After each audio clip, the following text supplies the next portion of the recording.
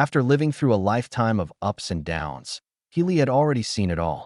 In his previous life, he started from nothing and built a business empire worth billions. While still young, he climbed to the top of the rich lists. He mastered countless skills, from music, chess, calligraphy, and painting to business and management, and became the center of attention wherever he went. To many, he was the perfect man everyone dreamed of becoming. But behind the glory lay endless social engagements, overtime work, schemes, and pressure. He spent his entire life chasing wealth and status, never taking the time to truly enjoy peace and freedom. Only when death finally approached did he realize the truth. Money and power were merely possessions. They could neither be brought into the world nor taken away from it. After a lifetime of struggle, all he had left was exhaustion. Then fate gave him a second chance. An accident sent him into a parallel world, where he was reborn with all his memories intact. This time, Healy set himself one ultimate life goal: to completely slack off and enjoy life. No more competing for wealth. No more climbing corporate ladders. No more endless hustle. A normal university, an easy job, a peaceful life. That was all he wanted. As for romance, marriage, and children, those were immediately placed on his personal blacklist. The women who surrounded him in his previous life were mostly attracted to his wealth and status. Their jealousy, scheming, and constant drama had caused him endless headaches. This time, he wanted none of it. Living alone and peacefully sounded perfect. Unfortunately, the first obstacle to his dream life was his mother. Ever since he turned 24, she had called him relentlessly, arranging blind dates every chance she got. At first, he managed to avoid them with excuses about poor health or business trips, but lies only worked for so long. One day, while walking outside Julie Group's headquarters, he received yet another marriage pressure phone call. His mother spent the entire conversation comparing him to neighbors' children who were already married with kids. She even calculated his age using every possible method and insisted that he was practically 30. The family's inability to hold a grandchild, she claimed, was causing her endless suffering. Driven to desperation, Healy blurted out a lie. "I already have a girlfriend." Before his mother could ask for details, he quickly hung up. The moment the call ended, a headache followed. Sooner or later, the lie would be exposed. After thinking it over, he came up with a solution. Since hiring temporary girlfriends had become popular lately, why not simply pay someone to pretend to be his girlfriend for one visit home? That would solve the problem once and for all. As he pondered where to find such an actress, he strolled casually down the street. Passing a newly opened luxury boutique, he noticed an unusual crowd gathered outside. The store was usually empty. Today, however, it was bustling. He only glanced at it before preparing to leave. Then suddenly, a fair, delicate arm wrapped around his shoulder. A faint floral fragrance drifted into his nose. A soft, pleasant female voice sounded beside his ear. She wanted a favor. Healy immediately stiffened. Instinctively trying to pull away, he reminded the stranger that men and women should keep appropriate boundaries. Besides, he was busy enough trying to solve his fake girlfriend problem and had no interest in helping a random stranger. But instead of letting go, the girl tightened her hold. Her bright eyes curved into crescents as she smiled sweetly at him. Clearly, she wasn't discouraged by his rejection. She openly praised his handsome appearance and impressive height. According to her, simply letting her lean on him wouldn't cost him anything. Feeling the soft touch through his clothes, Healy quickly shook away distracting thoughts and forced himself to stay calm. The girl moved even closer before finally explaining. The luxury store was running an exclusive couples-only promotion. A limited edition designer bag she desperately wanted could only be purchased by verified couples. All she needed was for him to pretend to be her boyfriend for a short while. In return, she would pay him generously and even treat him to dinner. Healy was baffled. There were countless young men on the street.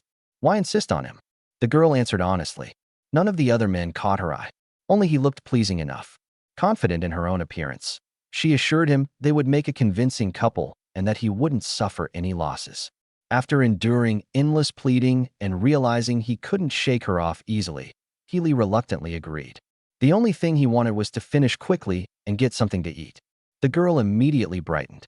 She introduced herself as Uchinga and asked for his name so they wouldn't accidentally expose themselves later. Hearing her name, Healy praised it for sounding elegant and pleasant. Coincidentally, it even shared the same surname as his company's boss. He then introduced himself as Healy. Yuchinga became curious. She asked what exactly made her name sound so nice. Expecting some profound explanation, she instead received a simple, "It just sounds good." The answer made her laugh. In return, she complimented his name for being easy to remember. In fact, she claimed she would never forget it for the rest of her life. The slightly flirtatious remark immediately made Healy uneasy. This girl was far too bold. Not wanting to waste any more time, he urged her to hurry inside before it got dark. Pouting slightly, Yuchinga naturally hooked her arm around his and walked into the store. What Healy didn't notice was that beneath her mask, her cheeks had already turned red. This was the first time she had ever initiated such intimate physical contact with a man. The truth was that she was incredibly nervous. If not for the limited edition bag she had wanted for so long, and if not for the fact that she had liked Healy at first sight, she never would have approached a stranger so boldly. ##### Chapter 2. She's way too intense. I can't handle her. The moment they entered the store, a sales associate greeted them with a professional smile. After confirming that they were a couple participating in the promotion, she asked whether they were familiar with the event rules. Rules? Yuchinga looked confused. She had only seen the sign saying couples could purchase the limited edition bag. She knew nothing about additional requirements. Isn't being a couple enough? Of course not, the sales associate replied. We need to prevent people from pretending to be couples. There are a few verification activities, but they're all simple interactions between partners. Complete the process, and you'll earn the right to purchase the bag. There are also special gifts for participating couples. Currently, only 2 purchase slots remain. Hearing that, Yuchinga became visibly anxious, especially when she noticed another couple approaching. Okay, just tell us the process already. The associate smiled. It's very simple. First, you must hold hands. Linking arms doesn't count. Healy hesitated. Before he could react, Yuchinga had already reached out and grabbed his hand. Feeling the cool softness of her fingers, he looked at her in surprise. She immediately whispered, "What are you waiting for? Hurry up and hold my hand properly. If she notices anything strange, everything will be ruined. Or are you seriously more embarrassed than I am?" The teasing challenge hit its mark. Healy snorted. Embarrassed? If you're not afraid, why should I be? Grabbing her hand firmly, he intertwined their fingers. Yuchinga's hand was soft and delicate. As he held it, he couldn't help rubbing it slightly. A trace of shyness flashed through her eyes. Still, she forced herself to remain calm. That's more like it. Stay sharp. Don't let them figure us out. To outsiders, the two looked exactly like a young couple whispering sweet nothings. The sales associate seemed completely convinced. Soon they were led onto a pink couples-themed stage. The store manager, acting as host, smiled broadly. Our next lovely couple is here for the XN True Love Limited Edition bag. Love may be priceless, but the bag certainly isn't. So obtaining it won't be easy. First task, boyfriend, please squat down and lift your girlfriend up. There's an item placed on the platform behind you. You'll need to work together to retrieve it. Healy glanced at Yuchinga. She smiled mischievously. What are you waiting for? Hurry up. With no choice left, he crouched down. Carefully pressing her skirt to prevent accidental exposure, he lifted her by the legs. Her legs were warm, soft, and surprisingly pleasant to hold. At the same time, Yuchinga's face grew even redder beneath her mask. The fact that Healy thoughtfully protected her skirt rather than taking advantage of the situation left a strong impression on her. Not only was he handsome, he seemed like a genuinely decent person. After retrieving the prize, a small box, she deliberately delayed coming down.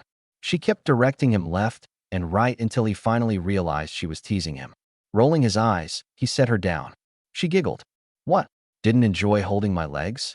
I was rewarding you for being considerate. Healy was speechless. That's your idea of a reward? The playful exchange continued until she finally opened the box. Inside were 2 heart-shaped necklaces. The host announced, "Congratulations. You've won a pair of true love necklaces. Now please embrace each other and help one another put them on." Healy froze. Another hug? Before he could react, Yuchinga stepped forward and wrapped her arms around him. She leaned close and whispered, "We've already held hands. You've already carried me. One hug won't make a difference." Then, after a brief pause, she added softly, "This is actually my first hug. I always thought I'd save it for my future boyfriend." Her words made Healy feel that something was starting to go very wrong. And then came the final blow. She smiled and asked, "You're exactly my type. You're handsome, considerate, and easy to talk to. I've already shared so many firsts with you. Why don't we try becoming a real couple?" The moment those words left her mouth, cold sweat appeared on He Li's forehead. What kind of woman says things like that to someone she just met? They had known each other for less than an hour. Yet she was already talking about dating. Could he really handle someone this bold? The answer came instantly. Absolutely not. She's terrifying. There's no way I can keep up with someone like her. Without another word, he hurriedly put the necklace around her neck and retreated. The wary expression on his face left Yuchinga completely dumbfounded. Chapter 3. The new CEO is actually Yuchinga? The luxury store event was finally over. Yuchinga looked at He Li with a face full of grievance. If anyone else had heard her say she wanted to date them, they'd probably be so excited they'd question reality itself. Yet not only was He Li unimpressed, he had become even more cautious. As a result, throughout the rest of the event, he deliberately kept his distance from her. Had Yuchinga's charm somehow declined? Obviously not. Even with a mask covering most of her face, plenty of passing young men couldn't help but turn around repeatedly, drawn by her long legs and elegant temperament. Her charm hadn't diminished. It simply didn't work on this steel-hearted straight man named He Li. Asterisk. I've had countless admirers before. Asterisk. Asterisk. I've never even had close physical contact with another guy. Asterisk. Asterisk. Most of them barely exchanged a few words with me. Asterisk. Asterisk. And now the first man I've actually taken the initiative to flirt with rejected me? Asterisk. Asterisk. How is that even possible? Asterisk. Yuchinga frowned. Asterisk. Could it be because he hasn't seen my face? Asterisk. Asterisk. That's got to be it. Asterisk. Once I take off my mask and let him see. Asterisk. He'll definitely be captivated. Asterisk. And then we can. A mischievous giggle escaped her lips. Her cheerful smile immediately returned. Taking a few quick steps, she caught up to He Li, who was practically trying to escape from her, and blocked his path. He Li felt a headache coming on. If he'd known this little troublemaker would cling to him afterward, he would have never agreed to help her buy that bag. Now look what happened. One favor later, and he was stuck with her. Seriously, what exactly do you want? He Li asked helplessly. Yuchinga naturally wrapped herself around his arm and tilted her head with a smile. Don't be so impatient. Didn't I promise to treat you to dinner? Meeting is fate. You helped me today. And besides, we've already done everything we should and shouldn't do. Given our relationship now, can't you be a little gentler with me? He Li rolled his eyes. First of all, nothing happened between us. Can you stop saying things that make people misunderstand? Second, I've suddenly lost interest in that dinner. And third, haven't I been gentle enough already? I've been extremely patient with you. Yuchinga pouted. Seriously, a gorgeous beauty wants to treat you to dinner, and you're refusing? Do you know how many people in Yi City would love to invite me to dinner but don't even qualify? Besides, dinner isn't the main point.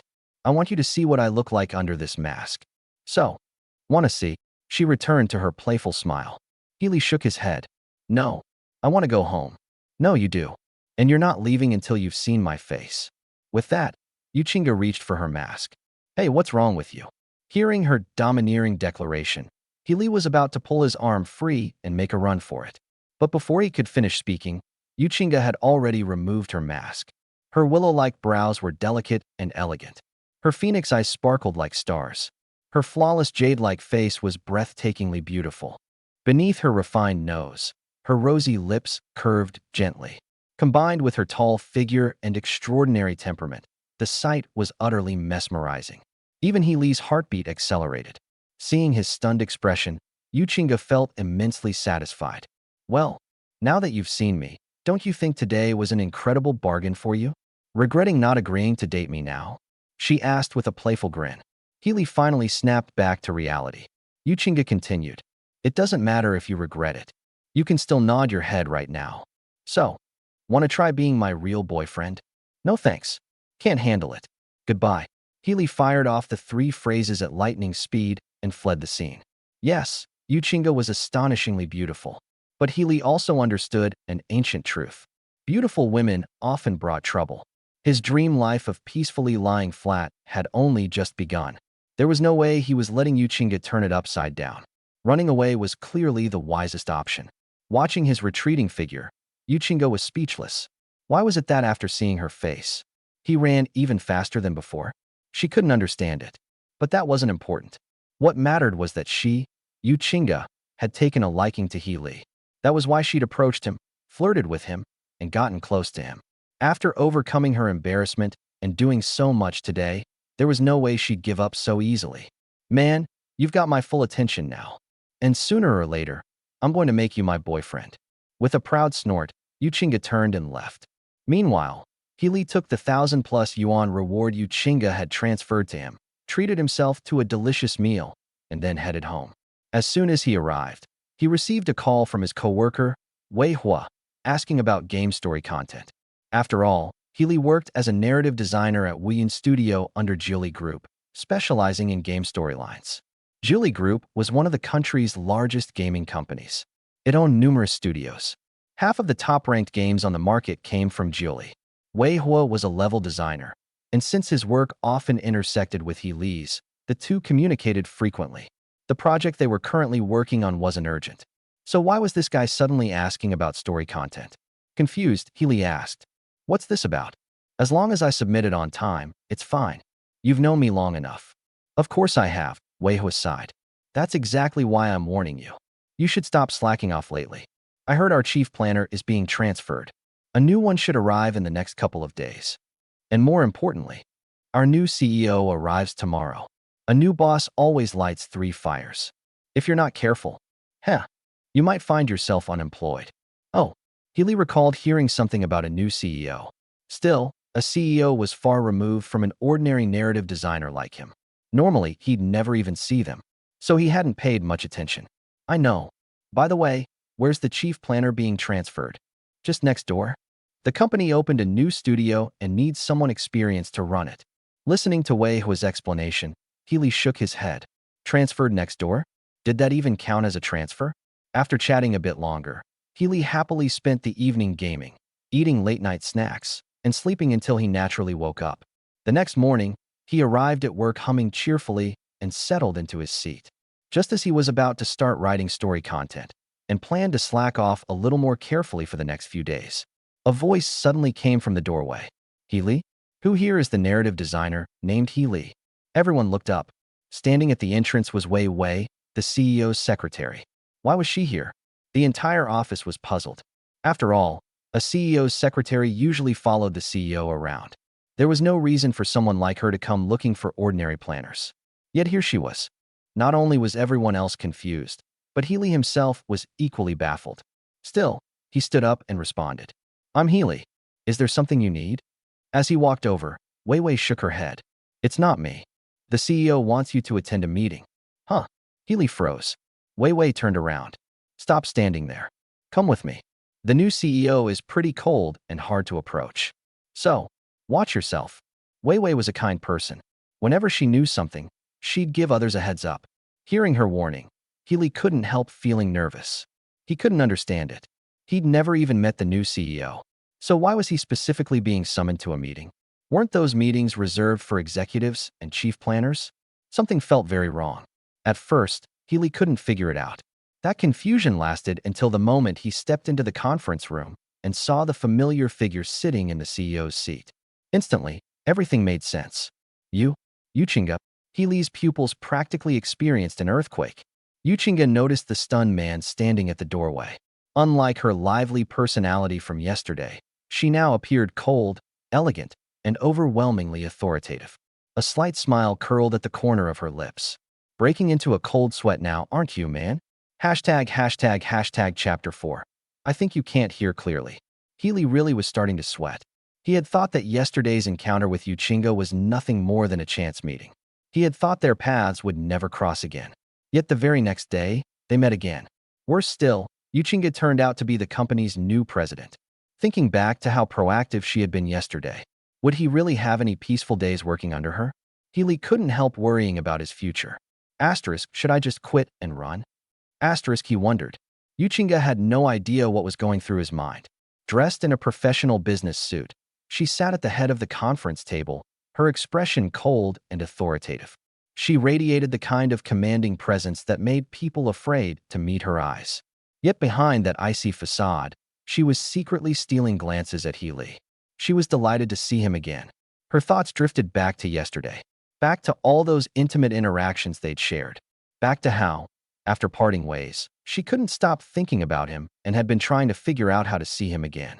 Then, while reviewing company information that evening and browsing employee profiles to familiarize herself with the business, she made an exciting discovery. The name she wanted to see most, Healy, was right there in the employee database. That discovery led directly to what happened this morning. The reason she had called him here wasn't complicated. She simply wanted to see him again. Now that her wish had come true, she secretly rejoiced. Asterisk, fate really is on my side. Asterisk, hee hee, with such an advantage, how could I possibly fail to win you over? Asterisk. As she indulged in her thoughts, she noticed Healy snapping out of his daze at the doorway. Pretending not to know her, he lowered his head and headed toward a seat in the corner. Clearing her throat, she said, "Today's meeting is important. Everyone should sit closer to the front. That way, nobody misses anything. Especially you, Healy. The storylines you've written are outstanding and deserve discussion. There are valuable lessons everyone can learn from your work. That's one of the reasons I asked you to attend. Everyone here should learn from your experience. So don't sit in the back. Come sit up front, right next to me." She pointed at the empty seat beside her. To everyone else, it sounded perfectly reasonable. In fact, it seemed like praise. The new president was clearly impressed by Healy's talent and intended to cultivate him. Many of the managers and senior staff shot Healy looks of surprise and envy. But Healy's eyelids twitched violently. His sense of unease only grew stronger. Yesterday, Yuchinga had been constantly flirting with him. Although he had expected her to use her authority to bother him in the future, he hadn't imagined she'd be this impatient, dragging him to her side on her very first day. Asterisk, this office isn't even that big. What do you mean I won't hear clearly? Asterisk, and discussing my experience? Nice excuse. Asterisk. Forcing a smile, he said, "That's not necessary, is it? I can hear perfectly fine from the back. I think you can't hear clearly." Before he could finish, Yuchinga interrupted. Her cold, breathtakingly beautiful face carried an overwhelming aura. Healy's mouth twitched. In his mind, 10,000 alpacas stampeded across the grasslands. Asterisk, I think you can't hear clearly? Asterisk, wow, that's some next-level confidence. Asterisk, come here, Yuchinga repeated. Her voice was calm and cool, yet impossible to refuse. Combined with her proud, aloof appearance, she looked exactly like one of those domineering CEOs straight out of a romance novel. Out of options, Healy reluctantly sat beside her. Even then, he deliberately kept his distance. He folded his arms close to his body and sat upright, afraid of accidentally touching her. Seeing how determined he was to avoid getting close, Yuchinga immediately felt a little annoyed. Asterisk, what's wrong with this blockhead? Asterisk, everyone else would kill for a chance to sit near me. Yet he's actively trying to keep his distance? Asterisk, oh? You don't want to get close to me. Asterisk, then what if I get close to you? Asterisk. Her eyes sparkled mischievously. Slowly, she shifted closer. Noticing her movement, Healy instinctively tried to move away. But Yuchinga reacted faster. Under the conference table, her hand shot out and grabbed his sleeve. He couldn't pull free. He couldn't move away. A moment later, her shoulder was already pressed lightly against his. Helpless, he glanced at her.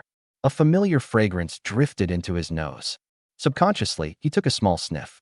Immediately, Yuchinga's playful voice returned. What are you doing? Smelling my perfume?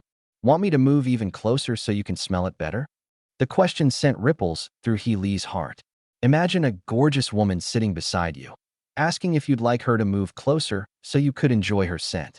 Who could stay completely unaffected? How is this woman so good at flirting? Curious, Healy turned and studied her face carefully. There was still a hint of shyness in her expression. When she noticed him staring, she became slightly nervous. Why are you looking at me like that? Then she pressed further. Answer my question. Nothing. I was just taking a closer look at you. At first, Yuchinga thought he was admiring her beauty and secretly felt delighted. Then Healy added, I was trying to figure out how someone as beautiful as you can say things like that without getting embarrassed. Want me to move closer so you can smell me? You actually said that out loud. You really are an unromantic blockhead. Pouting, Yuchinga turned her head away. The two continued whispering to each other. Since they were sitting so close and speaking quietly, nobody else could hear what they were saying. But because they were sitting so close, the others couldn't help gossiping. Does the new president have a thing for Healy? Otherwise, why is she being so friendly with him? Come on, no way. Our president Yu is the chairman's daughter. She comes from a wealthy family and has always been known for her cold personality. How could she possibly be interested in an ordinary guy like Healy? She's probably just impressed by his abilities and wants to groom him as a trusted subordinate. Yeah, that makes more sense. Still, that lucky bastard.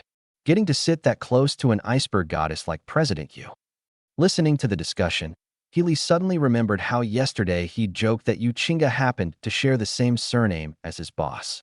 Only today did he realize they shared a surname because she was literally the chairman's daughter. As for her supposedly cold personality, give him a break. He'd seen firsthand how lively and aggressive she was yesterday. The people in this office had all been fooled by her act. Thinking about it, Healy shook his head.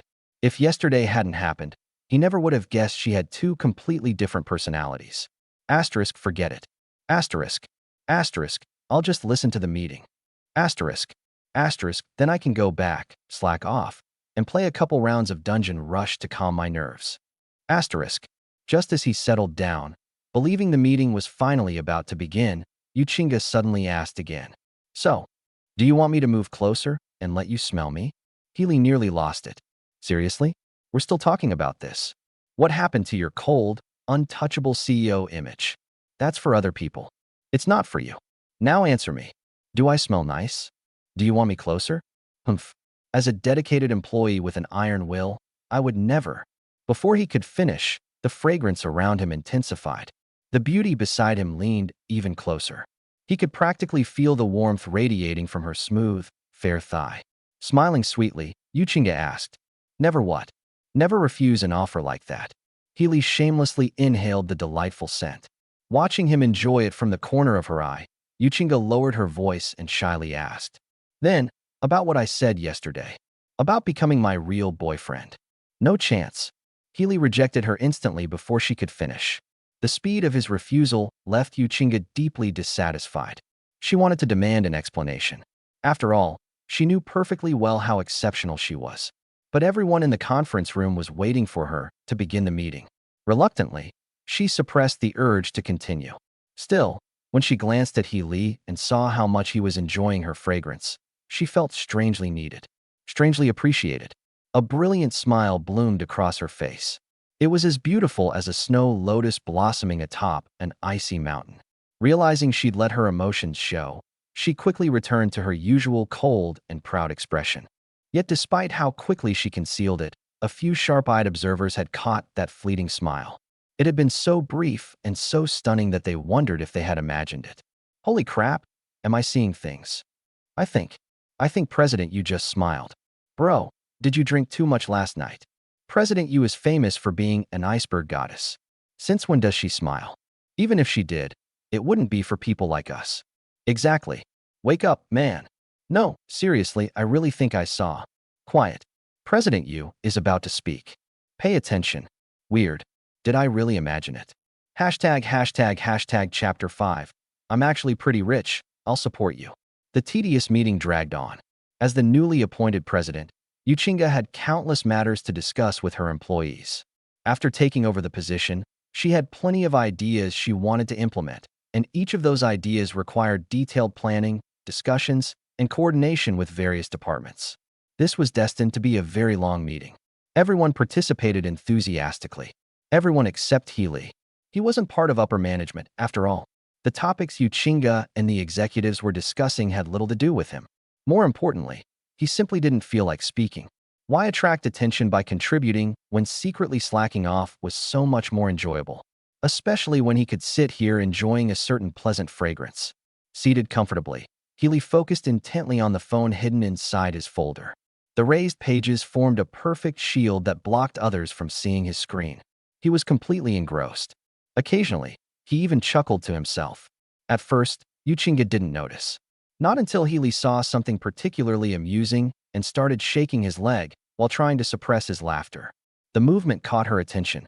Curious, she leaned over and tilted her head to see what he was looking at. Unfortunately, at that exact moment, Healy raised his head to take a sip of water. Their eyes met instantly. Big eyes versus big eyes. Frozen. Caught red-handed, Healy felt a little guilty. Meanwhile, Yuchinga narrowed her beautiful eyes and looked at him teasingly. President Yu, if I said I was actually researching materials for a storyline, would you believe me? Healy asked with an awkward smile. The excuse was so weak that even he wouldn't believe it himself. He was certain Yuchinga wouldn't explode on the spot, but she definitely wouldn't look pleased. To his surprise, however, she simply nodded. If that's what you say, then I believe you. Honestly, I shouldn't have called you here today in the first place. The reason I asked you to come was entirely selfish. After what happened yesterday, I couldn't stop thinking about you. I missed you, so I wanted to see you again. It must have put you in a difficult position, right? So it's fine if you slack off. As long as you're happy. She smiled warmly. Her voice was soft and gentle. His heartbeat sped up slightly, especially when she said, Asterisk, I missed you, so I wanted to see you again. Asterisk. That line alone was enough to make anyone's heart flutter, and her follow-up only made him feel even more comfortable, like a refreshing summer breeze. Wow, you're actually pretty nice. Now I feel a little guilty. Being caught slacking off and receiving kindness instead of criticism genuinely embarrassed him. Hearing that, Yuchinga's eyes spun thoughtfully. If you feel guilty, then why don't you help me think about the direction for our next blockbuster game? What's there to think about? Healy shook his head. Isn't the direction already obvious? Haven't all the market analyses already pointed it out? He countered. A spark appeared in Yuchinga's eyes. Her question hadn't been random. After reviewing Healy's employee profile, she had discovered something surprising. Nearly every storyline he had written received praise from players. Even when a game itself was mediocre, his writing consistently boosted its ratings and attracted players. That was why, despite slacking off every day, he was still regularly rated as an outstanding employee. She believed that someone who understood what players loved in a story probably understood what players wanted in a game. Perhaps his opinion could help them create a true blockbuster, especially after hearing his response. Now she was even more convinced he had ideas. So she leaned closer and spoke in a spoiled tone. But I still want to hear your thoughts. Holy crap. A cold and aloof goddess-like boss speaking to him in a sweet, coquettish voice? Who could handle that? Healy felt his heart heating up instantly. President Yu, could you please use a different tone when talking to me? Why? Don't you like it? But I don't want to act cold toward you. But I like it when you're all high and mighty. Then maybe I'll ask again differently? She cleared her throat. Man, tell me what's in your heart. I want to know your thoughts. Don't make me beg. Her expression turned cold. Tilting her chin upward, she looked down at him like a goddess gazing upon mortals. Proud, elegant, domineering. She absolutely nailed the cold and arrogant CEO image. Yet somehow, the words coming out of her mouth still felt strangely flirtatious. His heartbeat accelerated even more. Looking at Yuchinga's stunningly noble appearance, Healy swallowed hard. Maybe you should switch back, he asked cautiously. Yuchinga blinked. Why? Was the tone wrong? Then maybe I should. No. Please. Just stop talking. Seeing her preparing to flirt again, Healy's eyelids twitched wildly. He hurriedly cut her off. At this rate, he genuinely feared he might not be able to resist forever. Unfortunately, Yuchinga seemed completely unaware of how devastatingly charming she'd just been. Instead, she thought she had annoyed him. Pouting, she asked pitifully, Why? I'm so nice to you. You won't be my boyfriend. And now you're telling me to shut up. The more she spoke, the more wronged she sounded. Helpless, Healy explained. How could I possibly dislike you? The reason I won't agree is because. He hesitated before continuing. I'm full of flaws.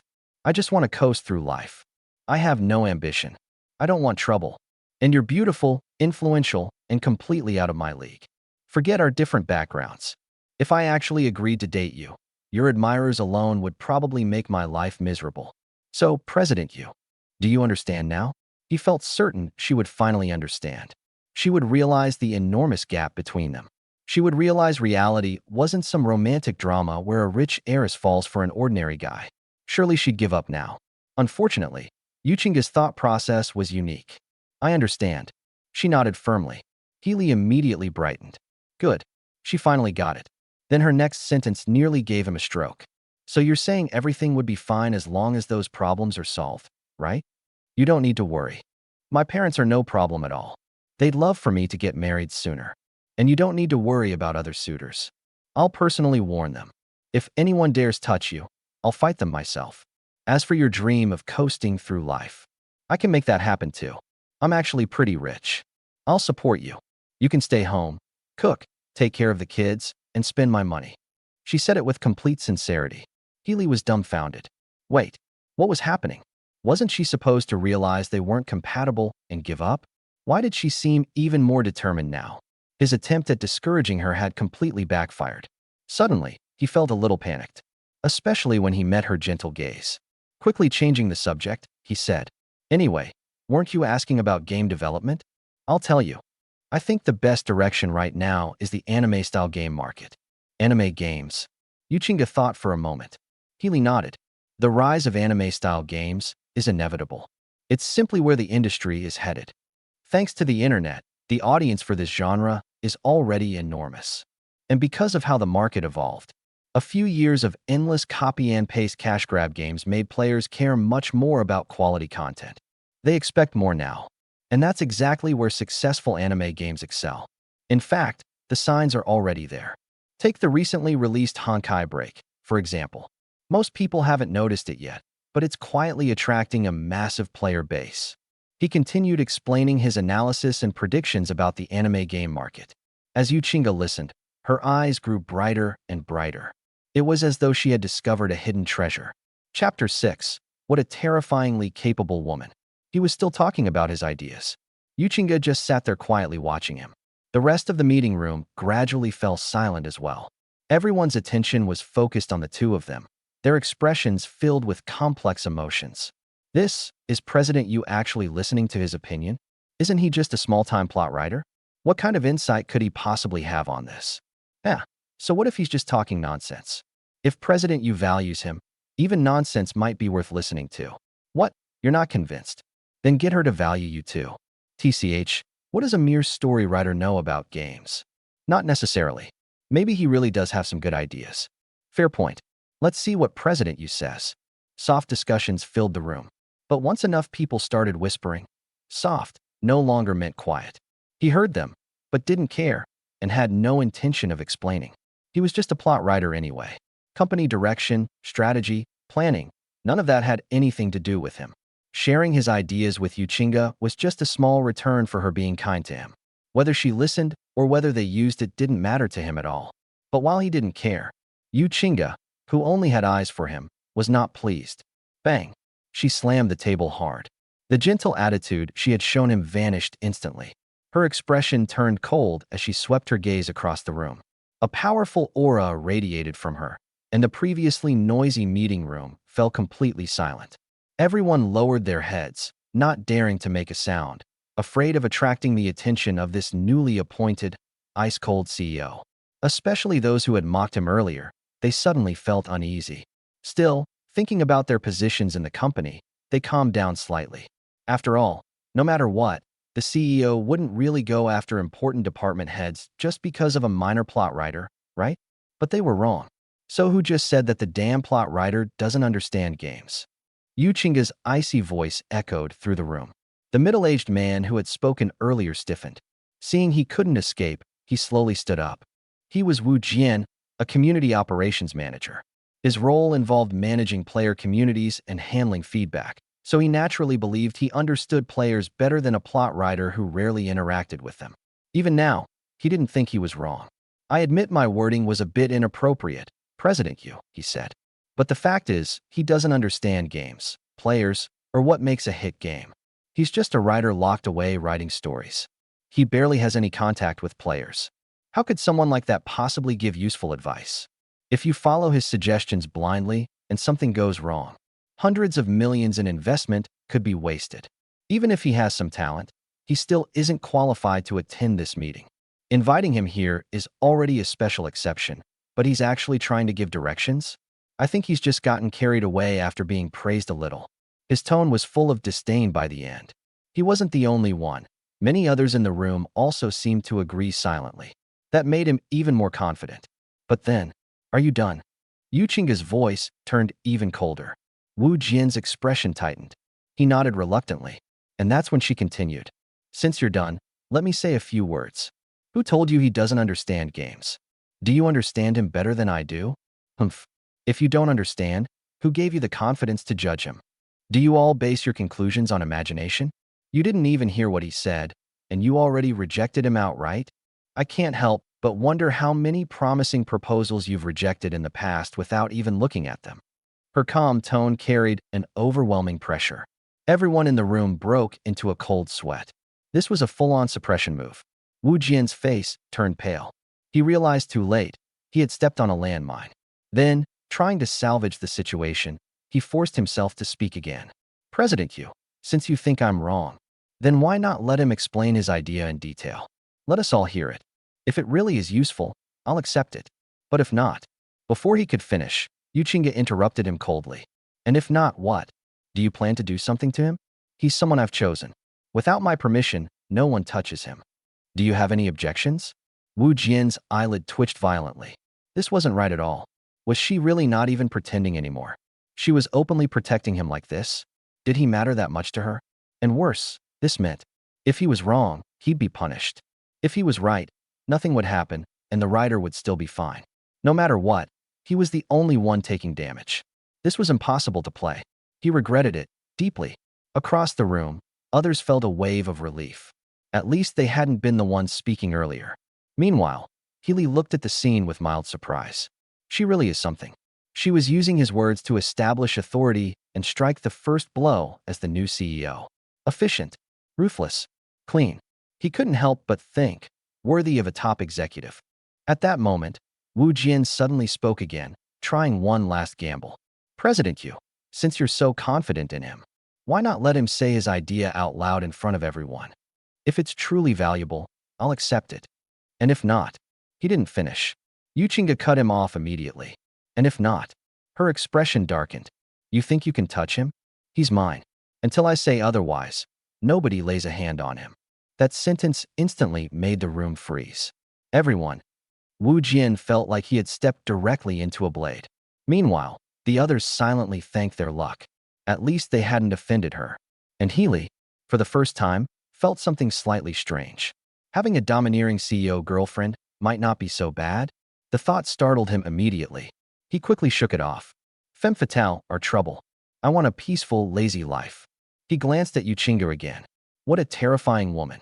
One more second, and she might really shake his resolve. Chapter 7. That woman has no cooldown and no mana bar. Yuchinga's domineering protect the husband behavior almost made Healy's thoughts drift off track and shake his resolve. The instigator herself, however, remained completely unaware, continuing the previous topic as she addressed everyone in the room. I know what you're thinking. You all feel that my decision to value Healy and listen to his opinion is unreliable, right? Just because he's only a plot writer? Humph. Put away your arrogant attitudes. What I'm about to tell you is this. Yuchinga's judgment has never been wrong. You don't believe him. I do. She paused for a few seconds, then continued. Aren't you all curious about what Healy just said to me? What suggestions he gave? Fine. I'll let him explain it himself. And I'll also let you people, who sit in high positions all day yet can't come to a conclusion when something happens, understand just how capable the person I've chosen is. After she finished speaking, the corner of Healy's mouth twitched. You don't believe him, I do. Did this woman even realize how lethal those words were? Why did everything she said feel like an ultimate skill? Does she have no cooldown? No mana bar? How does she manage to be this emotionally lethal every time she opens her mouth? At this rate, what man could possibly withstand her? Staying near her was way too dangerous. One moment of carelessness, and he might get trapped in her sweet talk trap and never escape. He had to stay on high alert, maximum vigilance. At that moment, Yuchinga suddenly dropped her cold CEO demeanor and looked at him with a charming smile. Time for you to show off. Come on, repeat what you just told me and let these people see it for themselves. Let this group of arrogant people understand just how outstanding the man I like really is. Healy replied helplessly. President Yu, can you speak properly? Don't keep saying things like the man I like. Why not? Yuchinga pouted. I like you, why can't I say it? She tilted her head, her breathtaking face wearing a slightly aggrieved expression as she glared at him. That look alone was enough to shake a man's heart. He quickly looked away. Yuchinga immediately became unhappy. Why aren't you looking at me? At this point, Healy really couldn't hold back anymore. Why not? You don't have any idea? He sighed. Fine, fine. I'll look. I'll stare at your face all day, okay? His tone carried obvious frustration, but Yuchinga didn't seem to notice at all. Instead, she focused entirely on the literal meaning of his words, her eyes lighting up. If it's you then okay. But not now. After the meeting, I'll let you look properly, all right? Asterisk all right. My ass. Asterisk. Healy felt completely numb. What kind of situation was this? She didn't even understand sarcasm and still agreed? How was he supposed to explain this? Tell her he didn't actually want to look at her at all? No way. If he said that, she'd definitely keep digging and asking why. With her bizarre train of thought, who knew what else she'd come up with? Forget it. Survival first. He stopped talking. Then he stood up and began explaining in more detail what he had told Yuchinga earlier. This time, his explanation was even more thorough. From the development trend of the 2D culture, anime-style media, to the shifts in the current gaming market and the connection between the two. As he spoke, the expressions of the executives in the room kept changing, from calm to surprised to shocked. Even Wu Jian's face completely changed. He had assumed Healy was just a code monkey who only knew how to write plots. But reality had completely overturned his expectations. Not only did Healy understand the field, he understood it far more deeply than most people. He analyzed how, decades ago, the introduction and spread of 2D culture gradually built up a massive fan base. Many of those fans later entered society and influenced industries like gaming and film, accelerating the spread of the culture further. As a result, today's 2D game audience had exploded in size. Just this shift in the player base alone was something most of them had never even considered, let alone the rest of his analysis. At this moment, everyone finally understood why Yuchinga valued him so much. This guy really was talented. I didn't expect this kid not only writes good plots, but also understands market trends so well. I seriously think he's been secretly researching this for a long time. Research? I've seen him slacking off more than once. Either way, he's definitely talented. Agreed. Good writing, strong market insight. If we had more people like this, making hit games would be much easier. Do you think talented people are cabbages you can just pick up anywhere? The meeting room buzzed with discussion. But unlike before, there was no more contempt in their voices, only recognition. Healy didn't care much about the change. After speaking, he simply sat back down and started spacing out again. Yuchinga, sitting beside him, looked at him with bright, sparkling eyes. Seeing others praise the man she liked filled her with an inexplicable sense of pride. In her eyes, he even looked more handsome now. But now wasn't the time to get distracted. She stole a few more glances at him, then stood up. Everyone heard what Healy said, right? His understanding of the gaming market and player trends is no weaker than any of yours. I trust his opinion. Any objections? Her cold gaze swept across the room. No one spoke. Everyone just nodded repeatedly. Satisfied, she then looked at Wu Jian. Manager Wu, what do you think of what Healy just said? With a faint smile that wasn't quite a smile, she asked. Wu Jian's expression turned ugly. It was good. Very good. Since Manager Wu agrees it was good, Yuchinga continued calmly. Then shouldn't you apologize for what you said earlier? Wu Jian's smile looked worse than crying. He glanced at Healy, who was sitting quietly, and opened his mouth to respond. But Healy spoke first. Forget the apology. It's not a big deal. He probably just misspoke. Everyone makes mistakes. I don't mind. His tone was calm, smoothing things over. The room's impression of him improved instantly. This kid's actually pretty decent. Yeah, he's talented and easygoing. Worth getting to know. Even Yuchinga looked at him with admiration.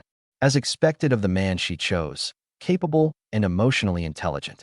All right then, let's leave it here. But remember this lesson, she said coldly. Watch your attitude in the future. Everyone nodded. Only Wu Jian didn't respond. He wasn't grateful at all. Instead, resentment grew in his eyes. He didn't believe Healy was being kind. He thought it was all an act, a way to gain favor and step on him. And deep down, he was jealous. Jealous that Healy had caught the attention of someone like Yuchinga. Chapter 8. What about being my personal secretary? No one paid attention to the narrow-minded Wu Jian. Everyone in the meeting room had their eyes on Healy. A capable, promising talent like him was far more worthy of attention. The next part of the meeting naturally revolved around Healy's ideas. Healy only provided a clear direction for everyone. As for the concrete hit game plan, he didn't really care. That wasn't something a mere scenario planner like him should worry about anyway. Those decisions were for the CEO, Yu Chinga, to make. So Healy simply continued slacking off, while Yu Chinga, when talking to him, was soft and gentle like a spoiled girl. But when it came to work, she was extremely serious, decisive, and full of authority. She's not just a pretty face. She's a real strong woman. Seeing Yu Chinga fully in control of her aura, confidently discussing and finalizing detailed plans with the executives without hesitation, Healy couldn't help but glance at her a few more times. People often say a focused man is the most attractive, but a focused woman is just as captivating. As he was watching, Yu Chinga suddenly turned around and smiled. "Were you secretly looking at me?" The stern CEO aura from earlier vanished instantly, replaced by her soft, coquettish tone. Healy was slightly surprised at how effortlessly she could switch between two completely different temperaments. But he still answered, "Who's secretly looking at you?" "I was looking openly, okay?" "Then why were you looking at me?" she asked with a smile. Healy rolled his eyes. "Don't ask something you already know the answer to." "What do you mean I already know?" Yu Chinga pretended to be confused. "Just tell me. I want to hear it." She leaned a little closer, speaking gently. Those beautiful eyes were full of expectation. Healy felt helpless. This woman really wanted to be praised that badly? She was even pretending not to know the reason. Did she really have no idea? Fine. If she wanted to hear it, he'd just say it. Still want to hear it? All right then. I was just thinking, you look really beautiful and sharp when you're focused. It's very attractive. Yu Chinga's eyes lit up at his words. Being secretly watched by someone she liked, and even praised, made her heart feel like it was blooming. You think I'm pretty too, right? Then, do you want to keep looking at me every day?" Her cheeks were slightly red, but her gaze didn't waver. Healy narrowed his eyes. "If I say yes, let's make this clear first. I'm still rejecting being your boyfriend." Yu Chinga pouted immediately. "You're so annoying. So many people want to be my boyfriend and don't even qualify, and you're the one refusing me? It's like I'm the one taking a loss here." "I'm not the one taking a loss," Healy shook his head. "But I don't want you to take a loss either. You deserve someone better. Someone like me. Just a lazy slacker who only wants an easy life." Yu Chinga looked at him strangely. "How do you manage to say something that makes me both touched and speechless at the same time?" Healy shrugged and didn't continue that topic. "Even if I can't be your boyfriend. But appreciating beauty is just instinct." "So what did you actually mean just now?" he asked casually.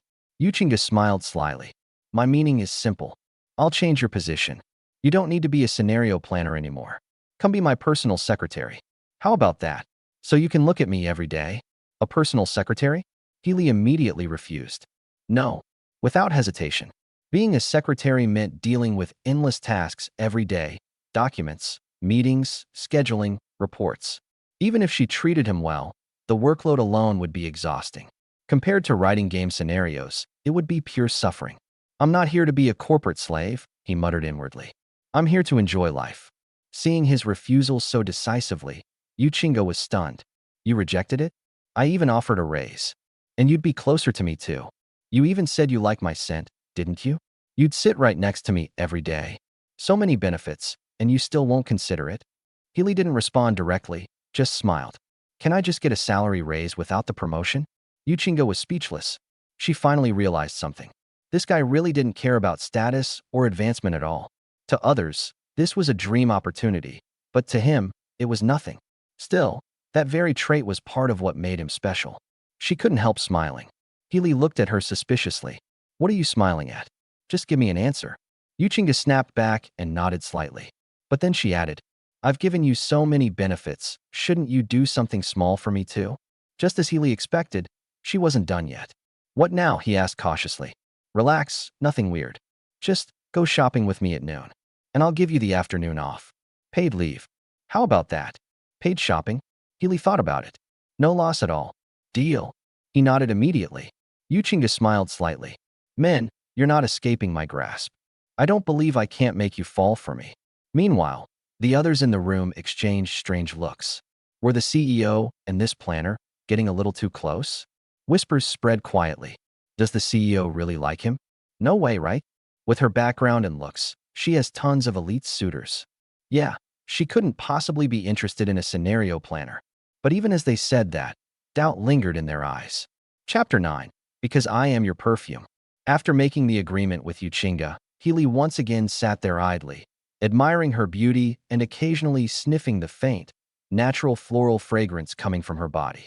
When Yuchinga was discussing matters with the executives, she would occasionally drop her serious tone and chat a few words with him.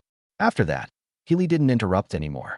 He spent the entire meeting slacking off and looking at a beautiful woman. It wasn't until nearly 11 that the meeting finally ended. Healy finally stood up and stretched. He originally planned to return to his own department. But Yuchinga stopped him. Wait a moment. What now? Healy asked suspiciously. Yuchinga looked around. The others had already left. A smile appeared on her face. Before Healy could react, she suddenly wrapped her arms around his arm, clinging to him unwillingly. Stay with me a bit longer. Once you leave, it'll be almost an hour before I can see you again. I'll miss you so much I won't be able to stand it. Damn it. Here she goes again. That familiar tone, new words, still just as lethal. Healy's heart started racing instantly. Especially the way she looked. Lowered eyes, slightly furrowed brows, a pitiful expression that made anyone want to protect her. Combined with that stunning face, it was genuinely disarming. He felt his mental defenses wavering again. Calm down. It's nothing. Just a small scene. He tried to pull his arm back, but she held on tightly. Afraid of hurting her, he didn't dare use force. Seeing him hesitate, Yuchinga suddenly switched from a pitiful expression to a bright, delighted smile. You're still thinking about me as always. Hee hee. I'm liking you more and more. Healy sighed. You're making this really difficult for me. If it's difficult, then don't resist, she said with a smile. Just accept me. Isn't that better? Don't you understand anything? Healy rolled his eyes. Since he couldn't pull his arm away, he simply stopped resisting and started enjoying it instead. The pressure against his arm was surprisingly pleasant. A faint look of enjoyment appeared on his face. Yuchinga noticed it immediately. Feels good? Want me to hold you tighter? She narrowed her eyes and asked, and before Healy could answer, she had already tightened her embrace. The sensation intensified. Healy couldn't help but wonder how big she was. Maybe 36D? His mind started wandering, then quickly snapped back. Right? What perfume are you wearing? It smells really good. I'll buy a few bottles for my home too. He changed the topic. Yuchinga raised an eyebrow. Buy a few bottles for your home? So you want your house to smell like me? Of course I do, Healy said naturally. Yuchinga smiled more deeply. She tucked a strand of hair behind her ear, then leaned close to his ear, exhaling a warm, fragrant breath. Then take me home. That way your house will naturally smell like me. Healy's heart skipped a beat. What are you talking about? I just asked what perfume. Before he could finish, she interrupted him. There is no perfume. This is my natural scent. But your home can still have this smell. Because I am your perfume. Her voice was soft and sweet, almost intoxicating. The warm breath against his ear made his skin tingle. Healy felt his mental resistance collapsing. This woman was dangerous, far too dangerous. Every word and action was basically a full-on attack. Even someone like him, who had lived 2 lives, almost couldn't hold on. But natural scent? No wonder it smelled so clean and pleasant. Wait, this isn't the time to think about that. He shook his head and forced himself back to reality. You CEO, can you let go now? I still have work to do. To contribute to the company. Work is more important, or I am more important, she pouted. Just hold on to my thigh, and I'll support you in the future. You don't need to work. Ridiculous. Healy snorted. A proud man like me would never rely on a woman. Wait. Hold my thigh? Literally. His gaze drifted toward her long black silk-clad legs. Those legs were slim, straight, and flawless, like something out of a drawing. He had already touched and held them yesterday when she wasn't wearing stockings. Today, the thought was honestly a bit tempting. Yuchinga noticed his reaction and nearly burst out laughing. But she still said a little shyly, no one's here. If you want to touch, just do it. I like it when you're the only one who touches me. Tomorrow I can wear white stockings too if you like. Then the day after, nude ones. She even started planning seriously, just as Healy was about to give in. Footsteps suddenly came from the door. Both of them jolted and quickly separated. The door opened. Yu Wei, the CEO's secretary, walked in and froze slightly. Because just now, She thought she saw her new CEO hugging Healy, and Healy seemingly reaching toward her legs. She blinked hard. It must have been my imagination. After all, the CEO was the daughter of the chairman of the Nine Dawn Group. There was no way she would be that casual. Definitely misread it. She quickly reported work matters. Healy, seeing his chance, immediately said goodbye and slipped away. Yuchinga watched his back with a smile. Lunch break is coming soon. Then it'll be our date. She began planning happily. Beside her, Yue quietly observed her expression and suddenly felt something was off. Why did the CEO feel so different from before? Was it because of Healy? She hesitated, then cautiously asked, CEO Yu, should I keep an eye on Healy for you? Yuchinga glanced at her. After thinking for a moment, she smiled faintly. All right, and send me more of his information. You're good at your job. I'll give you a raise. Yue was delighted. Thank you, CEO Yu. I'll do it right away. Yuchinga nodded slightly. She thought, this secretary is quite perceptive. She can stay. As for Healy not becoming her secretary, then she'll just keep him close in other ways. Neither of them knew. Yue had just narrowly escaped being fired. Chapter 10. The rich lady who's basically sitting on a gold mine. Healy returned to the studio and was immediately surrounded. All his co-workers gathered around him. Hee, brotherly, what did the new CEO call you in for? You got invited to a high-level meeting. Are you getting promoted? Hey, wasn't the chief planner transferred yesterday? Is Brotherly going to take that position? Come on, Lee, tell us already, what did they discuss in the meeting? You've been silent forever, you're killing us here. Everyone fired questions at him one after another. Healy just shook his head. Nothing much. The new CEO just thought my scenario writing was interesting, so she called me in to say a few things. The chief planner position should already have someone hired. It'll probably be announced soon. He gave a brief explanation, deliberately leaving out the strange details about Yuchinga, mainly because he didn't even know how to explain it. Say the glamorous CEO was aggressively pursuing him? That wouldn't sound good for her reputation at all. She had just taken office and needed to establish authority and clean up the company. He didn't want to cause her any trouble. After all, she had been pretty good to him. As he was thinking, his best co-worker Wei was suddenly grinned mischievously. Hee, I heard our new CEO is an absolute beauty. Lee, tell us, what does she actually look like? At that, everyone else also looked curious. Healy thought for a moment, then said 8 words. Breathtaking beauty, out of this world. Yuchinga really was stunning. He wasn't exaggerating at all. Weihu's eyes lit up instantly. Damn, that high of a rating? Is she even prettier than celebrities? Most celebrities don't even look real, Healy said casually. But she does. Fair point, Weihu nodded. Just then, a young man in a suit and glasses walked in. He looked around, frowned at the noisy group, and cleared his throat. Cough. Everyone turned to him. I'll introduce myself. I'm Wu Qian, the new chief planner of the Yunwu studio. Everyone quickly applauded in welcome. Wu Qian waved his hand. No need for that. Just get back to work. And during working hours, no more idle chatting. I'm someone who values rules over personal feelings. If I see anyone breaking them again, I won't be polite. Everyone immediately returned to their seats. New officials always make a big impression. No one wanted to become his example. Healy also started working seriously, typing away with a focused expression, occasionally frowning as if deep in thought, then suddenly relaxing and typing rapidly. Wu Qian nodded in satisfaction. So this was the troublemaker they mentioned? Looks pretty obedient now. Seems like there's no need to use him as a warning example. He turned away to get familiar with the studio. But the moment he left, Healy's computer screen suddenly switched from a document to a game interface. The text he had been typing also turned into world chat messages. Fruit Fox, anyone up for a run? Level 90 Elite Dungeon. Need a press 666, salted fish, to carry. Rainy day, need a support carry. I'll just lie down and win. Meanwhile, in the CEO office, Yuchinga quickly pressed enter. This really is Healy's account? She asked. Yes, definitely. Yue nodded firmly. I once visited their studio. I saw his in-game name. It's Fruit Fox. Yue was very certain.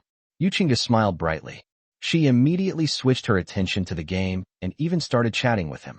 Watching this, Yue silently admired Healy's ability to make the CEO this obsessed. At the same time, she was a little curious. When Healy finds out the person carrying him is actually the CEO, what kind of expression will he make? Meanwhile, in the studio, Healy stared at the messages from Rainy Day with a strange expression. Rainy day. Hey salty fish, you're good at spamming 666. Rainy day. Need a permanent leg accessory. Let's form a CP. Rainy day. I'll rob dungeons, you praise me to. What the?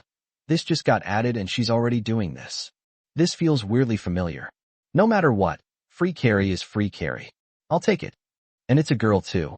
Grinning, Healy immediately replied. Alright. On the other side, Yuchinga was practically glowing with happiness. In real life, she hadn't caught him yet, but online, she'd already started dating practice. He didn't even know Rainy Day was her. Perfect. Then, Rainy Day gifted 998 True Love Pack. The screen exploded with heart effects. Healy froze. A near 1,000 yuan gift, just like that? What kind of rich woman is this? Fruit Fox, is this gift too much? Rainy Day, call me wife, I'm your CP. Rainy Day, my family has a mine. Rainy Day, call me wife again and I'll buy more. Rainy Day, voice chat it, say it properly. Healy hesitated. Voice call wife. That's a bit. Fruit Fox, isn't that a bit inappropriate?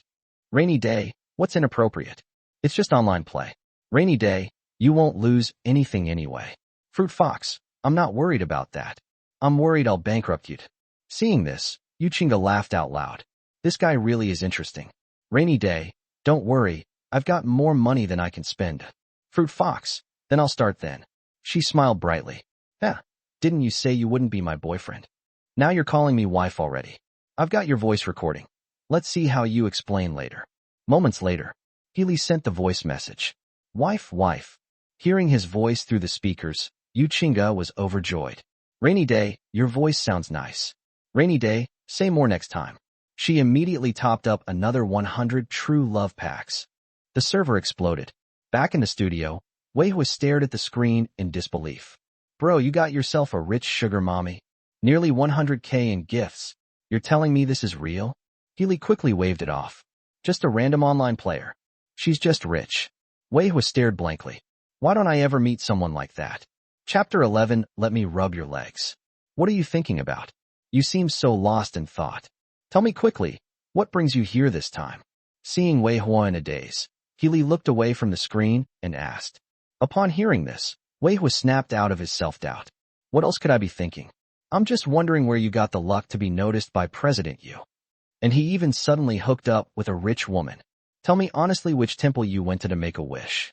His tone was serious and his face was full of suspicion. Healy shrugged. I don't believe in gods. Why would I go to a temple? All right, just say what you need to say. Maybe I can help you while I'm still at the company today. Huh? Weihua asked in surprise. What? Are you saying you're not going to work later, or what? I have something to do this afternoon, so don't ask. I'd better not talk about going shopping with Yuchinga. To prevent Weihua from spreading rumors everywhere. If this becomes common knowledge within the company, who knows how far the rumors will spread? Seeing Healy's mysterious demeanor, Weihua wanted to ask, but Healy didn't seem willing to talk about it. So he gave up and instead brought up the matter of the level he designed. Linking storylines with game levels is quite common. Healy gave Weihua a lot of advice. The morning was spent slacking off by Healy and chatting with Weihua from time to time. When Healy got off work, he was planning to have a meal at the company cafeteria and then wait for Yuchinga's call to go shopping. However, Yuchinga's enthusiasm exceeded his expectations. I had just gotten off work at 11:30 when Yuchinga called. I'm waiting for you in the parking lot downstairs at the company. Hurry up.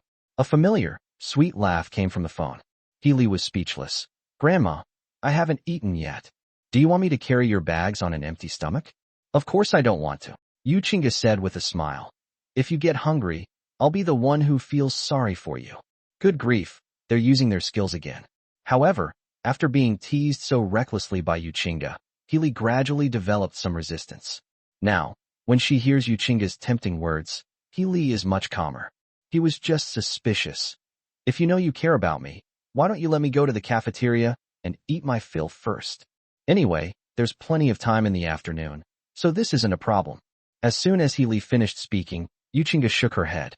Silly boy, I'll take you to eat something good. She continued with a grin. Let's go to a high-end restaurant. The food there is much better than what we get in the cafeteria. How about it? Are you coming or not? It's on me. Hearing this, Healy's eyes lit up slightly. Let me make this clear first. I have a big appetite. With those fancy restaurants serving food like they're feeding cats, I wouldn't be full without dozens of dishes. Are you sure you want to invite them? He asked tentatively. Yuchinga laughed out loud. Hee, what's wrong? You think I can't afford to support you?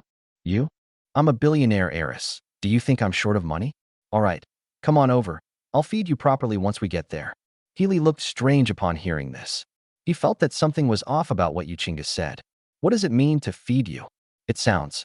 Forget it. Only a fool wouldn't take advantage of a good deal. If Yuchinga dares to invite him, why wouldn't he dare to go? Okay, I'll be right there. Healy replied to Yuchinga, then hung up the phone and hurried downstairs to the company's underground parking lot. As soon as he arrived at the entrance, he saw a red custom Porsche approaching him. The car window rolled down, revealing Yuchinga's stunning smile. That hour without seeing you was unbearable. Now I want to take a good look at you. Hurry up and get in. Sit in the passenger seat. Hearing Yuchinga's words, Healy forced himself to open the passenger door and get in, suppressing his restless heart. As the familiar fragrance wafted into his nostrils, Yuchinga locked the car door as soon as he sat down and closed it. She leaned closer to Healy's face and said, "Let's switch seats. You can drive." She got so close, almost touching her face. Healy could clearly feel her breath. His heartbeat gradually began to accelerate. No, why didn't you say that when I got on the bus? You only suggest changing seats after I've already sat down? Healy asked, feigning composure. Yuchinga blushed slightly and looked at Healy with a serious yet shy gaze, replying, I did it on purpose. I only came up with this crooked idea to get closer to you, because I like you. Are you angry? She asked softly and gently. How could Healy possibly be angry? He only exudes evil. Yuchinga is such a captivating woman. She practically crawled half her body over to him, almost face to face with him. How could he possibly stand that? I'm not angry. Why should I be angry when you're doing this without me suffering any loss? But we are ultimately not in a boyfriend-girlfriend relationship. So I hope you can restrain yourself a bit. Don't wait until something happens to regret it. Healy shook his head as he spoke, while Yuchinga smiled brightly. You really are a gentle and responsible person. You're still advising me at a time like this instead of acting recklessly without considering the consequences. So I think even if something really happened between us, you wouldn't abandon me, right? As she spoke, Yuchinga snuggled closer to Healy, almost lying on top of him. Healy was in a panic at this moment. Wow, I'm totally blown away. I knew you'd been getting more and more outrageous. So, your real intention was to lure me into committing a crime? Phew, thank goodness. Thank goodness my Tao heart is firm, and I've kept my composure. Otherwise, I'm afraid I'd be completely at your mercy for the rest of my life. Forcing himself to calm down, Healy felt the softness and warmth on his body and hugged Yuchinga's slender waist. The latter felt the warmth and strength coming from her waist. Her heart pounded, and her pretty face flushed. Although it was Yuchinga who took the initiative, she was just a young girl who had never had close contact with a man before. It's natural to feel shy when someone you like hugs your waist. Her mind even started to wander into wild thoughts. What is he planning to do to me? Could it be that he's planning to do this to me in the car? The more Yuchinga thought about it, the redder her face became, and her body temperature gradually rose. However, in Healy's view, Yuchinga was just trying to have a relationship with him, wanting to control him and force him to take responsibility for dating or even marrying her. He's not falling for that. He hasn't had enough fun yet. With these thoughts in mind, Healy picked up Yuchinga, placed her in the passenger seat, and then quickly sat in the driver's seat. With his beloved no longer in his arms, he finally relaxed. Even after regaining her senses, Yuchinga's gaze remained fixed on him. Although Healy didn't do anything inappropriate, the feeling of being hugged by the man she liked was wonderful. She felt both shy and happy, and her face was still flushed. After calming herself down, Yuchinga looked at Healy with a smile and asked, You've managed to control yourself? I'm clearly attractive to you too, so why don't you make a move? Healy glanced at her twice, but didn't bother to say anything. In any case, the result of talking to Yuchinga was that she made him restless. If that's the case, why not just stay silent? With that thought in mind, he started the car and drove off. Yuchinga pouted when she felt ignored. Hey, why aren't you saying anything? Tell me, why aren't you taking the initiative after all this? I was practically on top of you just now, and you still managed to resist. Hee, but it feels so good to be held by you. Please hug me one more time, okay? Please. Don't ignore me. Say something. Say something. Healy remained silent no matter what, so Yuchinga surrendered. Okay, okay, I was wrong. I shouldn't have tried to be clever and got so close to you to seduce you. I'll make it up to you, so please don't be angry. She pleaded softly, and Healy turned his head upon hearing this. What compensation? You're finally willing to talk to me? Yuchinga asked with a smile, then stretched out her long, black-stockinged legs and placed them directly on Healy's legs, blushing as she whispered, "Let me touch your legs." Touching a leg isn't considered excessive seduction, is it? And didn't you want to touch her this morning? Wei Wei just happened to come over then, so you didn't get a chance. Then, consider this compensation. If you touch me, you can't ignore me anymore. She flirted with Healy, who couldn't resist her charm. Seeing the red light ahead, the car stopped, and Healy's groping hand finally touched Yuchinga's long legs. The latter, somewhat shyly, sat sideways in the passenger seat, looking at Healy with eyes full of affection. Chapter 12, They'll Be Furious. Humph. Yuchinga's legs were slender, long, and supple, and Healy held them in his hands with a smile on his face, clearly quite happy. How is it? Does it feel good? Can you forgive me for what I just did? Yuchinga leaned closer and asked in a low voice. Healy nodded. I'll reluctantly forgive you. He. Yuchinga smiled as she listened to his words, but in her heart she was thinking that she would dare to do it again next time. Anyway, she had figured out Healy. Healy was gentle and responsible and wouldn't really get angry with her, but he wouldn't easily allow her to do anything reckless. If she wanted to date, or even marry Healy, she could only keep trying. I have plenty of time and energy.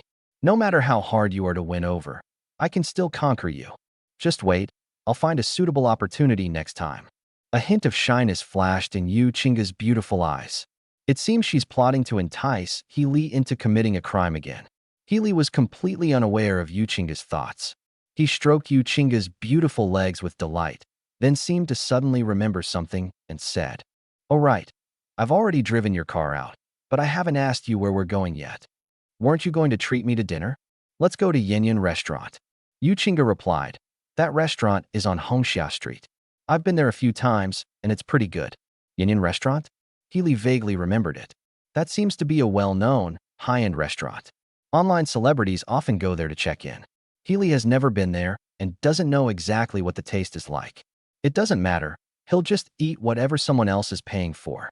With this in mind, Healy stepped on the gas and accelerated. Yanyan Restaurant wasn't exactly close to the company, but it was only about a 10-minute drive from where Yuchinga was in her luxury car. When she arrived, there were quite a few people eating there, as it was lunchtime. After Healy and Yuchinga got out of the car, they immediately attracted the attention of many people inside and outside the restaurant. After all, Yuchinga is just too beautiful. Luxury cars and beautiful women. How could they not attract attention? That red Porsche must be a custom-made model worth tens of millions, right? Wow, what a beautiful woman driving a luxury car worth millions. Where did this beautiful woman come from? I've never heard of her before. Her looks are better than those top celebrities, right? After all, many of those celebrities have filters on their faces. Indeed, this is her real face. Who's that guy? He's dressed quite casually. Is he her boyfriend? Boyfriend? Does he deserve that? He's just a driver at best. Exactly.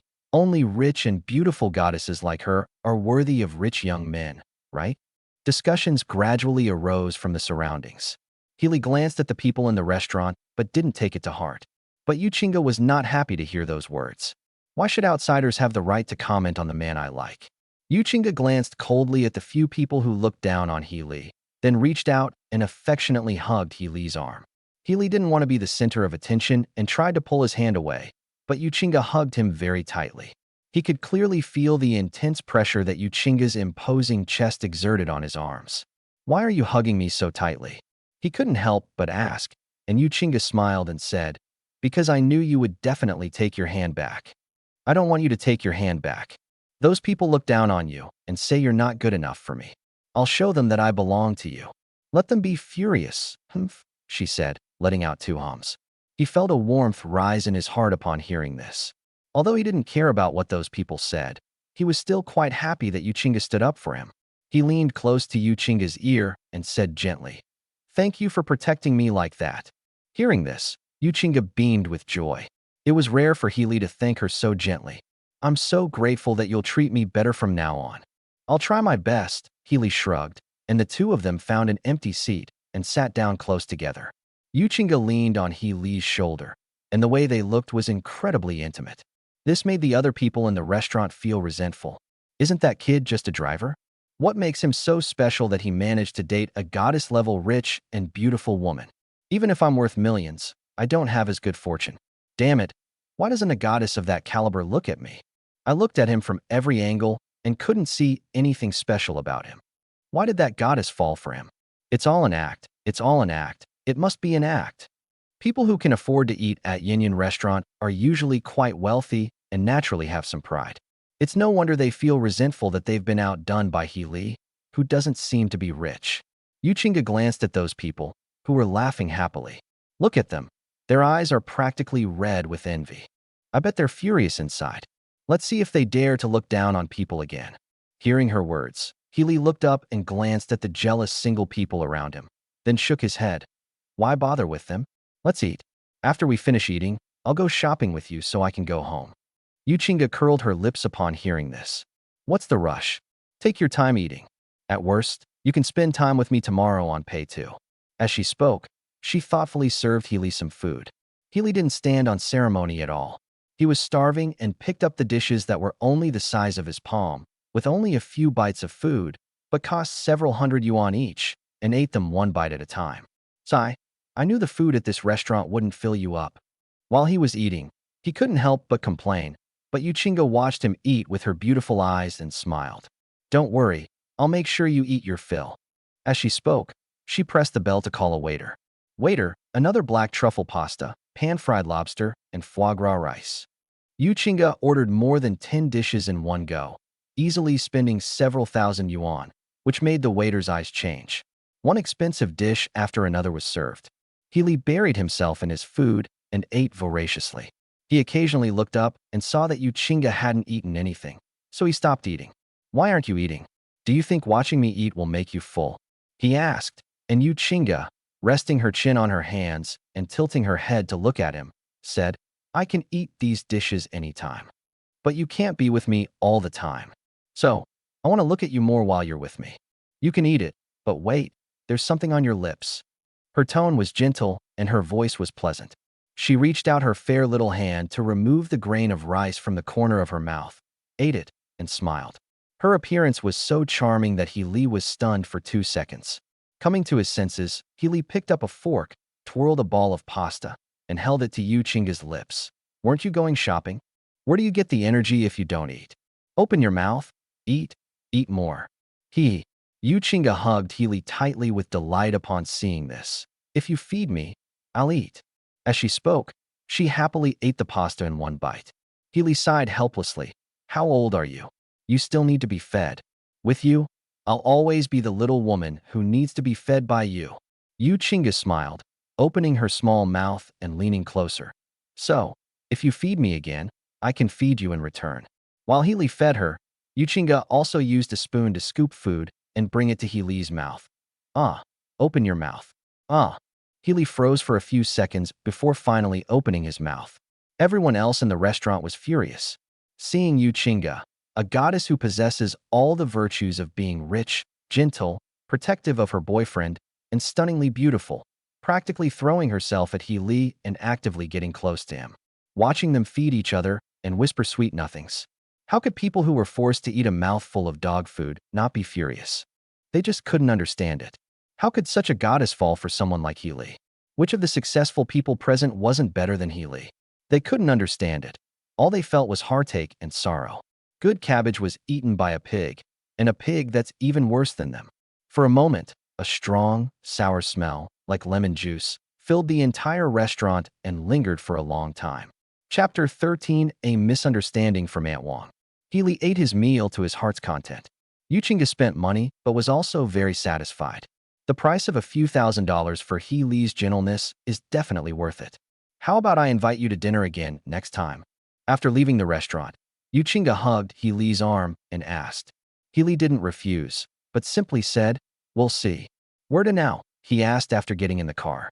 Yuchinga stretched and didn't respond, but instead asked, Don't you want to rest a bit after you've just finished eating? All right, call me when you're ready. Healy knew that Yuchinga wanted him to spend more time with her, whether it was shopping or something else. So he didn't say anything more. He lay comfortably in the car, resting. Yuchinga sat next to him and looked at him. The car was quiet, but the atmosphere was warm and cozy. In contrast, at this moment in the company, where is Healy? Wugon frowned as he looked at Healy's empty workstation and asked the others. However, no one answered. Healy had a good relationship with the others in the studio, so no one would gossip. Besides, they really didn't know where Healy had gone, so they naturally wouldn't pay attention to Wugon. Wugon was getting annoyed when no one paid him any attention, but he wasn't foolish enough to lash out at everyone directly. After all, he had just arrived, and if he offended everyone at once, he would be out of a job as the chief planner. Therefore, his criticism can only be directed at Healy. He seemed quite serious this morning. But just a few hours later, the fox's tail was revealed. Scanning everyone, Wugon began to speak to himself. Blatant absenteeism. What do they think of company rules? Even if something comes up, you should at least ask for leave, right? He comes and goes as he pleases without a word. Does he even respect me as his boss anymore? Does he think he can look down on everyone just because he has some ability? Humph. I emphasized this morning that we should follow the rules, and he just turned his back on me, didn't he? When he arrives, tell him to come to my office. After leaving his message, Wugon turned to leave. Weihua thought for a moment and said, why don't you go to HR and ask Healy if he has asked for leave? Based on Weihua's understanding of Healy, he knew that Healy never left any evidence when he slacked off, and that he must be confident that he wouldn't be punished for not coming to work this time, so he probably had it approved. But Wugon clearly didn't take his words to heart. Why bother asking HR? Doesn't he need his supervisor's approval to request leave? Humph. Wugon snorted coldly and turned to leave. Weihua shrugged, too lazy to say anything more. Healy dozed off in the car for a while, and somehow actually fell asleep. When he woke up, he felt as if he was resting on something soft, warm, and fragrant. Rubbing his eyes and sitting up, he realized that he had actually been resting his head on Yuchinga's lap. Is it comfortable to sleep with your head on my lap? Seeing Healy wake up, Yuchinga asked with a smile. Healy scratched his head. Yeah, it's quite comfortable. What about you? Are your legs numb? He said, reaching out to pinch Yuchinga's fair legs, making her blush and whisper, a little. She had just finished speaking when Healy hugged her legs and started rubbing them. His technique is excellent.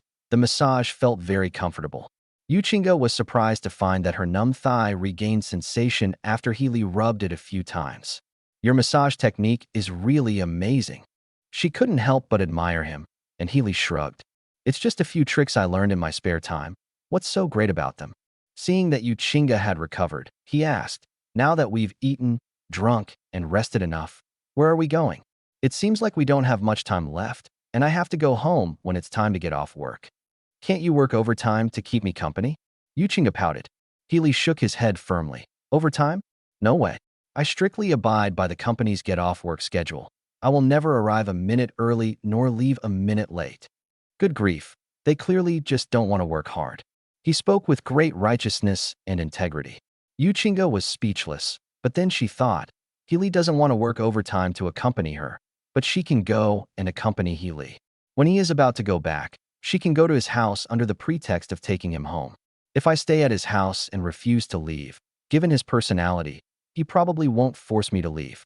Thinking of this, Yuchinga's lips curled up, but on the surface, she still looked helpless. Others don't even have the chance to be with me. You're still not willing. Fine, I won't force you. Let's go to Century Shopping Mall now. While we still have some time, why don't you show me around? So sensible. Healy praised her with a smile upon hearing this. Yuchinga remained silent, only revealing a playful smile. Healy was focused on driving to Century Shopping Mall and didn't notice the strange look on Yuchinga's face. As the car stopped outside Century Shopping Mall, Yuchinga ignored the amazed looks from passers-by and happily hugged Healy's arm. Come on, let me take you to the high-end goods section to broaden your horizons. Just talk, don't get physical. Look at the way those people around you are looking at you. They're probably so jealous they want to skin me alive. What's wrong? Are you scared already? Scared? You're kidding. I'm super brave, okay? Since you're not afraid, then enjoy my embrace. As they spoke, Yuchinga, whether intentionally or unintentionally, rubbed her ample bosom against Healy's arm. The latter felt a shiver run down his spine as he felt the softness on his arm, and his blood rushed to his head, giving him a thrilling sensation. However, the sudden sound from ahead extinguished the flame in his heart like cold water, bringing him back to his senses. Hey, isn't this Shaoli? You've gotten even more handsome since I last saw you. Wow, is this your girlfriend? You have good taste. No wonder you didn't like the girl your aunt found for you. Hearing the voice, Healy looked up and saw a middle-aged woman with curly hair walking out of the mall. Oh, it's Aunt Wong. What a coincidence to run into you here. Upon seeing the woman, Healy greeted her. Aunt Wong is Hima's best friend, and they are quite familiar with each other. But that's not the point. The point is that his relationship with Yu Chinga seems to have been misunderstood by Aunt Wong. Aunt Wong is quite outspoken. Healy dares to bet that if he doesn't make things clear to her today, all his neighbors, relatives, and friends will know tomorrow that Yu Chinga is his girlfriend. He'll probably be unable to clear his name even if he jumps into the Yellow River. The power of women's gossip circles is truly immense. After greeting everyone, Healy quickly explained, Aunt Wong, this is just my colleague. Please don't try to play matchmaker. Colleague, Aunt Wong smiled. You little rascal, you're still pretending with me at a time like this? Whose colleagues can be so close? Look how sweetly the little girl is smiling as she hugs you. Tisk, it's exactly like when I was dating when I was young. As Aunt Wong spoke, she sighed a little, as if seeing Yu Chinga reminded her of herself when she was young. Healy then realized that his hand was still being held by Yu Chinga and tried to pull it back. Who knew that Yu Chinga would refuse to let go? Seeing this, Healy whispered, let go quickly. Being misunderstood by this Aunt Wong is no joke. Her specialty is spreading gossip everywhere. We need to clarify this quickly, otherwise what she says will eventually get back to us, and we'll be getting married. He said in a hurried tone, but Yu Chinga's eyes lit up when she heard it. Not only did she not intend to let go, she hugged Healy's arm even tighter. She even gave Aunt Wong a sweet smile and said, hello, Aunt Wong. Oh, good, good. Aunt Wong beamed. What a beautiful girl, and how polite she is. Little Lee, you've really hit the jackpot. Such a wonderful girl, you should cherish her. All right, Annie has something to do, so I'll be leaving now. You two can continue shopping at your leisure. Aunt Wong left with a warm, ant-like smile on her face. He didn't even have a chance to explain. He looked at Aunt Wong's hurried departure, then looked down at the smiling Yu Chinga and couldn't help but reach out and pinch her fair and tender little face. Now look what's happened. Aunt Wong has misunderstood us. I told you to let go, but you just won't. Once this gets around to my circle of relatives and friends, how am I supposed to explain it to them? Yu Chinga replied nonchalantly. What's there to explain? Just admit it. Anyway, you're my man, and I've already decided on you. I'm not going to let go. It's only a matter of time before we get together. As she said this, a mischievous smile appeared on her face again. Aunt Wong is such a good gossip. Once she spreads the word that you have a girlfriend, she won't be able to arrange any more marriages for you, right? Hee hee. That way I won't have any competitors and can confidently pursue you. You've got a lot of weird ideas, Healy said helplessly. Yu Chinga nuzzled his shoulder and whispered, I don't know how to make you fall in love with me and become my boyfriend. So I can only try to find a way. Please don't hate me, okay? I just really want to have you. Her voice was very soft, and her tone was very gentle. Upon hearing this, Healy gently patted her little head with a somewhat complicated expression. Chapter 14, Yu Chinga's Language Art. Yu Chinga is always like this. She always suddenly unleashes a powerful move that leaves you defenseless and smitten. Some of those things she said were intentional, but the vast majority of these were spoken subconsciously, reflecting their true feelings. Perhaps she herself didn't realize how damaging those words were. Only those with strong resistance can withstand it. Any other man would probably be completely captivated by Yu Chinga by now. I'm not that petty. Besides, even though you have some tricks up your sleeve, you've been good to me. I wouldn't hate you. Healy patted Yu Chinga's head and responded to what she had just said. Upon hearing this, Yu Chinga looked up and revealed a shy smile. Thank you for being so tolerant of my unreasonable behavior. Okay, I've decided. I'm going to reward you. She suddenly asked, and Healy was taken aback. A reward? He subconsciously looked down at Yu Chinga's long legs. The latter noticed Healy's gaze, and her pretty face flushed slightly. What? Trying to touch my leg again? You can touch it when we get in the car. The reward I'm talking about is something else. Don't get the wrong idea. Oh, Healy nodded, snapping out of his reverie. Yuchinga didn't say anything more, but pulled Healy and quickly walked into the bustling Century shopping mall. It's a huge place, with a dozen or 20 floors and divided into low, medium, and high-end shopping areas. Most people can only browse and buy everyday items in the areas below the 10th floor. It's not impossible to go above the 10th floor. However, items above the 10th floor are simply too expensive. Healy followed Yuchinga upstairs and saw that the luxuriously decorated stores on both sides were filled with all kinds of luxury goods that cost tens of thousands or even hundreds of thousands of yuan. It was not hard to understand why ordinary people did not come up. After all, even if they come, it will only damage their confidence. Healy was quite peaceful in both his previous lives. In his previous life, he didn't even own luxury goods worth hundreds of thousands. He had seen quite a few cases involving hundreds of millions or even millions of dollars. When Yuchinga arrived here, she acted as if she were at home, her face calm and composed, as if she were browsing a roadside stall. Seeing her pulling him inside, Healy couldn't help but ask, "What are you going to buy? Didn't those shops already have clothes and jewelry?" "Those are women's clothes." Yuchinga rolled her eyes. Upon hearing this, Healy subconsciously retorted, "You're a girl. If you're not going to buy women's clothes, are you planning to buy men's clothes?" He stopped abruptly halfway through his sentence. Yuchinga asked with a smile, "What's wrong? Did you realize it?" "That's right. I want to buy you some clothes." "Is this the reward you were talking about?" Healy asked, snapping out of his daze. Seeing Yuchinga admit it, he shook his head. "Forget it. With that money, you might as well treat me to a nice meal. Clothes are just something that can be worn out. There's no need to buy anything too expensive." "That won't do." Yuchinga's attitude was firm. She frowned slightly and said, "Have you forgotten about the restaurant?" "A restaurant?" He thought about the smoke cloud restaurant. Yuchinga continued, "Those people at Yinyun restaurant looked down on you because they thought you were my driver, just because your clothes and appearance were ordinary, and they mistook you for an ordinary person, right? I don't want you to be looked down upon anymore." One sentence. I don't want you to be looked down upon by others anymore. Healy was somewhat moved by what he heard. "Have you been planning this all along? Giving out a reward? Isn't that just a convenient excuse?" He couldn't help but ask, and Yuchinga nodded with a smile. "I had planned this for a while, but I used a little trick about what happened with Aunt Wang earlier, and I wanted to make it up to you. So, you have to accept the clothes I buy for you." Without giving Healy a chance to say anything more, she grabbed his hand and ran into a clothing store ahead. Healy glanced at the price tags on the clothes on display in the store. Good heavens, all five-figure sums. The staff at this store didn't look down on anyone. Although Healy was dressed simply, she had a unique aura. Besides, there's also the rich young lady Yuchinga around.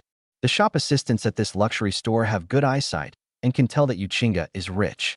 Of course, even if Healy and Yuchinga were poor, they wouldn't kick them out. They do have professional ethics. Upon seeing the two enter, a shop assistant approached them. "Sir, madam, is there anything you need?" "I'm picking out clothes for my boyfriend," Yuchinga replied. She scanned her surroundings, searching for a suitable target. The shop assistants were somewhat envious of Yuchinga's words. These days, are there still girls who proactively buy clothes for their boyfriends? And it was Yuchinga, a stunningly beautiful, elegant, and seemingly incredibly wealthy goddess, who bought it for him. How many lifetimes of good fortune does one need to have to meet a girlfriend like that?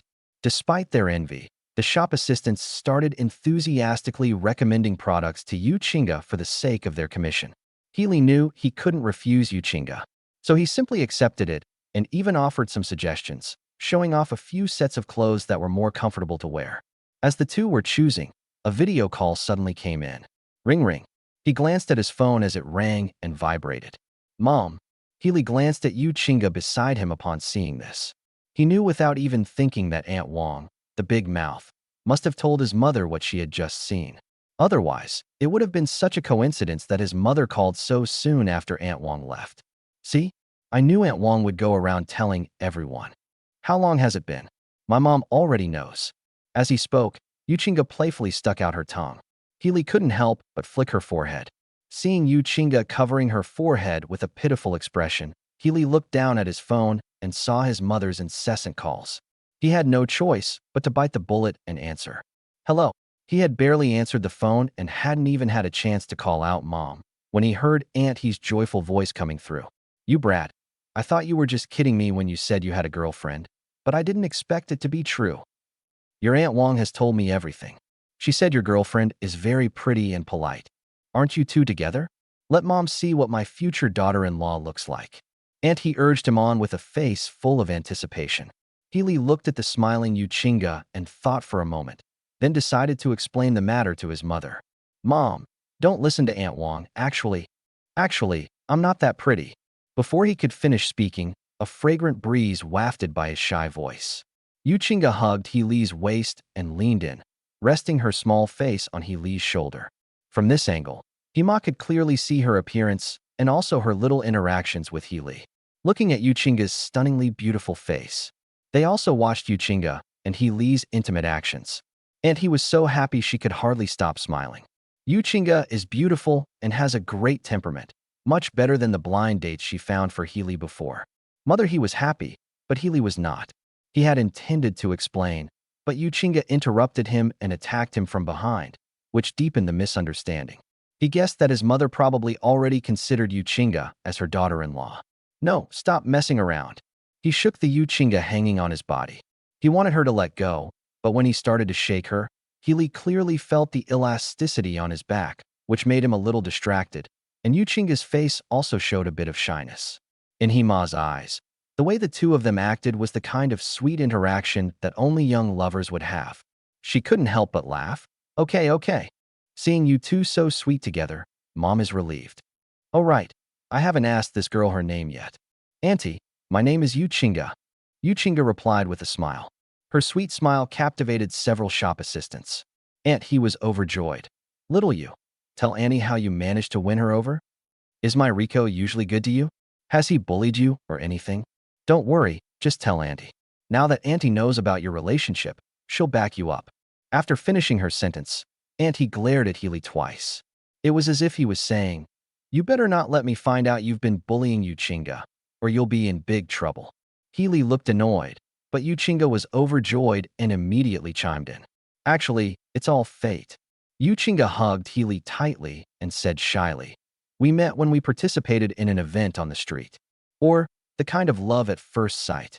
He was very good to me and never bullied me. It's just that occasionally she'll. A sly glint flashed in her eyes, as if she were intentionally trying to mislead people. Her face flushed with embarrassment, and her voice grew softer and softer. Her appearance successfully aroused Aunt He's wild imagination. Hima's eyes began to light up. In her opinion, Yuchinga's shy and embarrassed appearance must be because she and Healy had done everything. Does that mean this daughter-in-law's position is unstable? Thinking of this, Hima's gaze towards Yuchinga became exceptionally gentle. The mother and daughter were having a pleasant chat. Only Healy stood alone, bewildered in the wind. What happened in chapter 15? My conscience is a little aching. Healy turned his head to look at Yuchinga's face on his shoulder.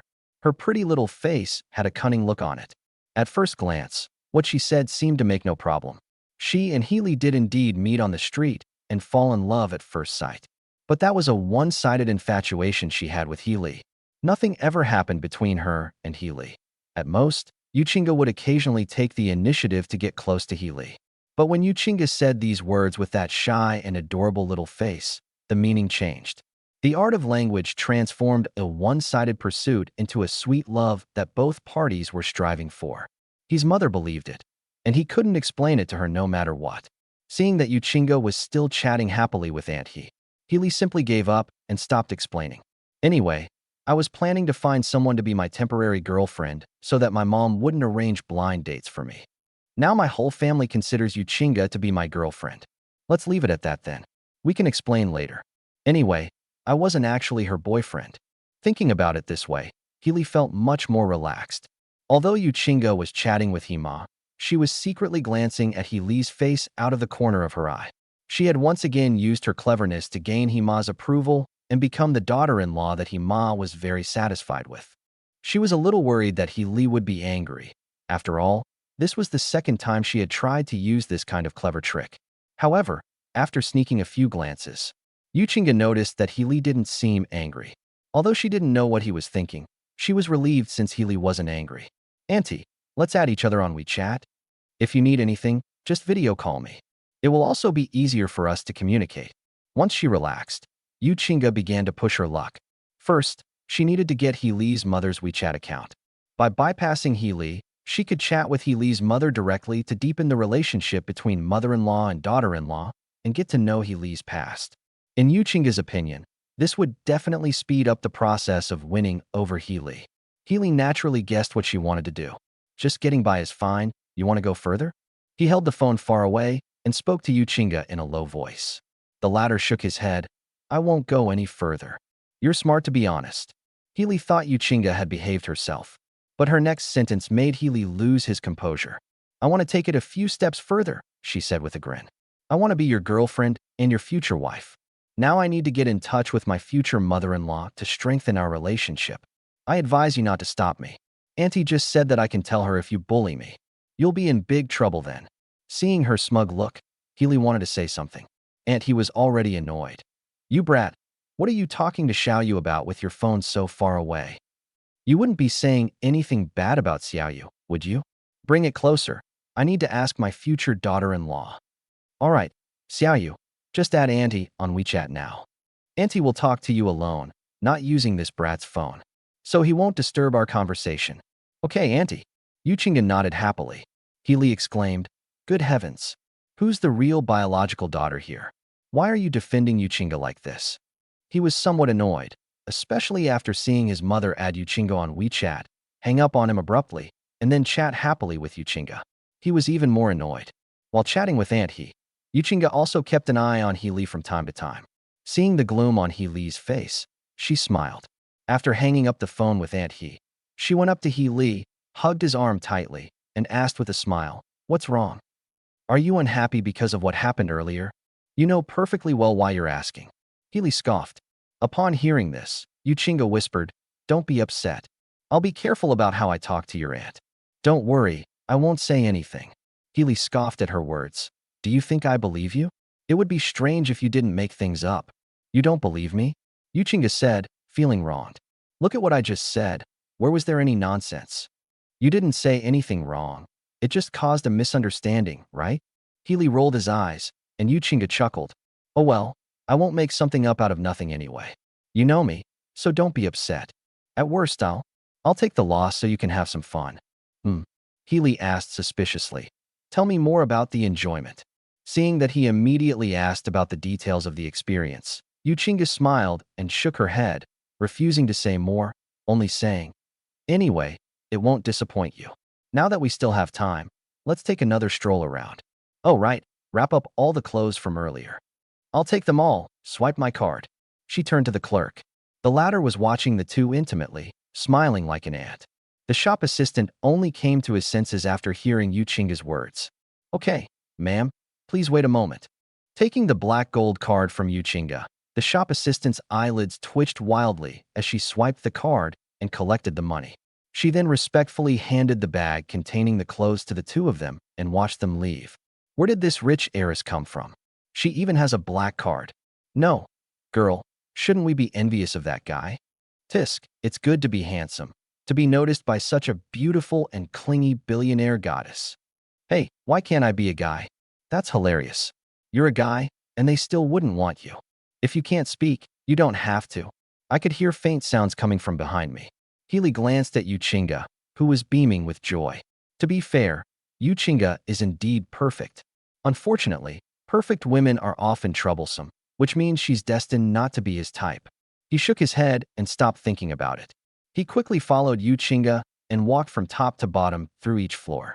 Strangely enough, after walking through more than a dozen floors and hundreds of shops, He Li felt a little tired. Yu Qingge, however, was still radiant. Are women shopping really that scary? Even the physique of a time traveler cannot withstand it? He was amazed, but also a little puzzled. Because she had been browsing for so long, Yu Qingge didn't buy anything. She just picked things up and looked at them. What's wrong? Don't you like anything? Upon reaching the first floor, He Li couldn't help but ask. Yu Qingge shook her head. I don't want to burden you. Of course, there's really nothing I like. He Li was speechless upon hearing this. If you don't want to add to my burden, you might as well just let me lie down in the car. All this time of wandering around for nothing. Yu Qingge smiled upon hearing this, but did not explain and just looked around. Suddenly her eyes lit up, and she skipped and hopped to the claw machine not far away to insert coins and start playing. Unfortunately, she's really bad at it. I threw in more than 10 coins, but didn't catch a single one. So bad at it, yet so addicted to playing. Healy muttered to himself, seeing Yuchinga getting so caught up in the game that she was about to buy more coins to continue. Healy couldn't stand it anymore and snatched the last coin from Yuchinga's hand and tossed it in. Snap! With a soft sound from the machine, a small squirrel plush toy fell out. What are you waiting for? If you don't want it, I'll take it. Seeing that Yuchinga was still in a daze, Healy spoke up. I want it. Yuchinga exclaimed quickly, snapping out of her daze. Seeing the strange looks from the others around her, her face flushed, and she dragged Healy back to the car as if fleeing before relaxing and asking curiously, how did you catch this little toy so easily? Why ask about something that anyone with hands can do? Healy looked smug, while Yuchinga, holding the squirrel plush toy, looked at Healy and pressed him for an answer. Is this considered a gift for me? Healy frowned at her happy expression. What happened? My conscience is bothering me. No, he replied, and Yuchinga was a little disappointed. It's too cheap. I'll give you something better next time. Hearing this, Yuchinga smiled broadly. Then, you can't forget you promised to give it to me. Healy nodded and glanced at the time. It's 5 o'clock, time to get off work and slip away. My time is up, I'm leaving. As he spoke, he stood up, but Yuchinga quickly pulled him back. What's the rush? Have you forgotten I told you to enjoy yourself? Oh right. Tell me, what are you going to let me enjoy? Well, Yuchinga smiled and said, sit in the back seat, and I'll tell you. What's going on? Healy sat down suspiciously. Seeing this, Yuchinga also sat down and hugged Healy, leaning against the car door. She used her hands to make Healy lie down with the back of his head resting on her chest. She gently hugged Healy and whispered in his ear, Is it comfortable? It's all right, Healy replied. Actually, it's very comfortable, extremely comfortable. It feels even softer than a pillow. Chapter 16, I'm always available whenever you need me. I must say, Yuchinga has a fragrant and soft body, and it's a rare treat to lie in her arms. Healy was so engrossed in it that he didn't want to get up. He thought, the pleasures of a gentle home are probably nothing more than this. Click. Suddenly, I heard the sound of a camera shutter. Healy was startled awake from his reverie upon hearing the sound. He opened his eyes and looked up to see Yuchinga taking a picture of him with her phone, a sweet smile on her face.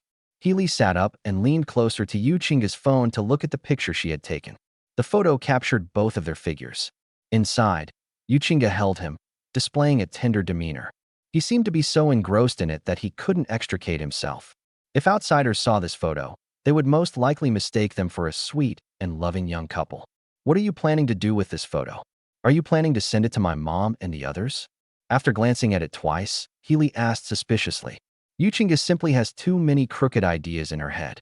With such intimate photos, Healy had reason to suspect that she would show them to her mother or relatives and friends, and then he would have no way of proving that this irrefutable evidence of their relationship. Upon hearing this, Yuchinga smiled and replied, although I do have this idea, I don't plan to do it for the time being. So what do you want to do? Healy pressed. Yuchinga did not answer Healy's question immediately. After she set that photo as her phone wallpaper, she happily shook her phone and answered him. Actually, I really want you to be with me all the time. But I know it's impossible. So, you see, I set it as my wallpaper. That way, even when you're not by my side, you'll still be there for me, so I can see you. She smiled happily, and that beautiful smile was somewhat dazzling, making Healy feel inexplicably uneasy. He stared blankly at Yuchinga, suddenly not knowing what to say. Yuchinga, however, seemed not to notice Healy's unusual behavior. She stretched out her fair little hand. Give me your phone to download. Huh? What? Healy asked instinctively. Yuchinga pouted and said, You'll know once you give it to me. Looking at her expression and then at the wallpaper on her phone, Healy nodded as if he had thought of something. Take a good picture, he said, handing over his phone. Yuchinga nodded with a smile upon hearing this, and then took out Healy's phone and snapped a series of selfies with a peace sign. I've set it as your wallpaper too. I've also added you on WeChat. If you miss me, look at the photos or call me. Don't worry about whether it's convenient for me to answer the phone, because I'm always available whenever you need me. She handed him the phone, speaking in a gentle voice.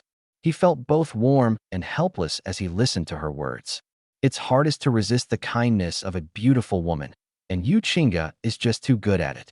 He was afraid he wouldn't be able to handle it if things continued like this. But there's nothing we can do now. His mother and the others have already misunderstood the relationship between He Li and Yu Qingge. Even if they could explain it, they would still be forced to go on blind dates. Besides, this matter is not easy to explain. Never mind. Yu Qingge is a pretty good woman. Given the current situation, let nature take its course. He put away his phone and shook his head inwardly. He then said, "I'll call you if I really miss you." As he spoke, he glanced at the sky outside the car window and said, "You've been so good to me. Shouldn't I repay you? How about I take you home?" "Okay." Yu Qingge nodded happily upon hearing this, but then quickly shook her head to deny her previous answer. "No, I'll take you. Anyway, I have a car. It's only a few minutes away." He Li's eyes flashed with suspicion upon hearing this. Who lets a girl walk a boy home? "I'll take you. Why are you arguing with me about this?" "No. What will you do if you take me back?" "Want to walk? You've been walking with me for so long. Your legs must be sore. I don't want you to get tired again." "It's okay. I'll take the bus back." Then taking the bus is free? I'm offering you a free ride. Why are you refusing?" "I'm telling you, you don't have some ulterior motive, do you?" After arguing for a while, He Li suddenly stared at Yu Qingge and asked. The latter's eyes flickered with a hint of panic. "I didn't. I just felt sorry for you. I saw you were tired from shopping for so long, so I wanted to take you home." She stubbornly insisted, her eyes darting around. He Li could tell what she was thinking just by looking at her. This woman is definitely planning to use the opportunity of taking him home to find out where he lives, so she can make a move on him later. Her little brain is working too fast. You can't relax for even a moment.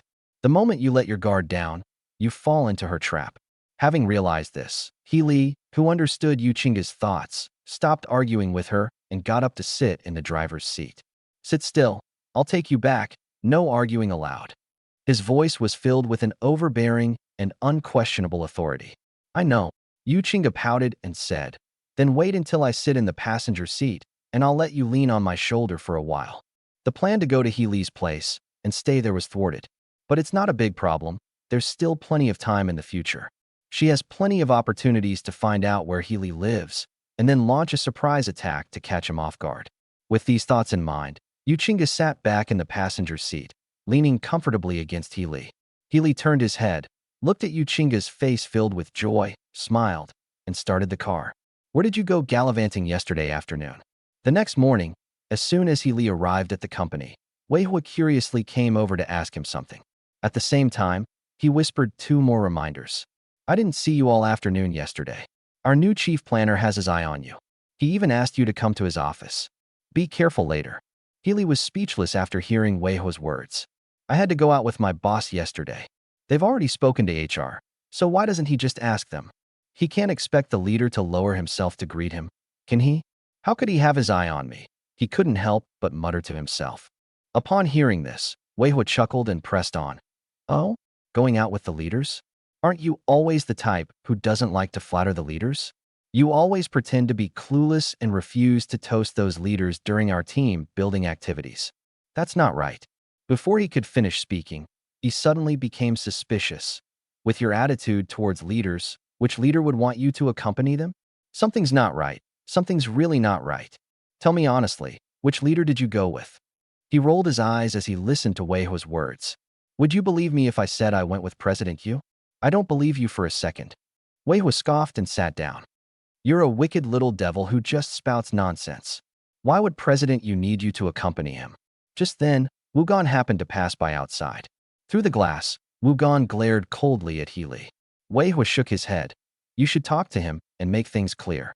Otherwise, this guy will definitely make things difficult for you later. Your enjoyable life of slacking off is probably over from now on." "No slacking off. That won't do."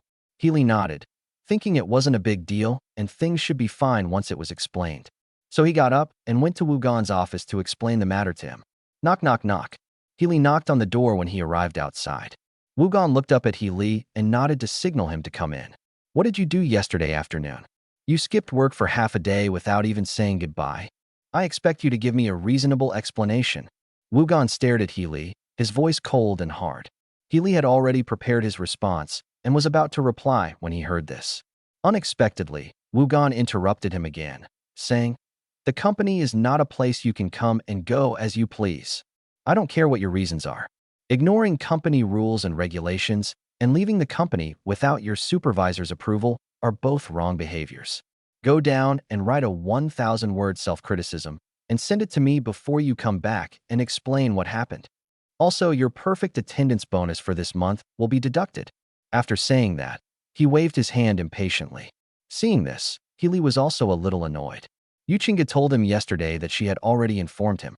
Is it really that hard for you, Wu Gan, to ask about personnel in the leadership group?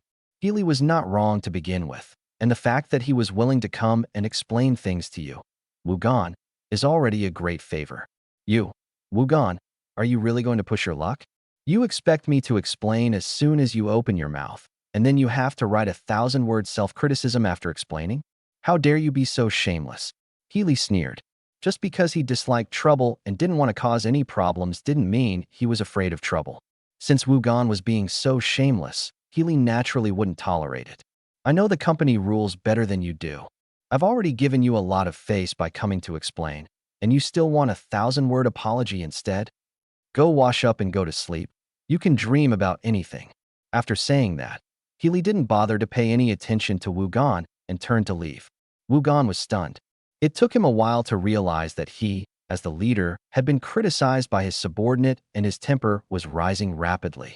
Chapter 17, Wu Gan's Little Thoughts. Wu Gan originally intended to use this opportunity to criticize Healy.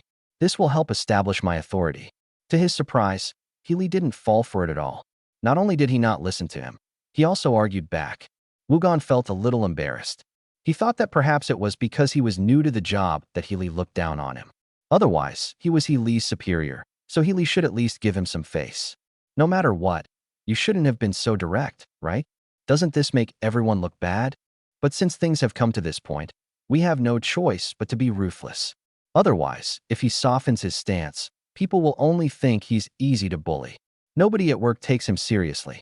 Thinking of all this, Wu Gan, already annoyed by being rebuked, saw his colleagues in the corridor who were curiously looking over because of his conversation with Healy, and they were sternly reprimanding Healy, who had already reached the door. You think you're justified in skipping work, huh? Hey Lee, let me tell you, don't think that just because you have some ability and are valued by those above you can act with impunity. Everyone must abide by the company's rules and regulations. No matter how capable you are, you must be punished if you make a mistake. Although I'm the new chief planner, I'm absolutely not afraid of an undisciplined veteran like you. And in my opinion, the mistakes you've made aren't just violating company rules and being absent without leave, but also talking back to your superiors. If you sincerely apologize, write a 1,000-word self-criticism, and publicly admit your mistakes, then I can consider your question. Otherwise, the mistakes you made are enough to get you fired. Wu Gan's voice was quite loud, and with the door wide open, many people turned to look at him. Even Wei Hua and others peeked out to observe. Everyone deeply sympathizes with Healy's plight. Oh dear, Healy is probably in big trouble this time. Wu Gang came here wanting to establish his authority. He'll probably make a big deal out of even the smallest mistakes and hold a grudge. Yes, Healy has run into a trap. So, did Healy really take the day off yesterday? Of course. Don't you know him? He's always slacking off. When has anyone ever caught him doing anything wrong? Wu Gan doesn't understand him. He probably just assumed that Wu Gan didn't approve it, which is why he's so excited to make an example of him. TSK, doesn't Wu Gan know to take a look? Come on, Wei Hua reminded him yesterday, but he didn't listen. The people around were talking, but because the noise was relatively quiet, Wu Gan inside the room couldn't hear it very clearly. At this moment, he was staring intently at Healy, who had stopped, hoping that Healy wouldn't be ungrateful. But Healy just thought he was funny. I think you might have some serious illness. You keep saying I made a mistake? What mistake? Absenteeism. Huh. Why don't you go to HR and see if my absence yesterday was approved by the higher-ups? Logically, HR should have sent you a notification. What? You didn't see it? Or you didn't see it? Or perhaps you saw it but pretended not to, trying to bully me because of your high position to establish your superior's authority? Healy said with a sneer, the last question being utterly devastating. What Wu Gan said before, besides belittling Healy, was also to elevate his own image as someone who wasn't afraid of seasoned veterans. As a result of He Li's words, he was immediately labeled as a despicable opportunist who wanted to establish his authority by bullying his subordinates. It goes without saying how much people hate him. The way the people outside looked at Wu Gan gradually turned cold and filled with disgust should make it clear. Wu Gan was also drenched in sweat at this moment.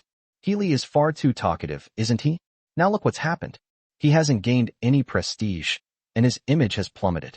Who knows how many people in the company will hate him, or even make things difficult for him openly or secretly if this is confirmed. Wu Gangguang found the thought terrifying. He suddenly had the illusion that he had messed with the wrong person. However, he quickly shook his head and suppressed the thought. He Li, stop slandering people. A notification from HR? I'm sorry, I didn't see it. And you said you were allowed to skip work without permission? Then tell me, who gave you that approval? Tell me the name. Wu Gan stared coldly at He Li, not believing that He Li had actually given his approval. Because he genuinely didn't see the personnel notification. He Li frowned slightly upon hearing this. Could it be that Yu Qingge forgot to inform HR yesterday? Impossible. Even if she forgot, her secretary Wei Wei wouldn't forget. But Wu Gan didn't seem to be lying. He Li was a little confused. Wu Gan saw He Li frowning and remained silent for a long time. He immediately became smug. What? Can't you say, your little tricks to scare people are quite clever. If it were anyone else, you would have really fooled them. But your little tricks won't work on me. Don't you even think about why I, Wu Gan, am the chief planner for you? You're still too green to fool me. Wu Gan became even more smug. The onlookers outside also became suspicious. What happened? Did He Li's hen not approve it? Is he bluffing? I don't think he's that kind of person. Well, it's hard to say. I feel like neither of them is lying. Is it possible that there's something wrong with the system? So Wu Gan didn't see the notice and caused a misunderstanding? That's possible. But judging from the situation between these two, even if it's a misunderstanding, they've already become sworn enemies. This time, Wu Gan heard the discussions outside clearly. He was a little annoyed. What was going on? He had already lied and lied to people, and it was already a done deal. Yet someone was still making excuses for him? Was this kid really that popular in the company? Wu Gan felt a pang of jealousy and increasingly felt that he should find a way to suppress He Li or even drive him away. After all, he was the chief planner of Wuyin Studio. But the other subordinates preferred to believe He Li. This was a very bad sign, and it made Wu Gan feel threatened, making him even more hostile towards He Li. But He Li ignored him at this moment. He simply took out his phone. He wanted to find out what was going on with Yu Qingge, so he dialed her number directly. Yu Qingge had just arrived at the company when she was overjoyed to receive a call from He Li. You missed me? You couldn't wait to call me so early in the morning. What are you thinking about? He Li interrupted her helplessly. I'm just asking, did you speak to HR before I went out yesterday? Yes. Yu Qingge nodded. Finally, she pressed on. Why are you asking this? He Li glanced at Wu Gan after hearing her affirmative answer. The latter glared back. Who are you calling? What? Are you trying to cover up your mistakes with connections? That's impossible. If you're already this reckless now, I can't imagine how lawless you'll become in the future. I must report such a potential black sheep to the president. Just pray you can stay at the company. His voice was loud enough that Yu Qingge heard it too. Huh? Who's speaking? What does it mean? Someone is targeting you? Who? Tell me.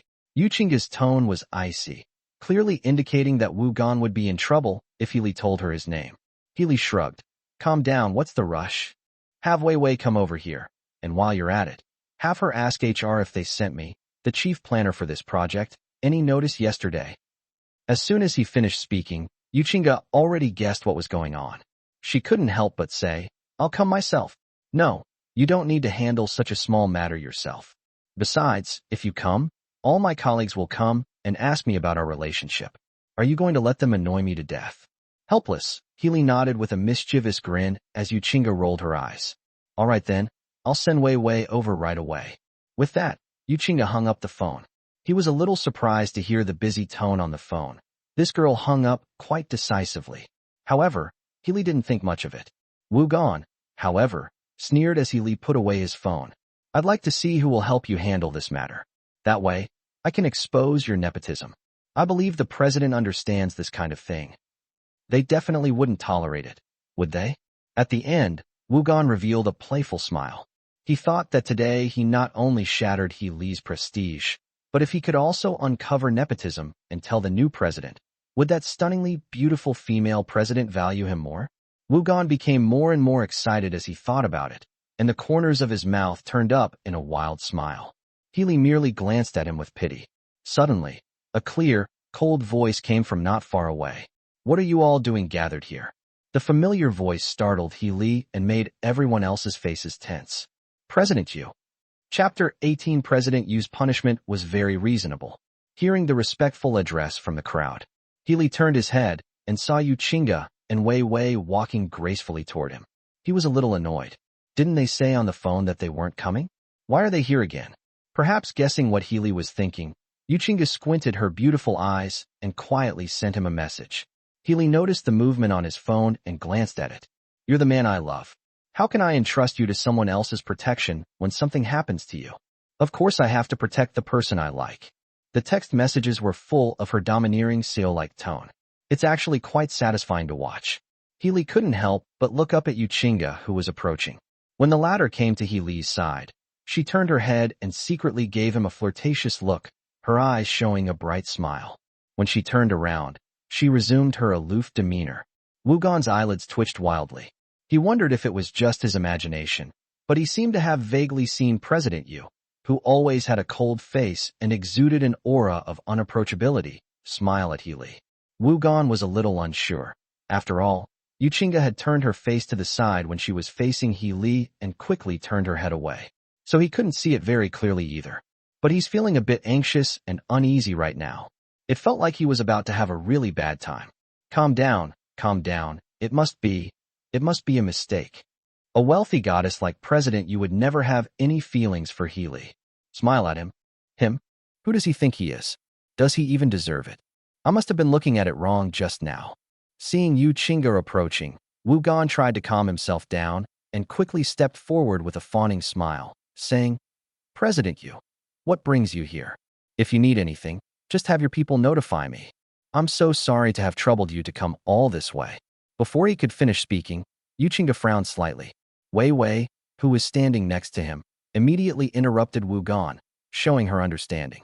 President Yu, your time is precious, so you don't need to waste your breath with nonsense. We just heard you say that you seem to be planning to punish He Li for skipping work yesterday.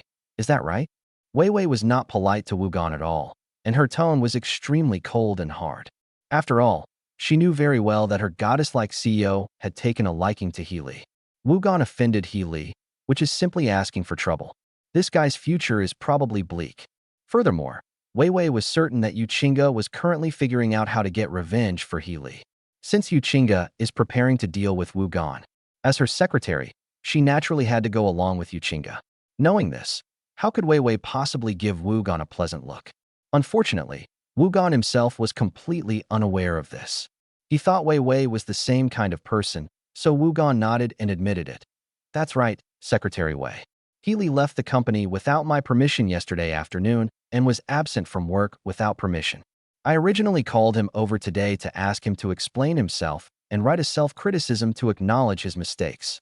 Who knew he actually thought he was right? On the contrary, he talked back to his superiors and was full of lies. He said his absence from work was approved by his superiors. He also said that the HR department had notified me, but I didn't see the notification, and when I asked him who approved it, he couldn't say. And he seemed to have made a phone call earlier, probably to ask someone to handle this matter. For a troublemaker like him who acts lawlessly because of his connections with senior management, I believe he should be severely punished.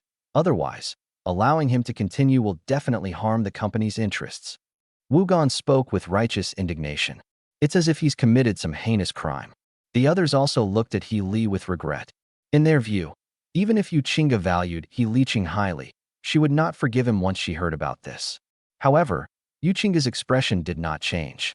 She simply asked in a cold voice, "Didn't HR notify you?" "No." Wugan immediately replied. "I checked my email, and there's no HR notification." "You're talking nonsense." Before he could finish speaking, a voice suddenly came from the doorway, sounding impatient and angry, even resorting to profanity.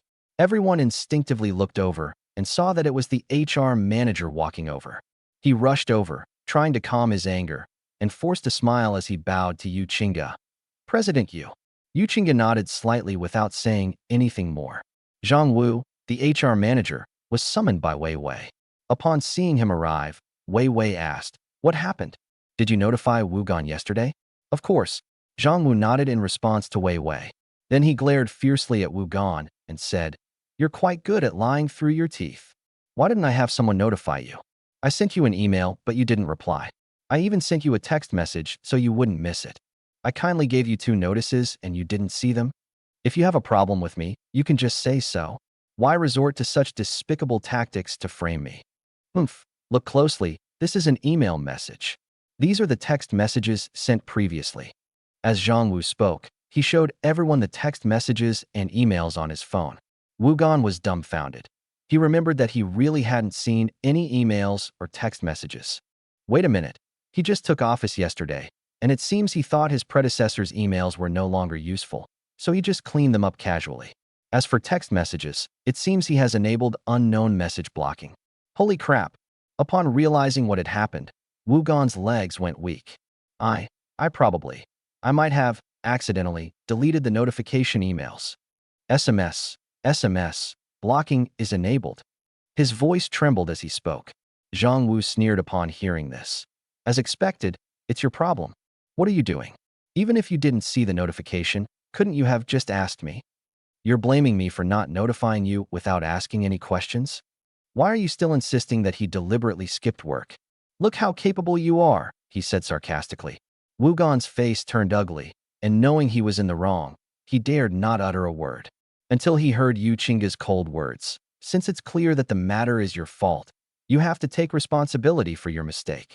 Apologize to He Li and the others now, and your position will be temporarily suspended for observation. Write a 10,000-word self-criticism to He Li afterward. This matter will be over when he forgives you. In addition, your year-end bonus this year, as well as several other bonuses and benefits, will be transferred to He Li's side. 1. Wu Gan trembled with distress. He had to write a 10,000-word self-criticism to He Li and was still on probation, waiting for his forgiveness. So if he doesn't forgive himself, he has to get out? Even if he really did forgive himself. What about all my bonuses this year? Isn't this punishment a bit too harsh? He just misunderstood He Li. Now that He Li hasn't suffered any losses, is it really necessary to punish him like this? Wu Gan was somewhat unconvinced, and he looked up as if to say something. You have a problem with that? Faced with Yu Qingge's cold gaze and hearing her seemingly emotionless voice, Wu Gan shivered and stammered. No. President Yu's punishment is very reasonable. Wu Gan was filled with resentment when he said this. He had an urge to just quit and give up. But considering that Jiuli is a giant in the gaming industry, he wouldn't find a better job outside of here. Wu Gan decisively abandoned the idea. Little did anyone know, Yu Qingge hadn't finished speaking yet. Since you have no objections, what are you waiting for? She urged him on, and Wu Gan gritted his teeth, looking at He Li's cold face, clenching his fists, feeling extremely uncomfortable but having no choice but to lower his head. He Li, I'm sorry, I really misunderstood you this time. Please don't take this to heart. No problem, He Li said with a smile. As long as Chief Planner Wu sincerely reflects on his actions, I won't care too much about this matter. He Li emphasized the word self-criticism very heavily. That seemed to be a reminder to Wu Gan not to forget to write a self-criticism. Wu Gan understood, and his lips turned blue with anger. But on the surface, they still had to force a smile and nod. There was no other way. He had to obtain He Li's forgiveness. Otherwise, he, who was on probation, could lose his job at any time. Don't worry, I will definitely reflect on my actions sincerely. He gritted his teeth, and the words he uttered sounded difficult and low, as if they were being squeezed out from between his teeth. He Li, however, seemed oblivious to Wu Gan's anger. He even gave Wu Gan a carefree smile and nodded in satisfaction, his infuriating expression driving Wu Gan to the brink of madness. Chapter 19 is definitely an enviable true love story, regardless of whether Wu Gan's mentality was truly broken or not. Anyway, He Li is in a better mood now. As for whether Wu Gan will continue to retaliate against us in the future, LOL, with Yu Qingge as his powerful backer, who does he have to be afraid of? If Wu Gan continues to court disaster, His fate will only become worse. Seeing Wugon apologize and Healy seem quite happy and not dissatisfied, Yuchinga spoke up. I don't want Wugon to misunderstand Healy without verifying the facts again. You should all remember what happened today and always remind yourselves to ask questions and verify information whenever you encounter problems. Yuchinga adopted a CEO-like demeanor and said. Her colleagues nodded in agreement as they listened to her words. Finally, she turned back to look at Healy. Healy, come with me to my office. I'd like to talk to you about that hit game. In addition, you have an outstanding ability to write storylines. If possible, I would like to ask you to help create the storylines for hit games, she said, but the cunning in her beautiful eyes revealed that her intentions were not pure. Healy knew, of course, that she had ulterior motives, but Yuchinga had just helped him, so he couldn't just immediately turn his back and refuse to go with her, could he? Having no other choice, he nodded and said, okay. Upon hearing Healy's agreement, Yuchinga beamed with joy. All right, everyone else, please disperse. Healy, come with me. Yuchinga suppressed her joy at being alone with Healy and said calmly. Seeing her leave with her coat draped over her shoulders, arms crossed, maintaining a queenly demeanor, and her stunningly beautiful face coldly striding away, Healy sighed at how good this woman was at acting and quickly followed Yuchinga. I could faintly hear my colleagues gasp from behind. Good grief, he got called away by the goddess CEO again. TSK, President Yu really values him. Last time I was specifically called to a meeting, and this time I was called to the office and got to be alone with President Yu. What are you thinking about? They've gone to discuss the plot. If you're capable, you might get called up too. By the way, who exactly did Healy call just now? It's probably Zhongwu. He couldn't possibly have called President Yu. Yeah. Hey, speaking of which, how did Wugon even think of provoking someone as capable as Healy? I don't know, but his future looks bleak. Hearing the discussions about Wugon, he was both angry and regretful. If he had known that Healy was so troublesome, he should have changed his target to establish his authority. In that case, he wouldn't have ended up not only failing to establish his authority, but also becoming the object of ridicule. As he pondered this, he became increasingly agitated when he noticed that many people around him were still watching Healy and the others leave. What are you all still standing here for?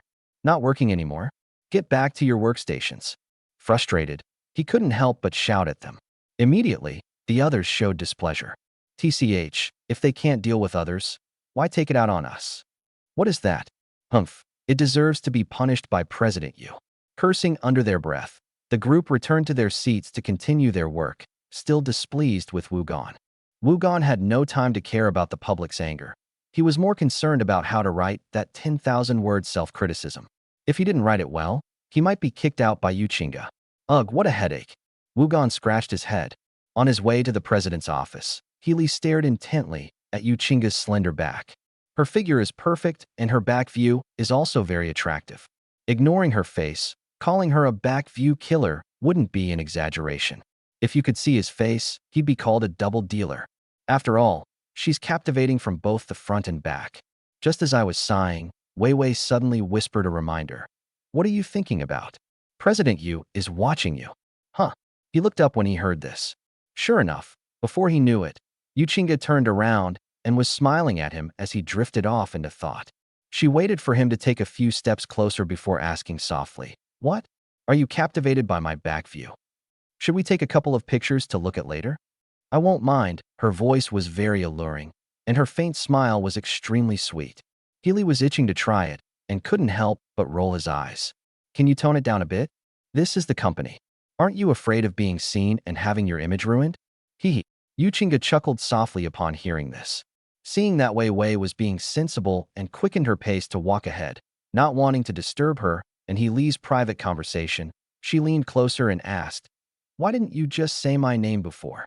If you tell Wugon that you went out with my permission, he wouldn't dare to investigate further, would he? If you don't tell him, he'll think you're bluffing. Aren't you just asking for trouble? Healy shook his head as he listened to her words. Although I don't like trouble, I don't like causing trouble for others even more.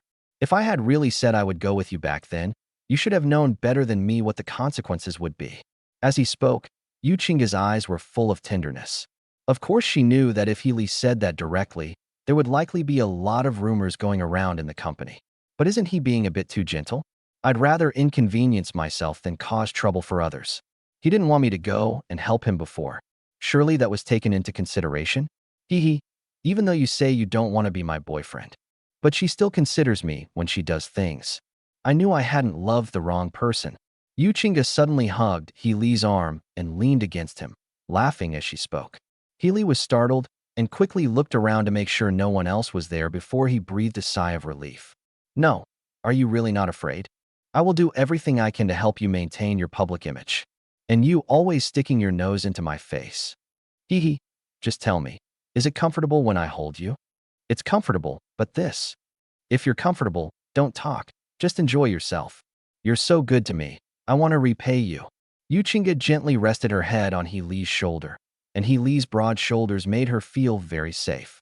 Looking at Yuchinga's small face on his shoulder, Healy helplessly turned around and asked about what Yuchinga had just said. The plot. Actually, that's just an excuse.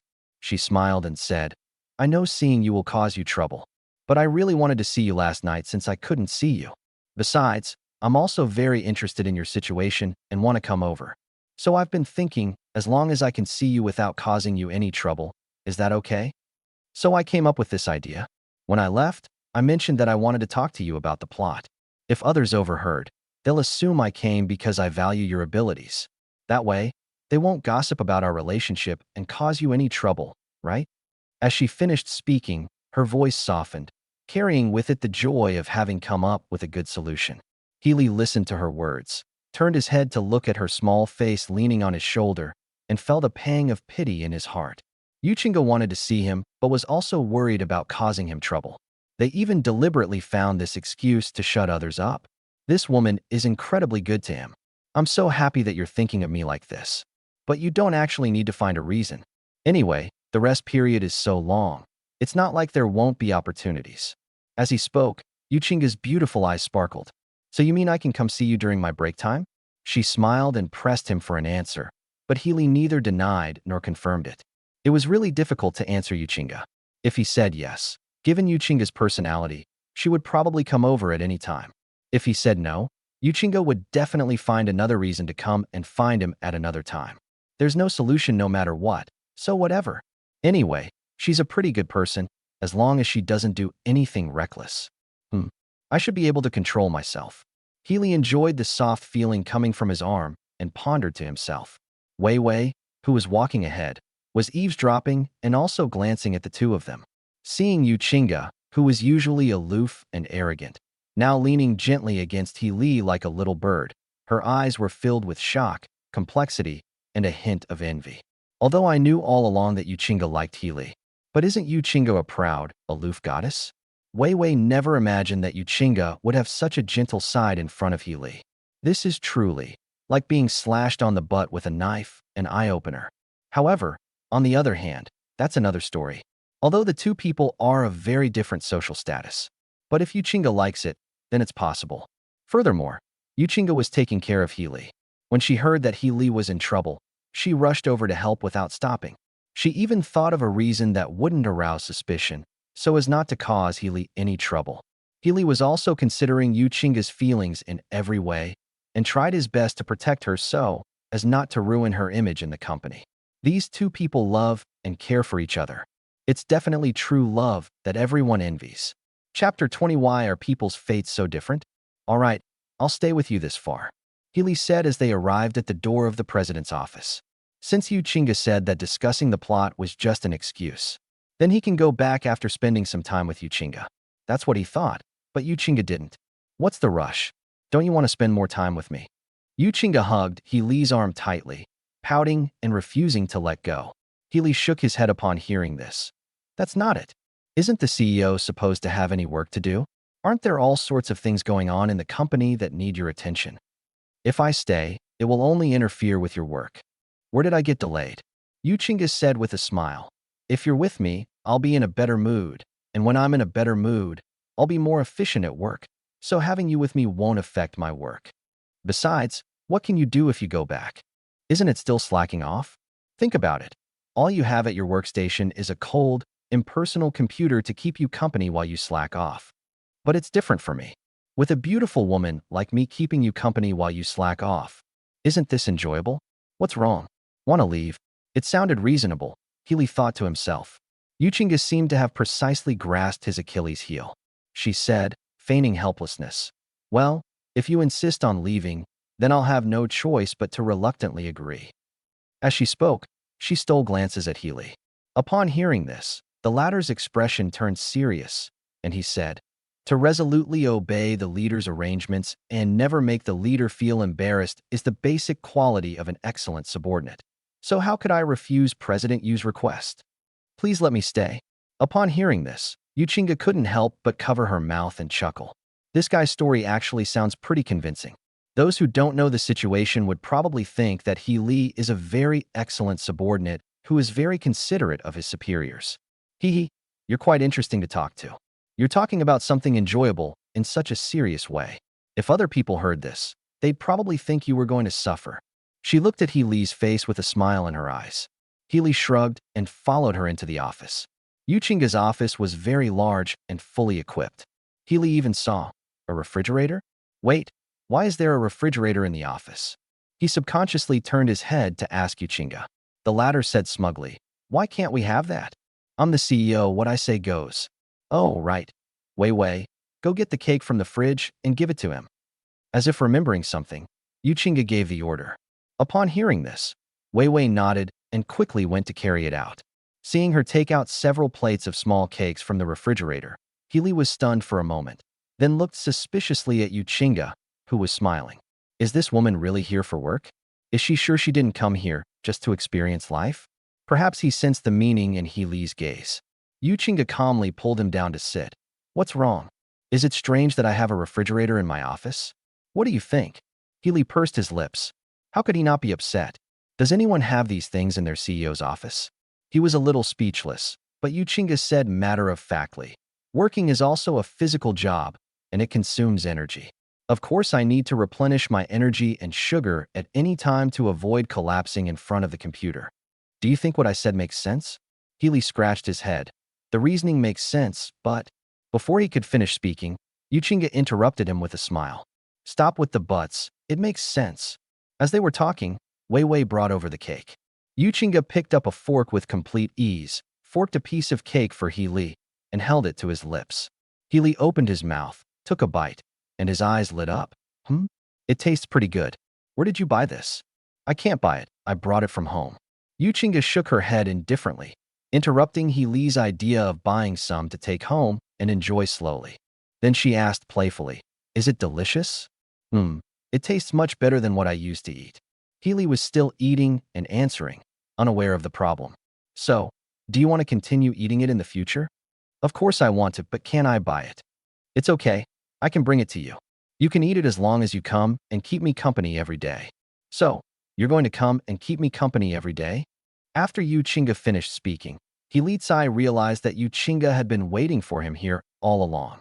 But having free desserts every day didn't seem so bad. Should he just agree to her request? He thought for a moment and nodded. Sure, but if I come here every day? Don't worry, Yuchinga said with a smile.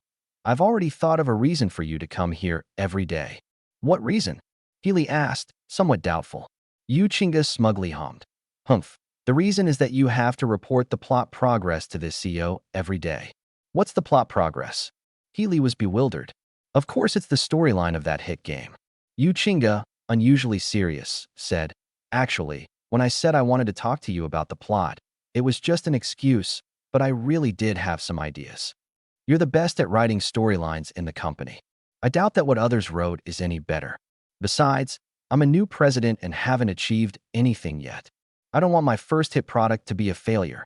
Therefore, I must do my best in every aspect. Although Yuchinga is a bit love-struck, that doesn't mean she's a clueless idiot who doesn't care about anything. As a strong woman, she has a lot on her mind when it comes to career matters. Although she was not short of money, now that she had taken the position of president, she wanted to achieve something. Healy nodded as he listened to her words. Although I don't really like doing a lot of work, but since you've been so good to me, I don't mind doing you a little favor. After he finished speaking, Yuchinga was overjoyed. She suddenly opened her arms and hugged Healy tightly. A fragrant aroma wafted into his nose, followed by a delicate body drawn into his arms. The warm, soft touch against his chest made He Li's heart pound uncontrollably, and even his breathing became heavier. There was no way around it. Yuchinga was embracing him. It's so tempting and so comfortable. I advise you to let go quickly, or I won't be able to hold back. Sensing that he was about to have a reaction, He Li quickly spoke up. Upon hearing this, Yuchinga snapped out of her daze, her face slightly flushed. What reaction? She asked, feigning ignorance. He Li rolled his eyes. Just keep pretending. He. She giggled and let go of He Li, but then leaned on his shoulder and whispered, I'm happy that you're willing to help me, but if you get tired from working on both, I'll be the one who feels sorry for you. So don't worry, I'll do my best to reduce your workload so you can continue to slack off easily. He Li was both touched and suspicious upon hearing this. If I reduce my workload, won't others have more work? Is this okay? He couldn't help but ask. Yuchinga nodded confidently. What's wrong with it? They do as much work as they're paid for. I'll just give them a raise. But you're different. If you get too tired, do you want me to live a life of widowhood? By the end, her voice was barely audible. The voice was filled with a shy yet joyful emotion. Seeing her adorable appearance and hearing her self-righteous words of favoritism, He Li's heart trembled slightly. What do you mean by living as a widow? You're talking nonsense again. He muttered to himself, his tone somewhat complicated. Wei Wei rolled her eyes at the two of them from a short distance away. Have you two forgotten that there's someone else here? And Yuchinga, what's wrong with you? Where did the aloof CEO go? Not only was she acting all sweet and clingy, but she even fed He Li herself. Later, she went even further, boldly and directly hugging He Li close, face to face. What about your image? Is this good? This is bad. It's too hurtful to single people. They can't stand it. However, He Li is a guy that people really envy. Even if President Yu likes him, isn't this favoritism going too far? Knowing that he's slacking off all day and has nothing better to do, you're still worried that if you assign him too much work, he'll have to share it with others? Wei Wei was both envious and amazed, and she was speechless. To be honest, she also wanted to be favored like that. Unfortunately, she wasn't a boy. I reckon even if Yuchinga had a boyfriend, he still wouldn't be interested in her. Sigh, why are people's fates so different? Chapter 21 Mr. Yu, you truly have a keen eye for talent. Wei Wei was still there lamenting the fate of life. He Li had already finished eating 2 plates of small cakes. Yuchinga was worried that he wouldn't have enough, so she was about to ask Wei Wei to get more. Fortunately, He Li stopped her. Don't take it. If you keep eating like this, you won't want to eat lunch later. Shaking his head, He Li got back to business. Although I could write the plot of a hit game. But before that, I need to know what kind of worldview you're planning to make in the game. Only by knowing the worldview and your general needs can I create a suitable storyline accordingly. So what's your game plan? We have a general direction now. Not yet. Yuchinga shook her head helplessly. The blockbuster product plan was only finalized in yesterday's meeting. The specific plan won't be completed by the staff so quickly. Even if it's completed, it might not be suitable. The final game plan was definitely feasible after considering many factors, and it was implemented only after Yuchinga agreed to it. This process will take at least 3 to 7 days. If things go wrong, it could take even longer.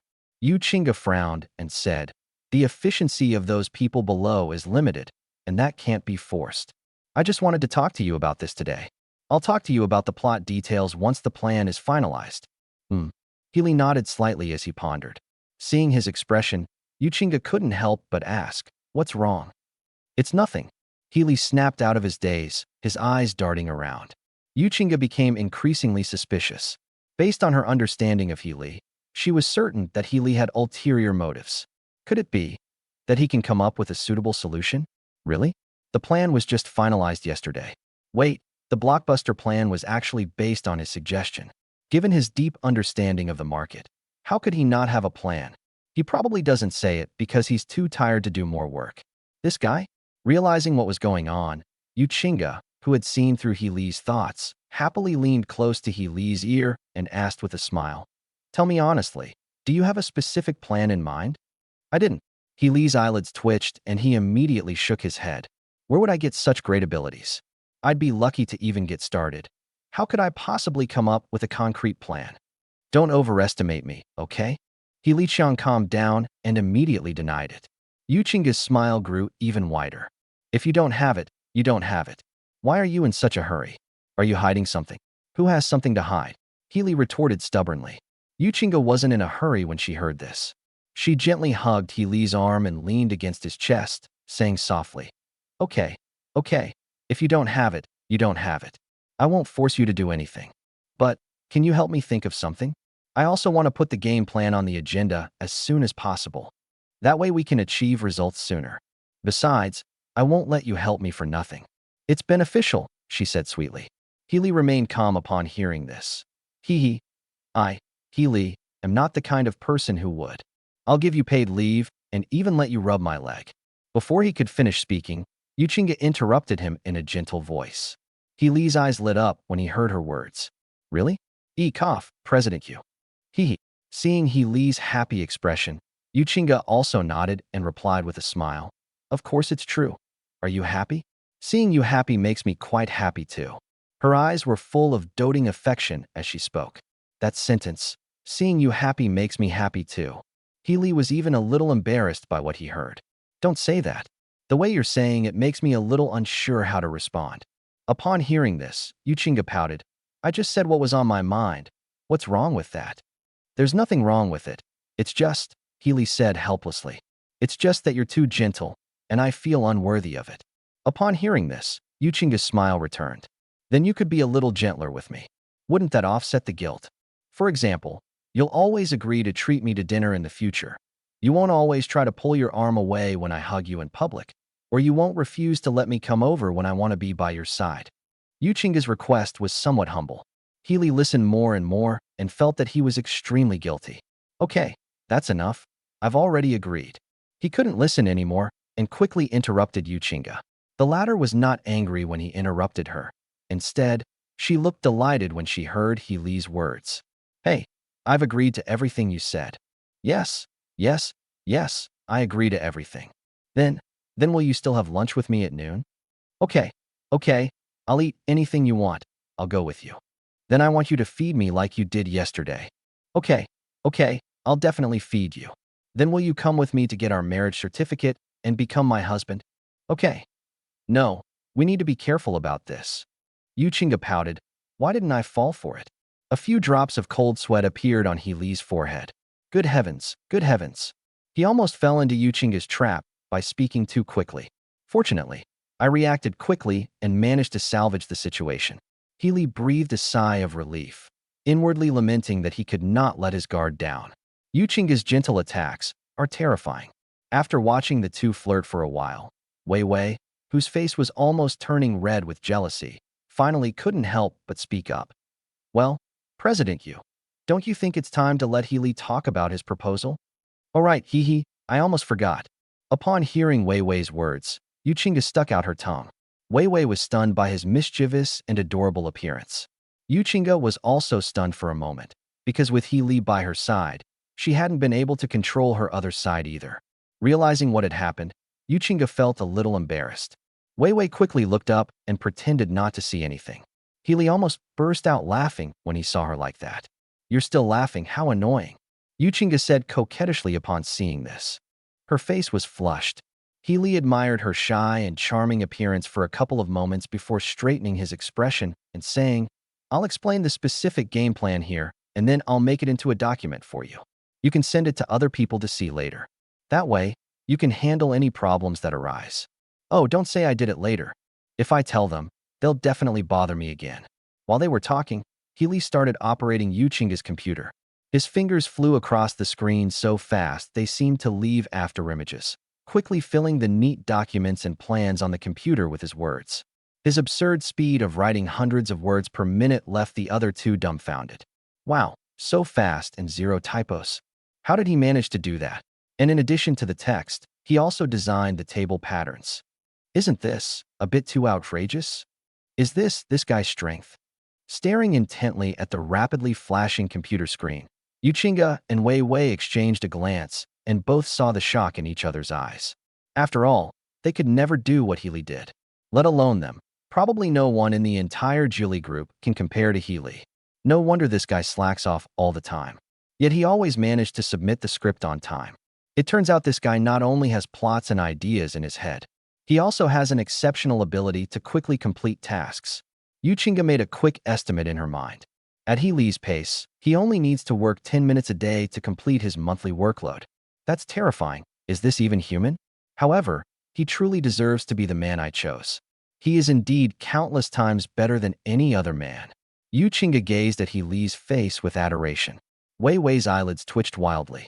She suddenly understood why her amazing background in Goddess Seal could inexplicably fall for He Li, a seemingly ordinary person. President Yu, you truly have an excellent eye for talent. How did you manage to discover He Li, who was hiding so well? No one before you realized how capable He Li was. With a quick glance, Wei Wei praised him softly. Yuchinga beamed with joy upon hearing her words. You're not bad either. You're quite good at talking. Work hard, and I'll give you a raise. Wei Wei's eyes lit up upon hearing this. Thank you, President Yu. After she finished speaking, she couldn't help but glance at He Li, because this guy's salary had increased twice this month. If this continued, then $1 million annual salary wouldn't be a dream for him. It seems I need to do my best to be a good wingman, as long as Wei Wei helps President Yu get this He Li. Hee. Chapter 22, You secretly tasted the flavor of love. He Li has lived 2 lives. In his previous life, he mastered too many skills and techniques that seemed outrageous to others. In this life, he only occasionally showed off his skills, but in the eyes of others, this was already the limit for ordinary people. Yuchinga and Wei Wei were deeply shocked by He Li's actions at this moment. But unlike Wei Wei's pure shock, Yuchinga's beautiful eyes seemed to hold other thoughts as she looked at He Li. They understand the gaming market and the players. They even used their excellent massage techniques to relieve my leg numbness before. I can always write excellent plots when I'm working. Now, outrageous computer manipulation has also been exposed. How many more admirable qualities do you possess? No matter how many there are, I'm going to dig them all out. In Yuchinga's heart, He Li is her treasure boy. Meeting He Li was the greatest luck of her life. President Yu? What are you thinking about? I've been calling you for ages, and you're just staring at me without saying a word. Suddenly hearing He Li's voice, Yuchinga snapped out of her reverie. Seemingly embarrassed that He Li had noticed her staring at him for so long, she asked hesitantly, What's wrong? No, I was just asking if you listened. Did you remember the details I just mentioned? He Li shook his head and asked with some suspicion. The latter chuckled awkwardly upon hearing this. No, just now. Yuchinga was so shocked by He Li's prowess that she was only focused on admiring his handsome face. He Li mentioned the details of the plan. She really didn't hear a single word. Seeing her condition, He Li felt a little helpless. Forget it. You probably wouldn't remember even if I told you. I'll just highlight the key points in the document for you to look at yourself. Hearing this, Yuchinga beamed with joy. Okay. After saying that, she seemed to have thought of something, got up and came behind He Li, stretching out her 2 slender hands to put on He Li's shoulders. Before He Li could ask anything, he felt a comfortable force on his shoulders. Yuchinga gently massaged He Li's shoulders, then bent down slightly and leaned close to his ear with a tender expression. Keep writing. I'll give you a massage. After all, you've been keeping busy just to make things easier for me. I have to do something for you, no matter what. How is it? Is this pressure comfortable? Just let me know if you need me to press harder or lighter. Listening to her sweet voice, He Lin could clearly feel her warm breath on his ear. But that's not the point. The point is that, along with the sweet fragrance wafting from behind, He Li felt as if the back of his head had bumped into something soft and incredibly comfortable. He instinctively leaned his head back. He looked as if he wanted to rest his head on a cushion. But where did that cushion come from behind him? Only Yuchinga was behind him, and the latter also felt a slight pressure on her chest, her face flushing with embarrassment. You bad guy, she uttered shyly. The voice was soft and delicate, making He Li's blood rush to his head. But he quickly realized what was going on. I didn't notice. He smiled awkwardly and prepared to look up. To his surprise, Yuchinga didn't give him a chance. Instead, she lowered her body and hugged He Li's neck, giving him an even stronger touch, and said shyly, It's okay.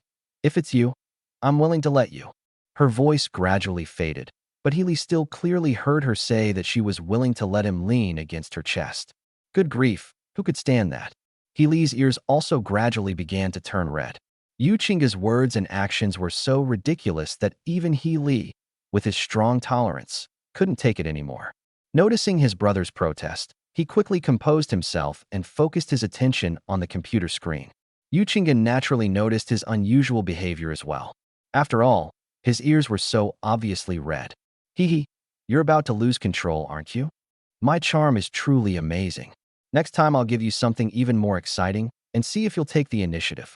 Although Yu Qingge's face showed a shy expression, her beautiful eyes were full of joyful emotions.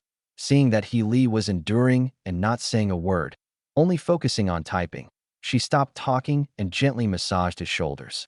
A sweet, sour smell of romance gradually filled the air. Unable to bear it any longer, Wei Wei turned her head away. Time slipped away amidst the clatter of the keyboard. He Li completed the game plan, which was over 10,000 words long, in just a few tens of minutes. It also comes with detailed documents, forms, and other materials. Yu Qingge and Wei Wei were completely convinced. This guy is worth an entire team by himself. I really don't know how lucky Julie was to be able to recruit someone as talented as you. After flipping through the neatly formatted documents on the computer, Yu Qingge looked at He Li with a light in her eyes, feeling quite pleased. He Li shook his head. Take a look at the documents while you still have time before lunch break. If everything is fine, then send it to your subordinates. With a ready-made plan, as long as those people aren't incompetent fools, they should be able to implement it immediately without going into too much detail. I'll go back to my workstation now and won't bother you. As he spoke, He Li stretched and prepared to leave. This time, Yu Qingge didn't try to persuade her to stay. The main reason is that she really needs to carefully review the documents and also send them to other management to discuss the details of the plan. She was too busy to pay attention to He Li. However, before leaving, He Li still couldn't help but remind her, "Don't forget to come have lunch with me." I can't see He Li right now, but he was alright at lunchtime. This is also one of the reasons why Yu Qingge was willing to let He Li leave. He Li waved his hand and said, "Don't worry, I know." After saying this, He Li walked out. Yu Qingge then withdrew her gaze, and the gentle and lovely look on her face disappeared, replaced by a serious expression and a powerful aura of a strong woman. Wei Wei noticed the change in Yu Qingge, and her expression turned serious. The real goddess CEO is back. Sure enough, she stopped loving anyone after leaving He Li. Wei Wei sighed inwardly, and at the same time, she quickly coordinated with Yu Qingge's work, contacting the management team in advance to prepare for the online meeting. "Turtle, you finally decided to come back? It's been over an hour already. I thought you hee." Seeing He Li return to his workstation, Wei Hua immediately went up to him and struck up a conversation. He Li curled his lip upon hearing this. "What do you think I am? That's not important." Wei Hua chuckled. "Tell me about it. What did the goddess CEO talk to you about this time? Why did it take so long? Oh, and what happened this morning? Who did you call? Zhang Wu. It couldn't be General Manager Yu, could it?" This guy's face practically screams, "I'm a gossip." He Li shrugged. "No, neither of those. I told Secretary Wei about that matter, and she informed the HR manager. President Yu's situation was purely coincidental. He wasn't familiar with Zhang Wu, and admitting it casually would easily give him away. It's fine if you mention Wei Wei. Although she's the president's secretary, it's understandable that we know each other since she's visited the studio a few times. Besides, she was the one who notified us of the meeting last time. No one else will think too much about it." But Wei Hua was still a little envious when he heard this. TSK, so you've managed to latch onto a big shot, kid? Being valued by President Yu. I've also gotten in touch with Secretary Wei. Just then, Wei Hua suddenly looked suspiciously at the cake crumbs on He Li's collar and asked doubtfully, "You're not telling me that going to talk to President Yu about work will get you cake, are you?" Upon hearing this, He Li couldn't help but recall the scene of being fed by Yu Qingge. Ahem, do you even understand the value of being respected? What's wrong with eating a piece of her cake? Is there a problem? He spoke with righteous indignation, and Wei Hua gave him a thumbs up. "You're awesome. Is Mr. Yu's little cake something that just anyone can eat? Forget it.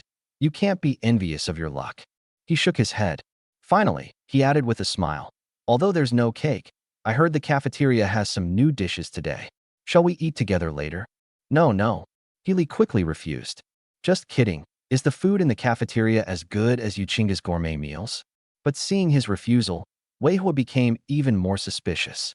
Something's not right. You've been acting really strange lately. Don't you usually pay a lot of attention to what dishes are served in the cafeteria every day? Aren't you the one who loves getting things for free?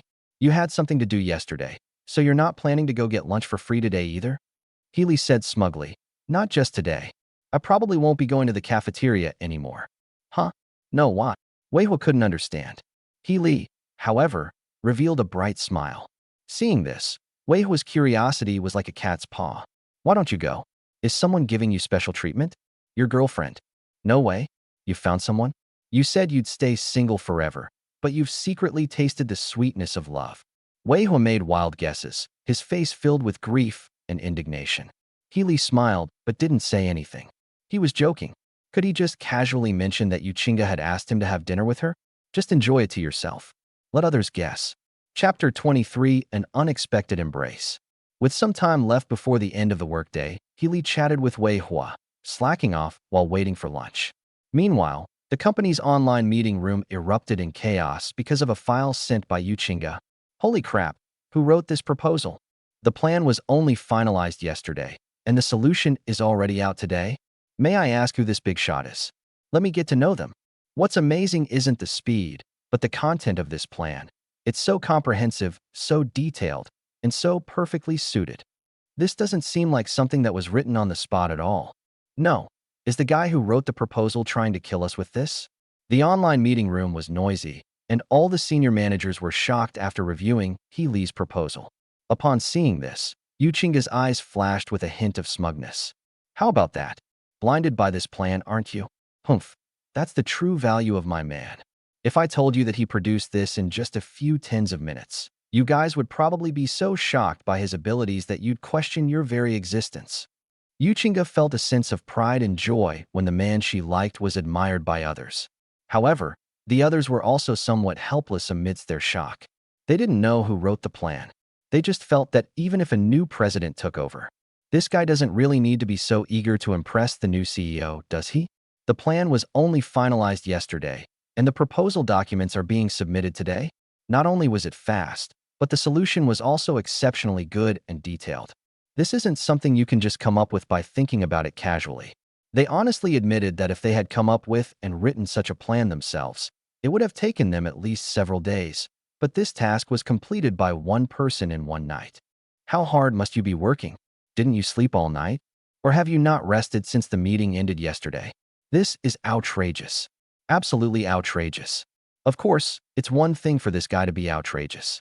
The problem is that your curled hair makes everyone else look useless. How will the new CEO view them in the future? Do they also have to work hard? This is outrageous. Forcing others to roll up their sleeves is a heinous crime. In the online conference room, the company executives appeared to be smiling, but inwardly they were incredibly frustrated and exasperated. Of course, Yuchinga could guess what they were thinking. She didn't actually intend for others to work harder. After all, Heelin's abilities are not something ordinary people can master. But since everyone is willing to put in the effort, Yuchinga also wouldn't point it out. Anyway, their increased efforts are a good thing for the company, and also a good thing for her, Yuchinga. If it's a good thing, then just pretend you don't know. Thinking of this, she smiled knowingly and said, Ahem, let's leave the small talk here for now. Please take a close look at the plan I just sent over and see if there's anything to add. If there are no other problems, then we will create a hit game according to this plan. All right, everyone, please feel free to speak up. What happened in the online meeting room quickly spread throughout the company's departments and studios. Almost everyone is talking about this. Even Wei Hua couldn't help but exclaim, Wow, this is divine. He wrote a perfect plan of tens of thousands of words overnight. When did our company get such a genius? Hearing this, Healy's eyelids twitched slightly, and he made a note of it without saying a word.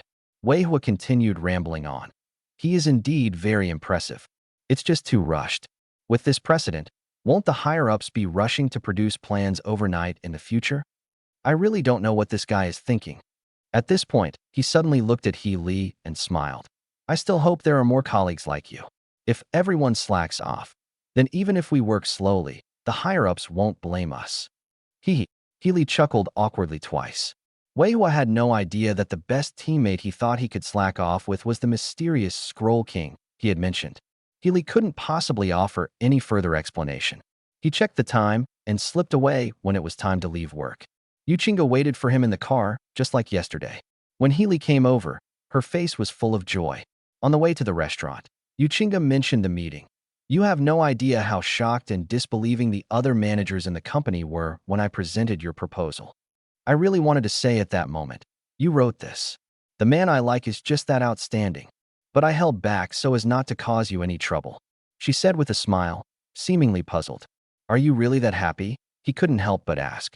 Yuchinga nodded upon hearing this. Of course. You are so capable, and I am proud and happy that others are amazed by your performance. Because in my heart you are already my man. The brilliance of my man is the greatest joy. I wish the whole world knew how amazing you are. Let all women envy me for having you. Those are such nice words, Healy thought with a slight upturn of his lips. Yuchinga seemed to have noticed him smiling as well. Are you happy? I can make you even happier. As she spoke, her voice became gentle and soft, and her perfect body pressed against him, making Healy's heart flutter. He quickly said, I'm driving. If you keep interfering like this, we might end up as doomed lovers. What are you saying? Yuchinga asked coquettishly. I don't want to be a doomed couple with you. I want to be a pair of lovebirds with you, inseparable and flying together. As they were talking, for safety reasons, she had no choice but to let go of Healy. The latter breathed a sigh of relief and focused on driving the car to the restaurant. The weather seems to be not very good today. When I got off the bus, the sky, which was originally quite clear, was already gathering dark clouds. Did you bring an umbrella? Yuchinga suddenly asked. Healy shook his head. I didn't bring it. Don't we have a car? I'll go back to the office right after I eat, so I won't get wet. No. Yuchinga got out of the car and then hugged his arm with a smile, saying, I was asking if you brought an umbrella back. What if you catch a cold from getting wet in the rain this afternoon? How about I take you home after get off work? Healy immediately understood her little scheme upon hearing this. Don't worry, I can take a taxi home if it rains. Besides, the company also has disposable umbrellas. Upon hearing this, Yuchinga pouted and muttered, so clueless about romance. Can't you just do as I say and let me take you home? Dead blockhead. Hearing the muttering, Healy chuckled. Yuchinga had ulterior motives last time, and this time she's trying to use the same trick again, pretending to take me home so she can find out where I live and then try to get something done with me. Then why would he have to take responsibility for her? Woman, I won't fall for that. He thought smugly, unaware that Yuchinga's eyes, though outwardly disappointed, flashed with a hint of cunning. Clearly, she had other wicked ideas. She looked up at the gradually darkening sky. God, please take care of the heavy rain. Yuchinga closed her eyes and prayed silently in her heart. Because I wasn't looking where I was going, and there were small steps ahead. Ouch! As expected, Yuchinga tripped and almost fell, but Healy reacted quickly and grabbed her waist to pull her back, preventing her from falling. Although Yuchinga didn't fall, Healy pulled her into his arms, pressing her small face tightly against his chest.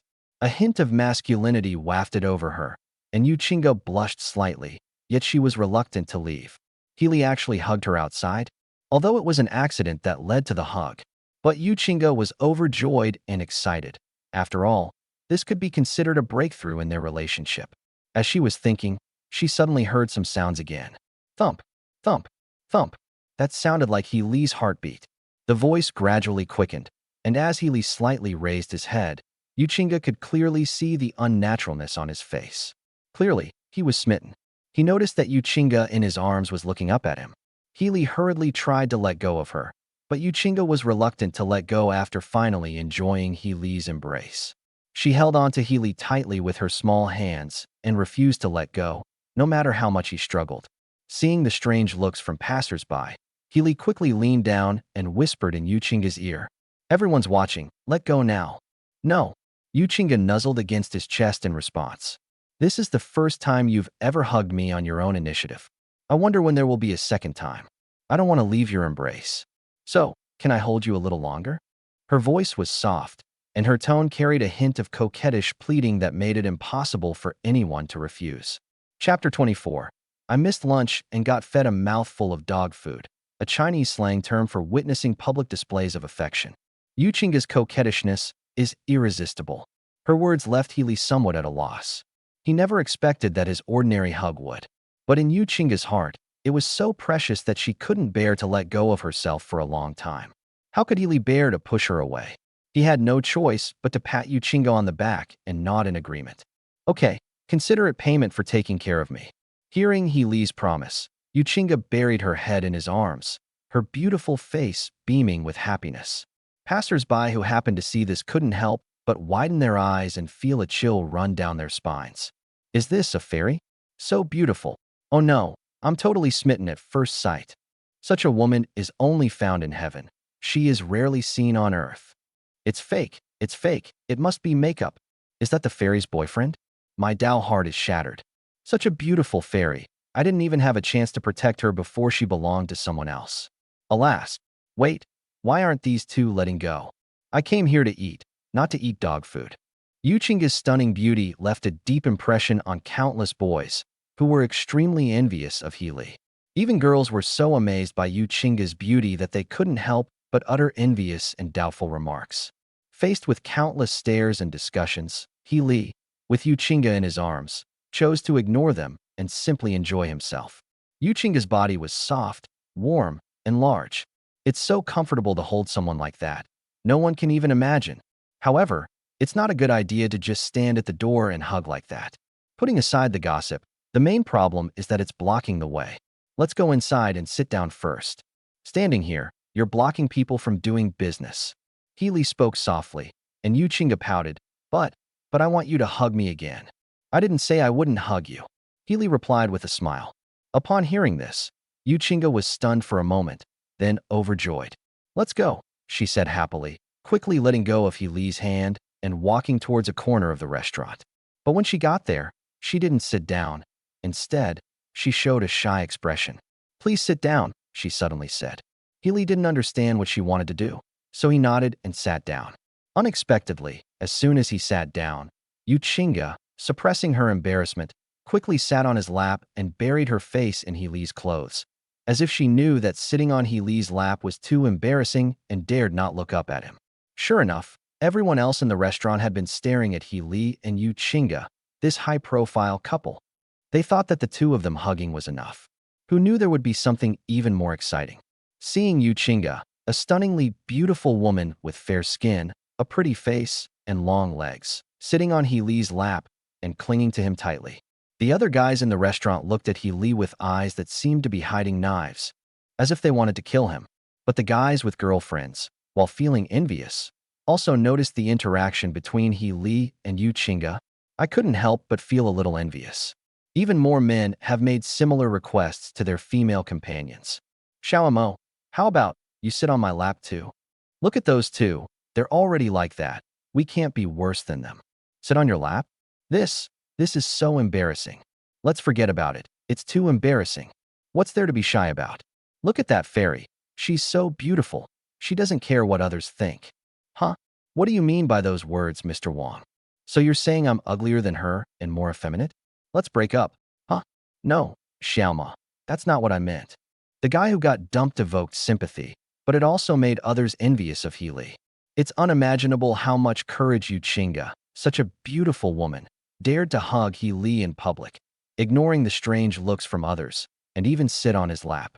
If only a girl could treat me like that. A group of single people couldn't help but drift into daydreams.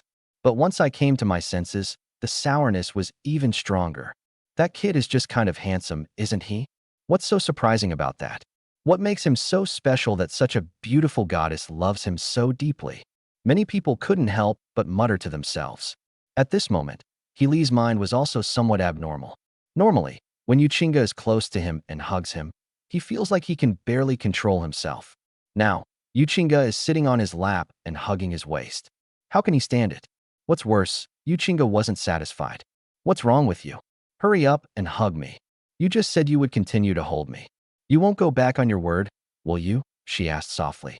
Upon hearing this, Healy swallowed hard and lowered his head, as if trying to say something. It would have been better if he hadn't looked down.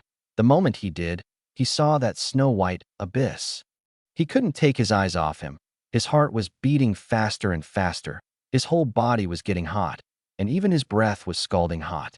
Yu Chinga was pressed tightly against him, and gradually sensed Heelie's abnormality. He saw Heelie looking down at him without saying a word. She glanced suspiciously at her chest, her face instantly turning bright red. She quickly pulled at her clothes to cover it, but was afraid Heelie would misunderstand. So she continued to explain in a low voice. Can I show it to you privately later? There are too many people here. I'm a little. The more she spoke, the softer her voice became because of shyness. Hearing her voice, Heelie snapped out of his daze and shook his head. No. Please. I beg you, stop using your supernatural powers and stop tempting me. If this continues, I estimate. What's your estimate? Yuchinga asked with a charming smile. Heelie said fiercely, what do you think will happen? Aren't you afraid I'll do something reckless in front of everyone? Upon hearing this, Yuchinga suddenly realized something. Then I'll do this somewhere less crowded next time. That way, even if you do something to me in the end, then no one will see it. As she spoke, she reluctantly climbed off Heelie's lap and sat down beside him, hugging his waist tightly. Heelie listened to her words and sighed inwardly at how unique this woman's way of thinking was. All right, it's lunchtime now. Stop trying to tempt me into committing crimes. If you keep wasting your time like this, it's time for you to go to work. You want me to go to work hungry, right? Hearing Heelie's words, Yuchinga smiled and said, how could I bear to let you go to work hungry? At worst, I'll give you special tutoring. And hold me tight. Hurry up. You've fooled me again. Okay. I'll carry you. Why are you rushing me? Helpless, Heelie could only reach out and hug her shoulder. Yuchinga leaned against Heelie's shoulder and laughed happily, watching the two of them chatting, laughing, hugging, and being all lovey-dovey. Other diners felt that the food in their mouths had instantly lost its flavor. Damn it. I'm never coming to this store again. I didn't get to eat lunch, but I got a mouthful of dog food instead. That's right. I'll come over for dinner after I have a girlfriend. Stop talking and start doing things. Come on, why aren't you leaving? Aren't you just reluctant to part with the candy? Who can't bear to part with it? We're trying not to waste food. After all, if we order food and don't eat it, it'll just go to waste, right?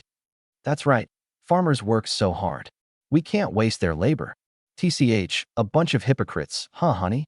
Brother, are you hallucinating? Where would you get a wife? Poor thing. He's even hallucinating from the stimulation. Rumble. After we finished our meal, thunder rumbled outside. It started raining, and Yuchinga, dressed in thin clothes, couldn't help but shrink her neck. Suddenly, a warm garment was draped over my shoulders from behind. Let's go back to the company. It's warmer there. Suddenly, Heelie's voice rang in my ears. Yuchinga tugged at Heelie's coat, a sweet smile spreading across her face as she obediently nodded. The two returned to the car. Heelie originally wanted to go back to the company immediately, but Yuchinga stopped him, gently holding his hand and saying, anyway, there's still plenty of time. Stay in the car with me for a while before going back. I want to spend more time with you, okay? Okay, I'll take a nap. Since the car was air-conditioned and not cold, Heelie nodded. Yuchinga's eyes lit up upon hearing this. Then you can sleep with your head on my lap like yesterday. How about it? Want to borrow my leg? No conditions, right? Heelie asked cautiously. Yuchinga has too many tricks up her sleeve, so he has to be careful. However, this time Yuchinga simply nodded with a smile. Don't worry, you can have the pillow for free. You said it, then I won't stand on ceremony. As he spoke, Heelie comfortably lay down on her lap. The same familiar soft touch, the same familiar fragrance. That feels good, Heelie thought to himself. Yuchinga gently stroked Heelie's face with her small hand, while secretly sending a text message to Wei Wei with her other hand. Take away all the company umbrellas, leave not a single one behind. Hurry up, it has to be finished before work. It appears in chapter 25, but not extensively. The order came suddenly, and Wei Wei was a little confused. She looked up at the heavy rain outside, then checked her text message. Yes, that's right. I told her to take all the umbrellas away. What a strange order. What is president you playing at? Wei Wei was a little confused, but that didn't matter. She had to get things done quickly before going to work. Otherwise, who knew what terrible consequences might occur if she delayed President Yu's plan? Resting his head on Yuchinga's lap, Heelie slept soundly for more than half an hour before waking up with a yawn. Yuchinga's smiling face also came into view. I don't know what she saw, but she's holding her phone and laughing like an idiot. Heelie asked curiously, what are you laughing at? You seem so happy. While being questioned, he sat up to take a look. Yuchinga panicked and quickly hid her phone. It's nothing. It's almost time for work. Go home now. Her eyes darted around, clearly trying to hide something. Healy didn't understand and was too lazy to think about it, so he just nodded and started the car. On the way, he muttered to himself, "Why is this rain getting heavier and heavier, and it doesn't seem to be stopping?" Hearing this, Yuchinga was secretly delighted. It's good that it's raining heavily. I wish it would rain even harder. Huh? What? What did you just say? No. I said it's better to stop sooner rather than later, since it's raining so hard and everything is wet and cold. That's true, but they didn't say it would rain yesterday. The two chatted and soon returned to the company parking lot. When Healy got out of the car, he realized that his coat was with Yuchinga. "Give me your coat. You should go back to the office quickly. Be careful not to catch a cold outside dressed so lightly." As he was saying this, he reached for his coat, but Yuchinga quickly snatched it away and hugged it to her arms. Healy said helplessly, "Stop messing around. Give me back my coat. I need to get to the studio quickly." "What's the rush?" Yuchinga said with a smile as she got out of the car. "Turn around first, and I'll help you put it on." "I'm not a child. Do I need you to help me get dressed?" "I don't care. I just want to try it. Hurry up." Yuchinga held her coat, looking like she wouldn't give it back if you didn't behave. Healy had no choice but to turn around. Seeing this, Yuchinga smiled and shook Healy's coat, putting it on him from behind. She thought that was the end of it, but unexpectedly, Yuchinga took the opportunity to hug Healy and climb onto his back. "How are you feeling?" she asked, leaning on Healy's shoulder. Healy was very honest. "It's quite warm and comfortable." "That's not what I was asking you." Yuchinga pouted. "I'm asking you, do you feel like you have a wife?" Her voice revealed a hint of timid shyness. Healy thought for a moment and nodded. "Yes, but not many." "Hee. Then I'll work even harder." Yuchinga smiled broadly upon hearing this, released Healy, and gently pushed him. "Hurry up, you'll be late." "Whose fault is it that you're late?" Healy rolled his eyes. He didn't have time to talk to her anymore. With only a few minutes left, he hurriedly ran upstairs to catch the elevator and arrived just in time. Weihua looked at him with amusement as he ran over with a sigh of relief. "What? Lost in your girlfriend's sweet embrace and forgot the time? You used to always be eyeing the company's air conditioning or heating, and you'd even use the company's Wi-Fi to play games. Now that we're late, we don't do it anymore. TSK, TSK, TSK. People in love are really different." His tone turned somewhat bitter at the end. Healy shrugged. "Why don't you go find a girlfriend too?" "No." Weihua shook his head vigorously upon hearing this. "Don't you know what the dating market is like right now? Is he really looking for a girlfriend? I think it's more like we should find an ancestor to worship. Forget it. I'll just watch other people date. I'd rather use that money to have some fun myself." As he spoke, he stared curiously at Healy. "You don't seem like the type to find yourself a dowry, do you? So, is your girlfriend a sweet and gentle girl who doesn't ask for a dowry? Tell me, is that really the case? Otherwise, with your personality, how could you possibly be interested? But if that's really the case, TSK, TSK, then you're really lucky. Girls like this are rarer than giant pandas these days." He talked on, his face filled with curiosity. Healy shook his head upon hearing this. "It's not that kind." Hearing this, Weihua was shocked. "No way. If she's not the ideal girl, then you." Weihua thought that Healy's statement that it wasn't like that meant Yuchinga was not gentle and demanded an exorbitant dowry, making her absurd beings similar to those demons and monsters on the internet, which is why Healy was worried. He was even considering advising them to break up.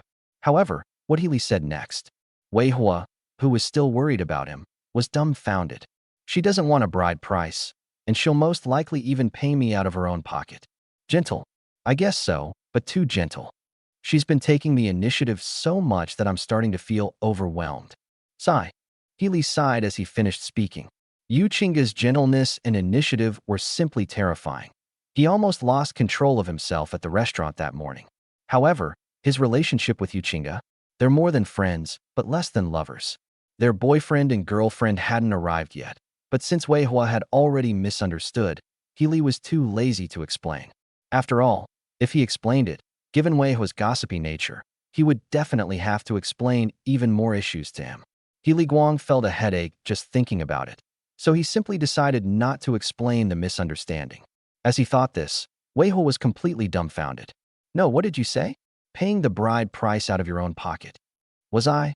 Was I too proactive and too gentle with you? Versailles, huh? Fine, you've got some skills. When he came to his senses, his face was filled with jealousy. Such a wonderful girl. I would have gotten married on the spot. How did you end up running into this, kid? Sigh. Heaven is unjust. Heaven is unjust. Healy was speechless at his heartbroken look. Stop wailing. There are still good girls in this world. You might just find it if you keep trying. Don't try to comfort me. Weiho said irritably. I don't want to waste my breath on you. You lucky guy who's serving a prison sentence for having a wife. I feel like killing you if I say another word to you. He chuckled mischievously upon hearing this. He quieted down and started typing on the keyboard, a faint fragrance lingering from Yu Chinga wafting from his coat. That familiar scent reminded him of Yu Chinga's smiling face. President Yu, what are you laughing at? In the office, Wei Wei saw Yu Chinga sitting there laughing and lost in thought, and couldn't help but ask, which also woke Yu Chinga from her reverie. It's nothing. Yu Chinga shook her head. She couldn't very well tell Wei Wei that it was, because she was recalling the feeling she had when she asked He Li in the parking lot if he had a wife. She probably only smiled foolishly after He Li answered that he did. Suppressing her inner joy, she asked in return, Are you sure you've done what I asked you to do this morning? Don't worry, President Yu. Wei Wei said with a confident expression. All the company's umbrellas and raincoats have been taken away. It's certain that nothing was left behind, but it's raining so hard outside. If we take the rain gear away now, what will happen to everyone else when they get off work? Let's give each other some money, Yu Chinga said casually. Wei Wei clicked her tongue in amazement and exclaimed, That's really extravagant. After all, there are so many people in the company. If each person receives a subsidy of tens or hundreds of yuan, that would amount to tens of thousands of yuan. No wonder he's from a wealthy family. He can casually throw away tens of thousands of yuan without batting an eye. But at the same time, she became increasingly curious about Yu Chinga's motives. Excuse me, Mr. Yu, why did you do this? What's the point? Are those rain gear really that useful? She couldn't help but ask, and Yu Chinga shook her head upon hearing it. What else can rain gear be used for besides keeping out the rain? But then again, if Healy doesn't have an umbrella, he won't refuse if I offer to drive him home, right? After all, it's raining so hard. As she spoke, she finally burst out laughing. Upon hearing this, Wei Wei's eyes widened in realization. Good heavens, so that's the reason behind all of this? She's really something. To get a chance to take Healy home, she didn't hesitate to take away all the umbrellas and spend a fortune to compensate the employees. What kind of good fortune did Healy accumulate in his past lives to be noticed by Yu Chinga? How could someone be loved so deeply by her? Wei Wei was shocked, even bewildered. Chapter 26. That smile was even somewhat glaring. Nothing major happened at the company in the afternoon. Each studio is busy with its own game. Senior management is also working hard to implement a blockbuster game plan. Yu Chinga also has a lot of things to deal with. Healy's situation was much easier. Since the game he was working on at Wuyin Studio was already in its late stages, he didn't have many story missions left and could just write them casually each day. So for the entire afternoon, Healy basically sat there happily, slacking off and playing games, waiting to get off work. During this time, no one bothered him. Wu Gan is still racking his brains to write a self-criticism. Now he's even less likely to provoke Healy. So Healy lived a very comfortable life. Weiho couldn't help but mutter, Sometimes I really don't know if you're here to work or to have fun. I've never seen anyone like you. At work, I either play video games or wait to get off work. You could tell he was extremely envious. Actually, it wasn't just him. Everyone else in the studio felt the same way. They might not fully understand Healy's abilities, but after spending time with him, they knew a little about them. So, while they admired him, they could only sigh silently at his skills. All right, stop muttering to yourself. Since it's almost time to get off work anyway, why don't you give it your all? Healy said this with a smile, while Weiho rolled his eyes. However, seeing the continuous heavy rain outside the window, Weiho seemed to have thought of something and chuckled as he spoke. Stop slacking off. I need to ask you something. It's raining so hard. Do you have an umbrella when you get off work? An umbrella? Healy shook his head, snapping out of his daze. No. Anyway, the company has umbrellas. I can just grab one later. As he spoke, Weiho nodded with a playful expression. Okay, that's all, he said, and continued working diligently. Healy felt a little confused until after get off work. Holy crap, where are the umbrellas? They're all gone. Standing at the company entrance, Healy opened the locker where he usually kept umbrellas and other company supplies and was stunned to find that all the dozens of compartments were completely empty. He couldn't help but exclaim. Upon hearing this, Weihua beamed with delight. Are you dumbfounded? Haha, I didn't tell you before, but it seems like the umbrellas in the company were taken away around noon. Then why did you ask me that before? Healy said, annoyed. Weihua said slyly. I asked you to make sure you didn't have an umbrella. And now I can show off a bit, ha ha ha. Look, I brought an umbrella today, but I won't let you use it. You deserve to be punished by God for what you did to me in Versailles. After saying that, he proudly shook the folding umbrella. I laughed triumphantly. With his umbrella open, Weihua strolled around with a sly grin. Healy was speechless. That guy Weihua. Ahem, what's the matter? As the two were talking, Wei Wei's familiar voice suddenly rang out from behind. Healy and Weihua looked over at the same time and saw Wei Wei walk quickly to Healy and say, Today the blockbuster game plan came down, and President Yu wants to ask you to come over again to talk to you about the plot. It's raining right now and you don't have an umbrella. After the business is finished, President Yu will also be heading back. If it's on your way, you might be able to hitch a ride with President Yu. Let's go, you absolutely can't miss this opportunity. After she finished speaking, Weihua's smug smile vanished. Now it was Healy's turn to be smug. Why aren't you laughing anymore? He asked with amusement, and Weihua was stunned by his answer. What are you laughing at? Let's go. He turned and walked away angrily. It's infuriating. Not only did he not mention Versailles, but he was just a little smug when President Yu came to his rescue. This is outrageous. That's President Yu. She is the unattainable goddess of countless people's dreams. Now Healy actually has the opportunity to ride in the same car as her? I'm so envious. I can't stand it. I just can't. However, Weihua also had some doubts. Was the number of times this rumored aloof and incomparably cold goddess CEO was visiting Healy too frequently? How many times had she visited Healy in just 2 days? Could it be that President Yu seems to have thought of something? Weihua was startled and quickly shook his head. No, that's President Yu. A beautiful, rich, and goddess-like woman with billions in assets. That's not something ordinary people like us can reach. Even if Healy is very capable, she wouldn't go to such lengths. Yes, President Yu must be looking for him because he values work very much. That's right, that's it. He nodded, calmed down, glanced back at the company's direction, and then hurried home. At the same time, Healy followed Wei Wei to Yu Qingge's office. On the way, he felt more and more uneasy. The company's umbrellas are useless. They used to be left there for months without anyone taking care of them. Why were they suddenly taken away? Besides, those are household items, not anything else. What's the point of taking it? Sell it. How much can you get for it? Besides, even if it's useful, does it have to be taken away today? It's so strange that it's still raining now, even though I know it's safe to say. Healy had some doubts about what was going on. As he pondered, he suddenly remembered what he had said to Yu Qingge when they went to lunch that morning. Yu Qingge asked him if he had brought an umbrella. They even offered to take him home if he didn't have an umbrella. But he said he didn't bring any since the company provides free umbrellas. He thought he had blocked Yu Qingge's way to his house. However, now that I think about it, is it possible that Yu Qingge was the one who took away the company's umbrella this time? She wanted to take herself home but had no excuse. So she had someone secretly take all the umbrellas away, so that if she didn't want to get wet, she would have no choice but to listen to her and get in her car to be driven home. That way she knew her home address. Good heavens, women are so cunning. Yu Qingge's schemes were simply impossible for him to guard against. After figuring out the situation, he turned to look at Wei Wei.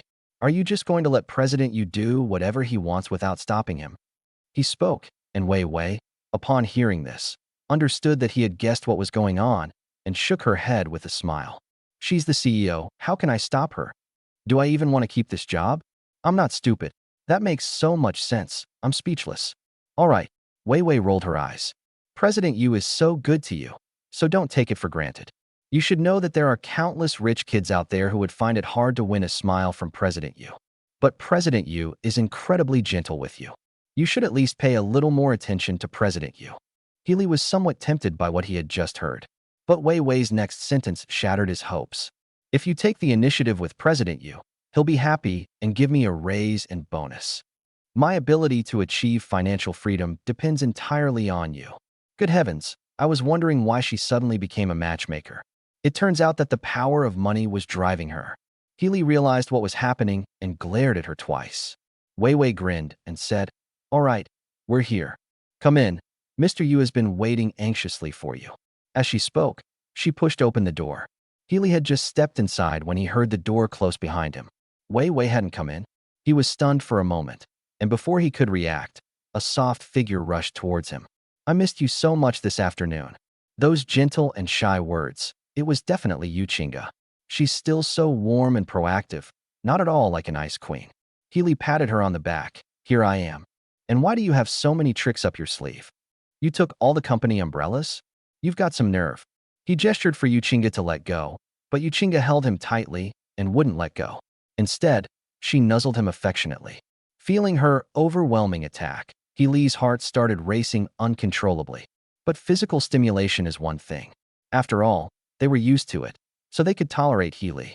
But psychological stimulation is different. "Because I like you and want to have you, I will do everything I can to get you." She spoke softly, her gentle words reaching straight to the heart, igniting a fire within Healy, whose body was already aroused. "Your little trick was indeed very successful. So what's next? What are you planning to do?" "I'll take you home, if possible. Shouldn't you take this opportunity to invite me to your home for a visit?" "Humph, woman, don't regret it when you suffer the consequences." "Hee hee, every moment I spent with you was the most beautiful moment of my life. How could I have any regrets?" She lifted her little face and smiled brightly. That smile was almost blinding. Chapter 27. I never expected to be chased around and fed, forced to eat a woman's rice. "Every moment I spent with you was the most beautiful moment of my life. How could I have any regrets?" Yu Qingge is still the same Yu Qingge. She speaks the most irresistible sweet nothings in the most ordinary tone. I wonder where she learned this trick. If it's an innate ability, then this woman is just too good at it. Healy sighed inwardly, and looking at Yu Qingge's stunning smile, he was somewhat dazed and couldn't help but reach out to touch her. A smooth and soft touch came from my palm. "It's warm and comfortable. I love it." Yu Qingge was overjoyed and took the initiative to rub her hand against his. "Sit with me for a while. I'll take you home when I'm done. By the way, how about we grab some food before heading back? Or maybe I can buy some groceries and come over to your place to cook for you." She closed her eyes, enjoying Healy's caresses, and asked. Healy was taken aback. "You can cook?" There was a hint of doubt in his voice. After all, Yu Qingge was a rich young lady, wasn't she? She's incredibly wealthy. She probably never even stepped foot in the kitchen, let alone cooked. Healy has every reason to believe that even if a rich heiress like her tried, she'd only ever make culinary disasters. For the sake of your own health, it's best not to let her cook. Thinking of this, he added, let's forget about it. Just grab a bite at a restaurant on the way. What's wrong? Yu Qingge asked, displeased. Do you think I can't cook? Hey, you said it yourself. Healy distanced himself from the situation. Anyway, I never said you couldn't cook or anything. Hearing his mutterings, Yu Qingge pouted and said, let me tell you, my cooking is delicious. Others might want to eat it, but don't even have the chance. Healy was still suspicious. Really? Don't worry, Yu Qingge said helplessly. If I love you so much, would I let you eat such terrible food? Just let me cook you a meal and see. If it's really not good, then we'll order takeout. Is this all right now? She asked, her face showing both the hurt of being distrusted and the pleading for Healy's approval. Seeing this, Healy immediately softened and subconsciously reached out to pat her head, agreeing. All right, then let you try.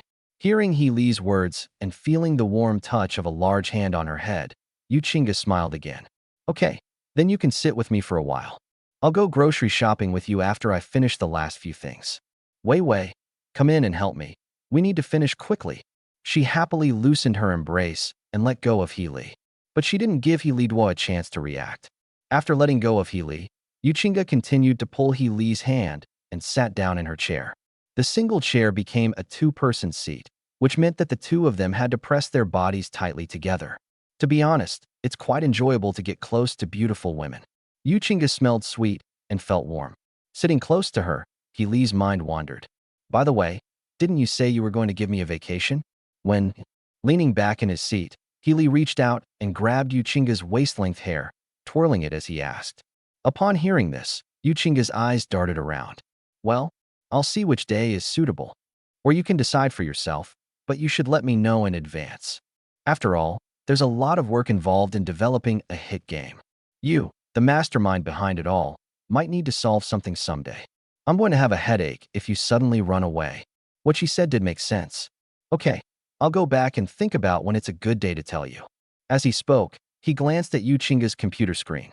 This woman is quite capable. Although she's not quite as good as Healy, who has lived 2 lives, she's still incredibly fast at her job and can finish a bunch of documents in no time. And, to be honest, she looks even more attractive when she's working seriously, which makes her seem more beautiful and cool than usual. Healy just kept staring at it. He didn't seem to find it boring after a while. Yuchinga was completely focused and didn't notice his gaze at all. Weiwei noticed, and a maternal smile appeared on her face. Healy's eyes were so fascinated.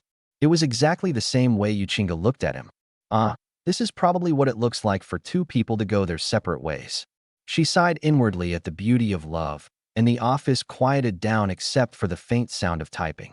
After finishing her work, Yuchinga stretched and realized that Healy was staring straight at her. She asked shyly, "Why are you looking at me like that?" "I'm just captivated by you." Healy shrugged. "You look even better when you're working." The simple compliment sounded like heavenly music to Yuchinga's ears, filling her beautiful eyes with joy. "If you enjoy watching me work, then how about you?" "No," Healy interrupted her before she could finish. He knew without even thinking what Yuchinga was going to say next. She must be making me her personal secretary or something again. Forget it. Healy can't do that kind of work. Yuchinga sighed helplessly. "All right then, now that we've finished our work, let's hurry up and go buy groceries. I'll cook you a big meal when I come to your house later." After saying that, she pulled Healy to stand up with some anticipation. She wondered what Healy's expression would be when he discovered that he could actually cook, and that his cooking was delicious. Would he be especially happy and praise her cooking skills? Or perhaps he's so impressed by his own cooking skills that he hopes he can cook for him again in the future? Maybe I can make a big difference in his progress. It all started with this meal. After all, isn't it said online that if you want to win a man's heart, you have to win his stomach first? Yuchinga thought to herself with a delighted feeling. Healy couldn't quite understand what she was so excited about. Is it because he's excited to go to his own home and do something? Thinking back to Yuchinga's schemes and tricks, Healy couldn't help but secretly become more vigilant. The 2 of them drove away from the company, each with their own thoughts. Because it was raining heavily outside, the vegetable market closed early, so Healy and Yuchinga had to go to the supermarket to buy groceries. Healy originally thought that he could just buy some food to eat, but Yuchinga didn't want to do that. She went straight to the high-end food section of the mall and bought everything without even looking at lobsters or matsutake mushrooms. She bought bags and bags of things. Healy's 2 hands were almost not enough. That's enough, please stop buying it. Wouldn't it be a waste if we couldn't finish all this?" He couldn't help but try to persuade Yuchinga not to buy it. To everyone's surprise, Yuchinga said confidently, "No, I need to buy more nutritious ingredients and store them in your refrigerator, so that you won't eat those cheap things after I leave, which would be bad for your health." "What cheap food is bad for your health?" Healy was speechless. "I've eaten cheap food my whole life and haven't experienced any problems." "Don't argue, you just have to eat it.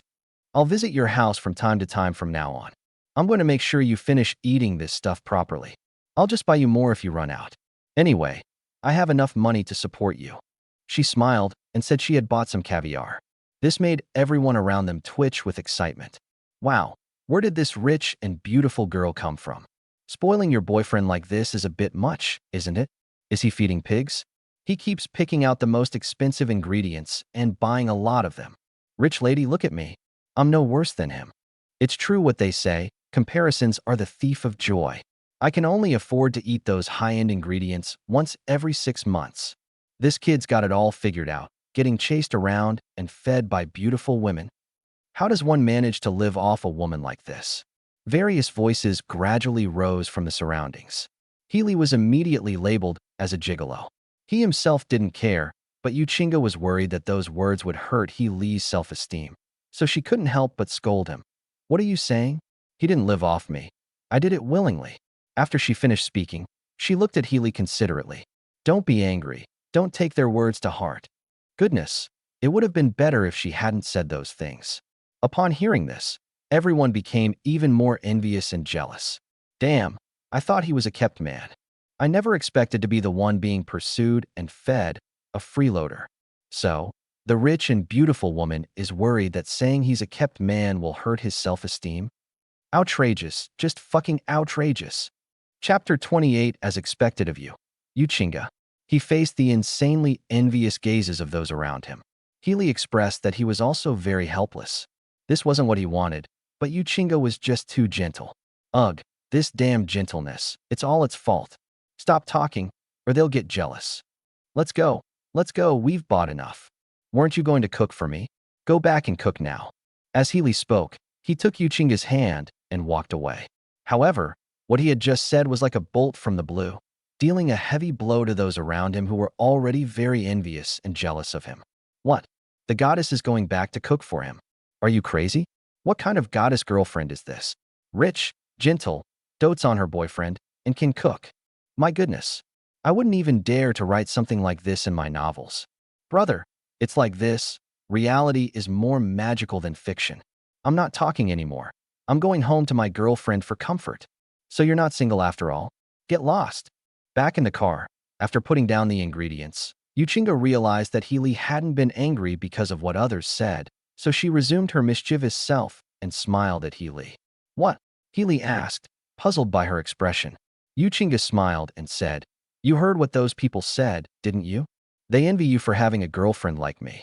I'm so great, you can't miss out on me. I'm a hot commodity, how about it? Want to drag me to get a marriage certificate and have your mark on me? We'll see. Healy shrugged. Upon hearing this, a glimmer of light flashed in Yuchinga's eyes. Healy did not express denial as he had before. So, it means my efforts were worthwhile after all. He was gradually winning over his heart. Hee, it seems like it won't be long before I can marry you. Yuchinga was in high spirits and couldn't help but hum a little tune. He glanced at her out of the corner of his eye, listening to her melodious voice humming a somewhat familiar tune, then started the car and sped towards his residence with a faint smile on his face. Healy did not live with his parents. He only rented a house in Yeching. The place wasn't far from the company, and Healy arrived in just a few minutes driving Yuchinga's luxury car. After getting out of the car with Healy and arriving at his residence, Yuchinga looked around curiously. His rented room was clean and tidy. The corners and balconies are filled with various potted plants. Some potted plants are in full bloom with beautiful flowers. The entire room was filled with a faint, sweet fragrance of flowers. Looking out at the heavy rain, sitting on the sofa, enjoying the fragrance of flowers while eating and reading, Yuchinga could easily imagine how relaxed, comfortable, and carefree Healy's life at home must be. How is it? Is it all right? Healy asked as he came out of the kitchen after putting down the ingredients. Upon hearing this, Yuchinga squinted and nodded. I didn't expect your place to be so nice. I love it. It's perfect as our love nest. The words love nest made her face flush slightly. Upon hearing this, Healy laughed and said, Aren't you embarrassed? If you can't say it, don't always force yourself. Hee. Yuchinga chuckled and changed the subject. It's almost dark. I'll go cook you some food. Go ahead. Let me see how good your cooking is. Healy followed Yuchinga into the kitchen. He was initially somewhat skeptical, but seeing Yuchinga skillfully peeling shrimp and washing vegetables, he realized that this young lady was completely different from the arrogant young ladies he had met in his previous life who never lifted a finger. Yuchinga really knows how to cook. She can only master those skills by cooking regularly. Healy was curious about her busy appearance. You're such a wealthy young lady. How come you're so skilled at cooking? Surprised, aren't you? Yuchinga said smugly. Humph, I've been independent for a long time. When I was studying abroad, I always bought groceries and cooked for myself at home. That's the skill I developed back then. And I can do more than just cook. I can make cakes, cookies, chocolates, and all sorts of things. Hearing her words, Healy remembered the small cake she had eaten earlier. He asked tentatively, You said you can also bake cakes? And those little cakes in your office fridge? That was a gift from someone else. Yuchinga replied, and Healy was inexplicably a little disappointed upon hearing this. Yuchinga, as if she could read his mind, immediately noticed the subtle change in his expression and asked with a smile, "What's wrong? Are you disappointed to hear that it wasn't a cake I made myself?" No. Healy stubbornly refused to admit it. Yuchinga was not in a hurry when she heard this. She has already figured out Healy's personality weaknesses. She feigned helplessness and said, "Sigh, I thought you would be disappointed, so I was thinking of making you some small cakes tomorrow to take to the company for you. Since you're not disappointed, you probably don't care that I'm not interested in the cake I made, right? Forget it. I was just being presumptuous." As she finished speaking, her expression became somewhat downcast. Hearing this, Healy felt a pang of sadness. It felt like denying it would hurt Yuchinga. He felt a little sorry for her seeing how down she looked. "Actually, I'm not entirely without disappointment either. I was still a little disappointed to hear your denial." Healy scratched his head as he spoke. Upon hearing this, Yuchinga's previous sad and downcast expression vanished instantly. She looked at Healy and a familiar, bright smile appeared on her face instead. "Hee hee, I knew you'd be disappointed. So, do you want some? I'll make you some small cakes tomorrow." Healy looked at her with a sense of helplessness. "It seems like I'm being manipulated by this woman. Oh well, if there's free food, might as well take it. Since you've put it that way, why should I pretend to be stupid and refuse? I'll eat it if you dare bring it to the office tomorrow." Healy didn't stand on ceremony, and Yuchinga added, "Then you have to finish it all and not waste any." Upon hearing this, Healy's expression immediately turned strange. "How many are you planning to make?" "Hee hee, what's wrong? Are you scared?" "Don't worry. I'd be heartbroken if you overeat and hurt yourself. You'd better really care about me." "Okay, stop talking. Just give me the spoon." "Oh, it smells delicious. Your cooking is pretty good.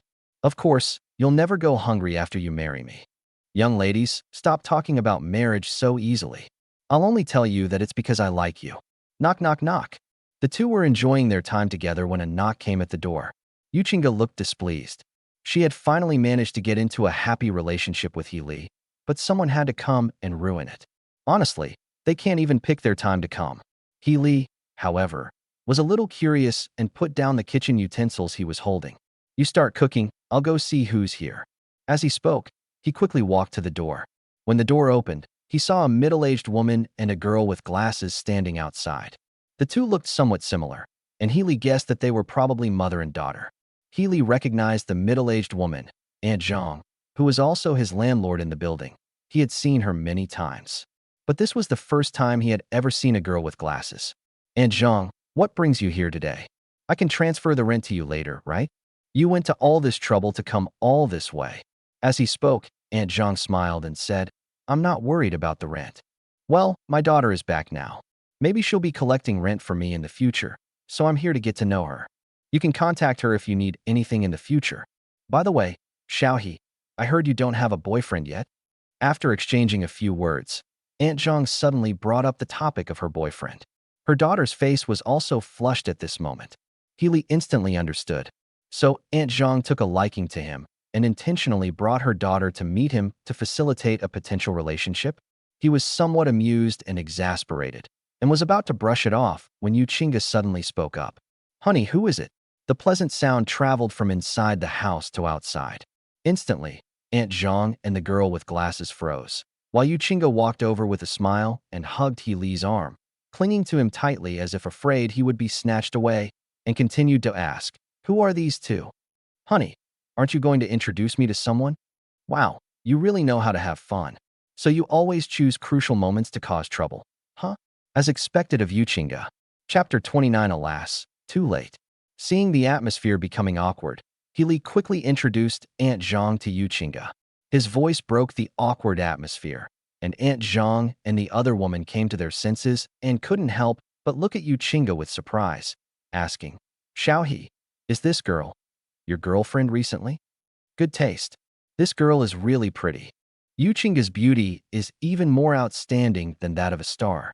It's normal for Aunt Zhang and her daughter to be surprised. Healy nodded in response to her question. Yes. He can't deny the current situation. Denying that Yuchinga is his girlfriend will only make their relationship even more unclear. However, Yuchinga was overjoyed to see Healy admit it, although she knew in her heart that Healy had no choice but to admit it due to the current situation. She was still very excited to be acknowledged by He Li as his girlfriend Yu Qinga in front of outsiders. This is exactly the result she wanted. You're only agreeing now because you have no other choice. But it won't be long before I make you willingly declare that I am your woman. Yu Qinga hugged He Li's arm and thought to herself with delight. She only snapped out of her daze when Aunt Zhang's voice rang out again. Oh, and Zhang was thinking of introducing you to someone. I didn't expect you to have already found it yourself. And such a beautiful girl. Aunt Zhang's voice carried a hint of helplessness and disappointment. He Li is quite well known in the neighborhood. After all, he works for the large company Julie in a planning position. People guess that he earns at least tens of thousands of yuan a month, and most importantly, he has a good personality. He's handsome and kind to others. Many elderly people in the neighborhood are hoping he'll become their son-in-law. My daughter is home today, which is a rare occasion. Aunt Zhang was still thinking about whether she could bring the two together. Who knew? We were too late. Such a good son-in-law, and someone else snatched him up first. As she thought about it, Aunt Zhang felt a little uneasy. If He Li had just found an ordinary girl, that would be one thing. But the problem is that his girlfriend is like a female celebrity, beautiful and elegant, completely incomparable to his own daughter, and it's unlikely he could even steal her away. Perhaps out of resentment, thinking that although his daughter could not compare to Yu Qinga in terms of looks and temperament, she was rich. Her family owns several buildings that generate rental income. At least in this respect, we can suppress the other party, right? Thinking this through, Aunt Zhang smiled and said, since you're Xiaohe's girlfriend, you'll definitely come often, right? Tell me, what's this girl's name? What kind of work do you do? Let Andy know too. After all, we can chat for a bit if we run into each other again. She asked the question in a half-joking manner, as if it were a casual chat. He Li was about to say something when Yu Qinga spoke first. Aunt Zhang, my name is Yu Qinga. You can just call me Xiaoyu. It's work, hee. Actually, I'm his boss. Yu Qinga said with a smile, and Aunt Zhang was stunned for a moment. He Li's superior? Isn't that a mid to high-level manager in Julie? How much is that annual salary? Hundreds of thousands or millions? TSK, looks like they're not short of money after all. And if someone can rise to a high position in Julie, their abilities and qualifications must be quite impressive, right? Sigh. Aunt Zhang couldn't help but sigh again. I thought I could surpass Yu Qinga in terms of money, but it turns out that Yu Qinga is not short of money either, and she is also respectable. If her daughter were to become a landlady, she would not be able to compare with the high-ranking members of Julie. Well, a complete defeat. There wasn't a single chance. But He Li is quite lucky, isn't he? TSK, Xiaohe's boss? That's something else. But you're a mid to high-level employee in Julie. Xiaohe, you too, secretly and quietly found such a capable girlfriend. Look, she's beautiful, capable, and she even cooks for you. You'd better cherish her from now on. Aunt Zhang was a nice person.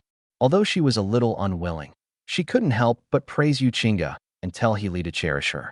Yu Qinga smiled and said sweetly, how can I be as good as Aunt Zhang says? But Aunt Zhang, you don't look old at all. I initially thought you and your daughter were sisters. This little girl is really good with words. Aunt Zhang smiled. He Li looked strange. So they're already chatting? Seeing Yu Qinga chatting animatedly with Aunt Zhang, he didn't really want to interrupt, but the faint smell of burning in the kitchen, he couldn't help but ask, have you forgotten something? What are you cooking in your pot? It looks like it's about to burn. Oh dear. Yu Qinga exclaimed in surprise upon hearing this. I almost forgot about my food. She quickly turned to leave, but then looked back at Aunt Zhang and the girl with glasses. Aunt Zhang, since you're already here, why don't you and your daughter have a meal here before you leave? No. Aunt Zhang shook her head. I have some things to do later, so I won't bother you too.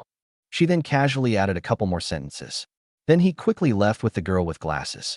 Yu Qinga also hurriedly ran back to the kitchen to get busy. Luckily, I noticed it early enough that the food in the pot wasn't completely burnt. Otherwise, those high-end ingredients would be wasted. At this moment, inside the elevator outside. Mom, I already told you not to come. Look, he has a girlfriend now. Luckily, you didn't just say you wanted to introduce me to her. Otherwise, wouldn't I be so embarrassed? The girl with glasses muttered something, and Aunt Zhang raised an eyebrow upon hearing it. You brat, isn't this all your fault? Don't you have any idea what kind of person Xiaohe is? What a good child. I told you to come back sooner, but you wouldn't listen. You're always thinking about your trivial matters. Well, look what happened. You came back late, and your golden husband was snatched away. You're socially awkward and don't like to go out on your own initiative. You refuse to dress up even when I ask you to. You're not bad-looking at all, but you dress so tacky every day. When will I ever have a son-in-law and grandchildren like this? Aunt Zhang sighed. The girl with glasses pouted and remained silent. However, there was indeed a hint of regret in her eyes. Healy is handsome and seems to be a very peaceful person. If I had come back sooner, maybe. Sigh, I finally met someone I clicked with, and then I just missed out. A feeling of regret and helplessness spread through the elevator. The food is almost ready. Just wait a little longer. In the kitchen, Yuchinga was still busy. As Healy went in to help her, he couldn't help but say, "You were calling me husband the moment you opened your mouth. Didn't you feel ashamed? What's so scary about it?" Yuchinga said smugly, "You were always my husband, but it's just the future. I'm just giving it a heads up now. What's the problem? If you're not satisfied?" Well, she paused, then turned around, hugged Healy's waist, and whispered shyly in his ear, "You can call me wife too. I won't mind if you call me that. So you're the one who benefits either way, right?" Healy rolled his eyes at her words. Upon hearing this, Yuchinga nodded with a smile. "If that's how you think, then I have no other choice. Whether you want to call it or not is entirely up to you. Anyway, I'm determined to call you husband this time." As she spoke, she hummed a little tune with a touch of pride. Seeing her cute little face, Healy couldn't help but reach out and pinch the delicate skin on her waist. The sudden touch made Yuchinga involuntarily shrink her neck and tremble. She felt ticklish and wanted to laugh. Her face flushed, and she asked in a coquettish voice, "Oh, stop it. What are you doing?" Her voice was incredibly alluring, and Healy couldn't help but instinctively pull her close, drawing her close to his body. Chapter 30. Okay. Is this how you play it? Yuchinga smiled as Healy hugged her. "You blockhead. You've finally decided to take action." She couldn't help but feel a surge of joy. Unexpectedly, Healy quickly regained his senses and let go of her hand. Yuchinga was displeased. "Since you've already hugged me, why don't you hug me a little longer?" "That makes sense, but I want to eat first." Healy nodded, looking very serious. Yuchinga pouted. "You always find excuses to hide." "Fine, I'll let you taste my cooking first." Yuchinga smiled again, feeling both excited and nervous. Today was the first time she would show off her cooking skills in front of Healy. Although she was very confident in her cooking skills, she was also a little worried that they would not suit Healy's taste. She was also thinking about what she should do if Healy really didn't like her cooking. "I hope he really will like it." Trying to calm herself down, Yuchinga silently encouraged herself and began to serve the dishes. She made a lot. The table was full of it. The rich aroma of food filled the entire room. Looking at those dishes that looked and smelled delicious, Healy, who had been feeling hungry for some time, was really tempted. "Stop fussing around. Come and eat. We'll clean up after you've finished." He turned around and called out to Yuchinga in the kitchen, then sat down and happily picked up a few pieces of meat and put them in his mouth. Yuchinga, who happened to be coming out, saw this and quickly went over and sat down next to Healy. "How is it? Is it delicious?" she asked. Those beautiful eyes sparkled with a light called expectation. Healy closed his eyes and savored the taste carefully for a long time without making a sound. This worried Yuchinga greatly. She thought it was because she hadn't done a good job and the food wasn't very tasty. She was just about to try it herself when Healy's words finally came as a delight to her. "Tender, flavorful, and melts in your mouth. Excellent." As he spoke, he picked up a few more pieces and stuffed them into his mouth. Seeing how much he enjoyed his food, Yuchinga breathed a sigh of relief and quickly served him more food with a big smile. "Try this. This is a dish I modified myself. And this shrimp, try it. I'll peel it for you. Oh, and this too. Eat more." Watching her pick up food and peel shrimp, chattering away about the dishes she made, Healy watched with delight as she ate, a faint sense of happiness rising within him. "All right, stop just piling food on my plate. You've been busy all day, have something to eat." Coming to her senses, Healy put a few meatballs on her plate. Seeing this, Yuchinga smiled and said, "Since you know I've been busy all day, are you going to thank me with just a few meatballs?" "Hmm? So what do you want?" Healy asked suspiciously. Before Yuchinga could continue speaking, he added, "You're not planning to make any more inappropriate requests, are you?" Upon hearing this, Yuchinga gave him a playful glare. "What are you saying? When have I ever made a bad request? I just have a tiny, insignificant wish. I knew it, Healy thought to himself. However, to be fair, her cooking is really delicious. If it's not an unreasonable request, then it doesn't seem like it's impossible to reluctantly agree, right? Thinking of this, Healy hesitated for a moment before nodding. Tell me what your so-called little wish is first. It's not excessive, I can consider agreeing. Upon hearing this, Yuchinga smiled. Hee hee, my little wish is actually.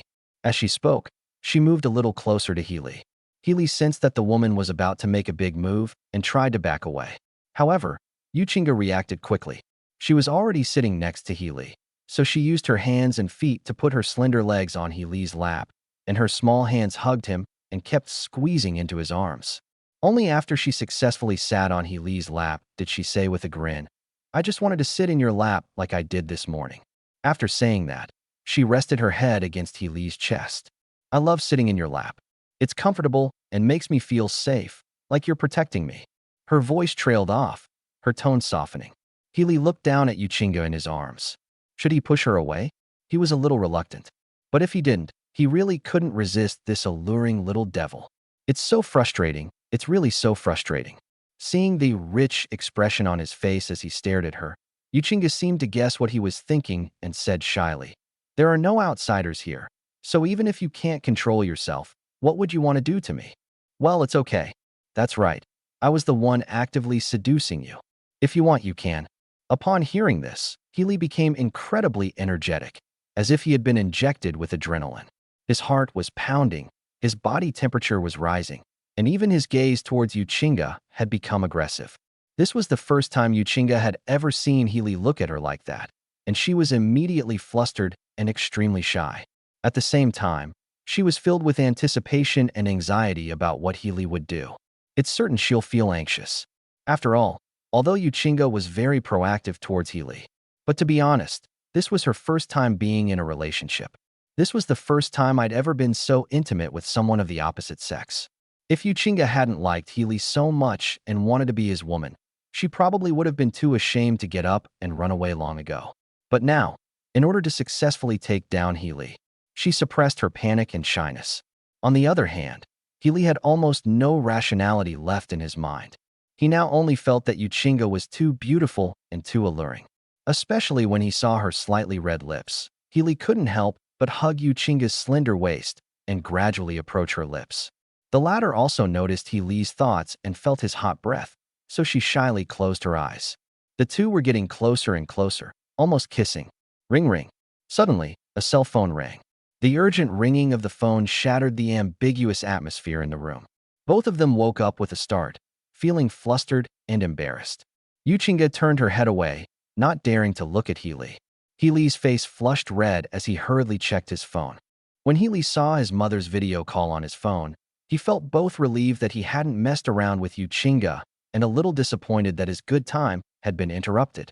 Lost in thought, Healy felt his phone vibrate, snapping him out of his reverie and answering the call. Hey kid, why didn't you answer the phone for so long? I thought you, shall you? As soon as the call connected, his mother appeared on the phone screen, looking somewhat disgruntled and about to say something. The next second, Hima was stunned. Through Healy's phone camera, she could clearly see the position Healy and Yuchinga were in at that moment. Yuchinga sat on Healy's lap with her arms around his shoulders, while Healy wrapped his arms around Yuchinga's slender waist and pressed his body close to hers. Did I interrupt the young couple's good time? After realizing what was happening, Auntie quickly laughed it off. Well, Mom has nothing else to say. I'll hang up now. You guys continue. Mom will call you when you're done. As she was about to hang up, Yuchinga lowered her head and blushed crimson upon hearing what Hima said. However, she couldn't bear to let go of Healy, so she hugged him even tighter, as if she wanted to hide inside his body. Healy felt the soft body pressed against him, feeling both pleasure and discomfort, and quickly leaned close to Yuchinga's ear. Loosen up. Are you trying to strangle me? Oh, I'm sorry, I was just a little. Stop just talking, let go of my grip. What's the point of talking without letting go? Upon hearing this, Yuchinga was about to obediently let go, but sensing that Healy seemed to be reacting in some way, she rolled her eyes and said shyly and slyly, No, unless you call me wife. Trying to take advantage of the situation and coerce me. Huh? Fine, you're really something. Healy couldn't hold back anymore, mainly because his brother couldn't take it anymore. Okay, I'll call you. Why are you still trying to rub against me? Then hurry up and call out. Or, or I'll hug you even tighter. You win, honey. Wife, is that enough? No, that's not right. Call it with emotion, with a bit of feeling. Woman, I have reason to suspect that you are deliberately stalling. So, are you going to scream or not? I'm not letting go. I'm calling. I'm calling. Wife, my dear wife, can you let go now? Hee hee, that's more like it. Yuchinga loosened her grip and laughed. You only said loosely, not openly, right? Then I can hug you more gently, right? Fine. So you're going to play it this way, huh? Chapter 31. Can I warm up your bed before I leave? At this moment, Aunt He's face was beaming with joy. The way this young couple is flirting is so sweet. They may argue and bicker, but their actions tell a different story. Yuchinga was reluctant to let go, and Healy was also reluctant to push her away. After all, if Healy really dislikes her, with his strength, he would have pushed Yuchinga away long ago. Of course, the most important thing is that Yuchinga was actually forcing Healy to call her wife just now. It seems this girl really loves her rascal. They like each other so much that they can't wait to get their marriage certificate. Thinking of this, and he couldn't help but say, since you two are so in love, why don't you get your marriage certificate soon and then find a suitable date to hold your wedding? Her voice rang out, and Healy was taken aback. Holy crap, Mom said she was going to hang up, but she hasn't actually hung up yet. Did his mother overhear his entire conversation with Yuchinga? Realizing what was happening, Healy immediately broke out in a cold sweat. He was a little scared, worried that he hadn't said anything bad to Yuchinga earlier. Otherwise, it would expose that he and Yuchinga were not actually in a boyfriend-girlfriend relationship, and his mother would definitely give him a good scolding and probably even come to question him herself. Thank goodness, nothing was exposed just now. Fortunately, Yuchinga was enthusiastic enough. Otherwise, who knows if Mom will get suspicious. However, my mother no longer suspects their relationship. But Mom seems to think they have a very deep relationship. They actually thought of letting him and Yuchinga get their marriage certificate. Healy's mind raced as he tried to figure out how to get away with it. Yuchinga's eyes lit up and she quickly replied, Okay, Auntie. Then I'll discuss it with Healy. Don't worry, we're so in love, we'll definitely get our marriage certificate and bring it back for you to see. Huh. Healy panicked a little upon hearing this. Things were developing in ways that were increasingly beyond his expectations. He quickly interrupted Yuchinga. This matter needs to be handled carefully. Well, Mom, Chinga and I are still young and have a long time ahead of us. Take your time with the wedding, don't rush it. As he spoke, Healy didn't give his mother a chance to reply. He immediately changed the subject. By the way, Mom, why don't you tell us what's on your phone right now? Hearing this, and he didn't think much of it. All right. You two can discuss the marriage yourselves. Mom won't rush you, but you'd better keep a close eye on my precious daughter-in-law and don't lose her. Besides, Mom's phone call wasn't anything serious. Don't you want to ask about the situation on your end? I heard there's a huge rainstorm where you are. Please dress warmly, bring an umbrella, and don't catch a cold. As the conversation progressed, his mother began to ramble on about how Healy was doing lately, and she also gave him advice on various matters, her words filled with concern for her son. Healy listened quietly and calmed down as well. Mom, don't worry, I'm doing fine here. He responded, and Yuchinga responded with a smile. Yes, Annie, look, I made him a big meal today. As she spoke, she grabbed Healy's hand and moved the phone. Through the camera, Hima saw the table full of exquisite dishes and was immediately filled with surprise and joy. Did Xiaoyu do all of this? She couldn't help but ask. Healy nodded. Yes, she's a good cook. Good. Auntie said happily. I didn't expect our Xiaoyu to be such a good cook. TSK. It seems you'll be very lucky to marry Xiaoyu in the future. Yuchinga was very pleased to be praised. She casually brought up other things. Auntie, actually I can do other things too. For example, small cakes and cookies. You don't know? Healy was a little disappointed that he didn't get to eat the little cakes I made today and wanted me to make some for him. Oh, this kid really has a gluttonous appetite. It's good that he has a sweet tooth, Auntie. I love cooking for him. I want to raise my boyfriend to be plump and healthy. Wow, Rico is so lucky to have a girlfriend like you. Here we go again. These two women completely forget about Healy once they start chatting. The main problem is that Yu Chinga has started using her peculiar linguistic skills to cause trouble again. Healy was completely unable to stop Yu Chinga. He could only let Yu Chinga do as she pleased, letting her chatter on and on with her mother. However, while enjoying the feast Yu Chinga prepared for me, listening to the rain outside the window, and watching my mother chat with her, Healy suddenly felt a sense of home. Isn't this what home is all about? It was filled with laughter and warmth. While it was quiet and comfortable when he was alone, he sometimes felt a bit lonely and desolate. Now that Yu Chinga has come to his place, she has brought him warmth and joy. Now his place finally feels like home. In the past, that might have been just a place to stay. As Healy ate his meal, he thought to himself, and his gaze toward Yu Chinga softened considerably. Yu Chinga happened to look over at that moment. Their eyes met, and Healy didn't look away. Yu Chinga noticed the change in his gaze and was somewhat puzzled. What's wrong? Why do you seem to be looking at me so gently? It's nothing. Healy shook his head and didn't say anything more.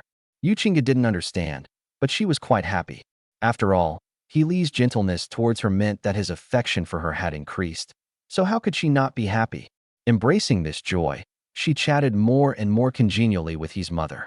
After Healy had eaten and drunk his fill, his mother and Yu Chinga finally finished chatting and hung up the phone. Healy put away his phone and sighed. Wow, you guys can really chat for half an hour. As he spoke, he asked again, hurry up and eat. The food is getting cold. I'll take those that have gone cold and heat them up for you. Hearing his words, Yu Chinga nodded obediently, which was rare for her.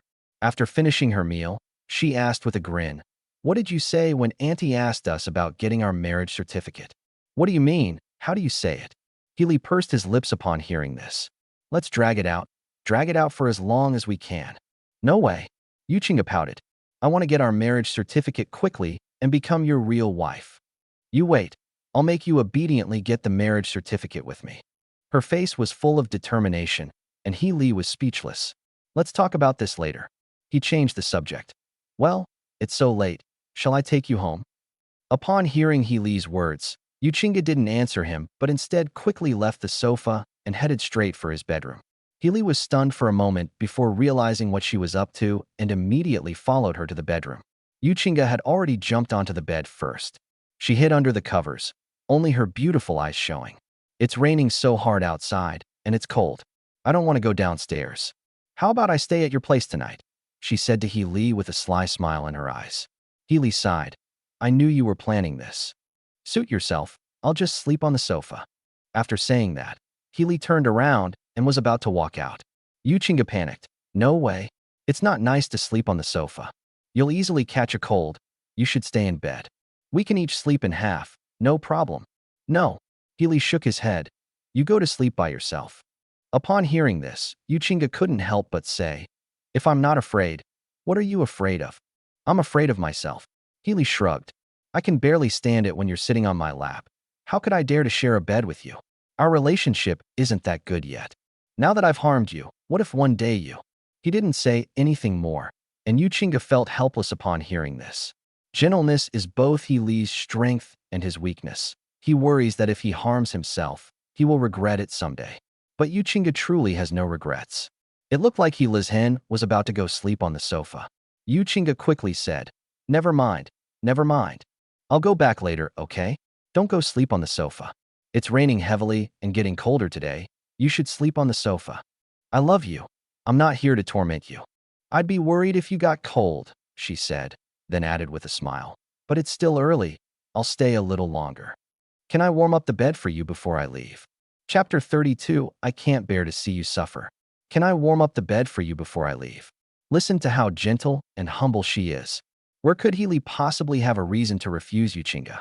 All right, I'll go outside and tidy up first. Yu Chinga nodded obediently, shrinking into the blankets. Seeing Healy leave, they confirmed that he had really gone far away. Yu Chinga lay in bed, her pretty face flushed.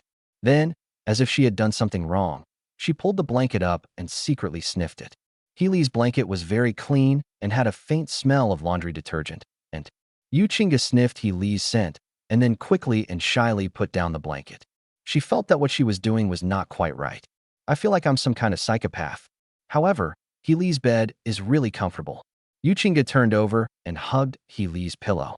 When Healy returned after tidying up outside, he found Yuchinga already asleep in his bed.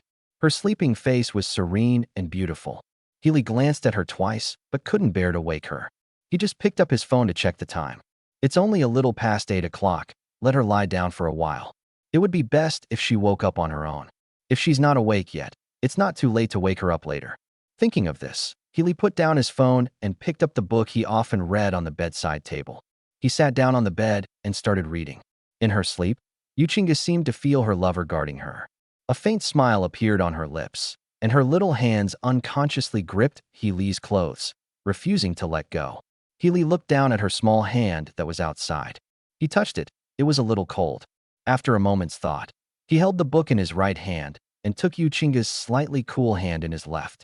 A warm feeling came from my hands. Yuchinga unconsciously grasped Healy's hand. A warm and cozy atmosphere permeated the quiet bedroom. Until almost 10 o'clock. Ring ring.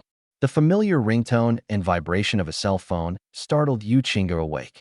Healy's phone, which was on the table, woke her up. She quickly opened her eyes, only to find an unfamiliar ceiling and her beloved figure beside her. Then, realizing what was happening, she found herself holding hands with Healy. A gentle smile appeared on her face. "You're so kind," she whispered as she got up and hugged Healy. Healy put down the book, let go of her hand, shook his head, and picked up his phone. The caller ID above shows my old classmate, Qianquan. Seeing that Healy stared at the incoming call for a long time without answering, Yuchinga asked curiously, "Why aren't you answering your classmate's call?" "High school," Healy replied. "We haven't been in touch for many years. I had almost forgotten that this person was in my contacts. Why did he suddenly call me at this time? I know without even thinking that it's going to be a troublesome thing. For example, they might ask me to give a wedding gift, borrow money, or other random things." As he spoke, Yuchinga immediately understood. Healy is someone who hates trouble. Is it because he thought of these things that he hesitated? Yuchinga rolled her eyes and reached out to answer the call. Her idea was simple: to see what Healy's classmate was going to say, so she could chat with him and learn more about Healy from him. Healy saw that she had already answered the call, but there was nothing he could do. Since she had already answered, he might as well see what the other person wanted to say. "Hello," he asked weakly. The voice on the phone was quite strong. "What's the logic behind this? Looks like you haven't changed your number yet." "Very good. Let's get in touch with as many as we can." Hearing what his old classmate Qianquan said on the phone, Healy felt increasingly uneasy. "What do you mean, contact one by one? What's the matter?" He couldn't help but ask quickly, and Qianquan laughed. "What? You don't sound too happy, huh? You don't think I'm asking you for money, do you? All right, hurry up and tell me what it is," Healy urged. Upon hearing this, Qianquan responded seriously. "It's like this. We heard that our former class monitor has recently made some money, so he's come back to organize a get-together for all the old classmates, and we'll have a meal together. That's why I'm helping him make the contact." The class monitor made some money and then thought of calling a class reunion? Isn't this just plain showing off? Healy wasn't stupid. He immediately understood what it meant. He didn't really want to say on the spot, "A party?" "Unfortunately, I'm quite busy lately, and I'm afraid I can't make it." "What are you busy with?" Before he could finish speaking, a somewhat shrill voice came from Qianquan's side. "Hey Healy, you used to be the top student in our class and a well-known heartthrob in school. Even the prettiest girl in our class had a crush on you. Now everyone wants to meet you. Are you going to refuse us?" The shrill voice chuckled again after saying that. "Or are you so embarrassed to come because you're doing so poorly? It's all right. My brother has made a fortune recently. If you're really struggling, come here and I'll find you a job that pays 10 or 20,000. He frowned slightly upon hearing these words. He recognized the sharp voice. "Peng Shan, my class monitor in high school." Because Healy used to be a good student and handsome, he had many female admirers at school, which often made this guy jealous. Now that he's made a fortune, his biggest thought is probably to show off in front of Healy. Ideally, they should be able to outshine Healy. Healy didn't want to talk to this guy at all. But Peng Shan and Qianquan were still arguing incessantly. "No, Healy, why aren't you saying anything? If you're really struggling, why don't you just come to Brother Shan and be done with it? Oh, and the class beauty will be there too. She's so much prettier now than before. It's a pity you didn't seize the opportunity before. You rejected her, and she got together with Brother Shan.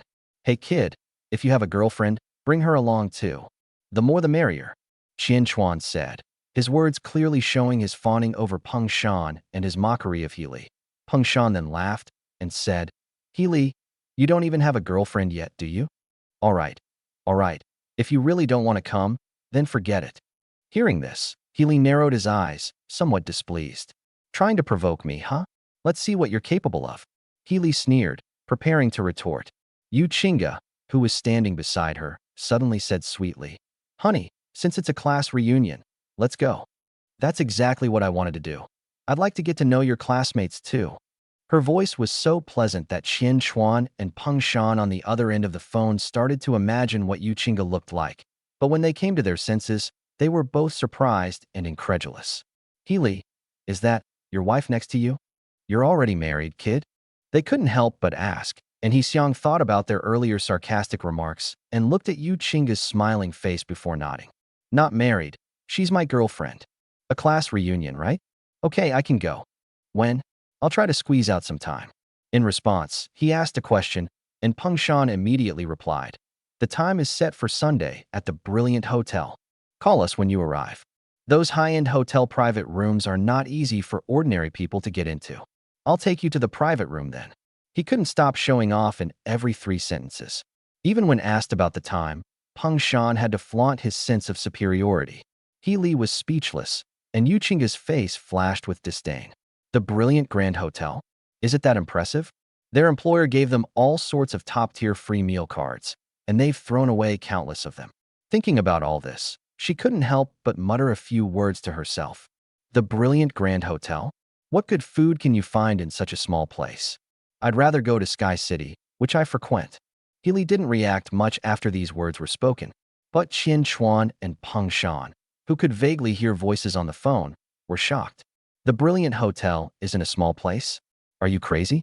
That's a place in Yeqing that exceeds 5-star standards. It's difficult for ordinary people to get in, especially in such a small place. Sky City goes without saying. It's even more impressive than the Grand Hotel. It's said that you need to make a special reservation every day, and it only caters to dignitaries and important figures. Even Peng Shan couldn't get in. Who is he Li's girlfriend? How dare she say such a thing? Peng Shan's first thought was that it was absurd and unbelievable. He couldn't help but want to ask something, but Healy hung up the phone without giving him a chance.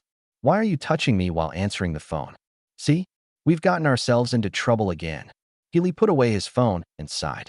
Yu Qingge gently hugged him and whispered, I just wanted to learn more about you through your classmates. Who knew they were this kind of people? I can't bear to see you suffer. I'll go with you on Sunday, and I'll show you how to crush everyone and make those snobbish guys green with envy. She couldn't help but laugh at the end. Healy was both touched and helpless as he listened to her words. All right, we'll talk about this later. Get up. It's so late. Let me take you home first. Chapter 33, There are ways to deal with it no matter what. It was quite late when I got back after dropping Yu Qingge off. Healy washed up and lay in bed, but couldn't fall asleep. The warmth of Yu Qingge's body still lingered in his bed. That familiar scent lingered in the air for a long time. Lying in this fragrant, warm little quilt, Healy couldn't help but think of the things that had happened today. Yu Qingge sat on his lap with gentle warmth, and he almost couldn't help but kiss her earlier. The more Healy thought about it, the more thoughts filled his mind, and naturally, he couldn't sleep at all and couldn't calm down. However, I can't sleep right now. But to be honest, it's really comfortable to lie in a bed warmed by a beautiful woman like Yu Qingge. This is 100 times better than lying in a cold bed every day. If I marry her, I can have her warm my bed every day. TSK. Healy can't even imagine how awesome that would be. As Healy pondered this, he suddenly understood why wealthy families in ancient times always had a maidservant to keep their bed warm. Sigh, let's go to sleep. We have to go to work tomorrow. Shaking his head, trying not to let his mind wander, Healy covered himself with the blanket, breathing in its fragrance, trying to fall asleep, but it turned out he couldn't calm down and sleep comfortably. This was confirmed the following morning. What did you do last night? You have really dark circles under your eyes. It's rare to see you like this before. Didn't you used to be quite health conscious? At the company, Weihua was quite surprised to see Healy yawning and sporting dark circles under his eyes when he arrived. Healy had never been in this state before. What's going on now? He wondered.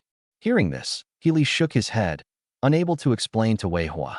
He couldn't very well say that he had been thinking wildly all night and hadn't been able to fall asleep until midnight. Could he? But the less he said, the more curious Wei Hua became. He couldn't help but ask, "You're not so listless because you're addicted to playing cards with your girlfriend, are you?" "Take care of yourself," he said with a smile. Healy immediately understood what he meant by playing cards. "What are you guessing for? Go do your thing."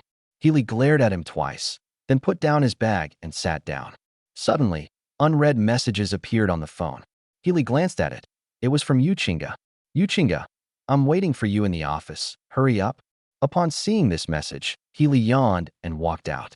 Wei Hua was a little suspicious when he saw him leave. Why was he running out of the company so early in the morning instead of pretending to be at work? Something was wrong. Wei Hua's eyes darted around and his gossipy nature kicked in, so he secretly followed him. He was very curious about what Healy was up to in such a mysterious way. He followed Healy, and as he watched Healy enter the elevator and continue upwards, Wei Hua's expression of suspicion deepened. What's going on? Why are they rushing to the upper floors so early in the morning? Are you planning to go see some leader? Could it be President Yu? Wei Hua's eyelids twitched a few times. He stared intently at the rising numbers on the elevator, his heart pounding faster with each floor it ascended. Healy's hand stopped on the floor where Yuchinga's office was located. Wei Hua stared wide-eyed, his eyes filled with envy and shock. Holy crap, this guy actually went to see President Yu? What's going on? Why are you going to see President Yu every day? Even if they need something, isn't this happening a bit too frequently? This guy? Could it be that he and President Yu have something going on?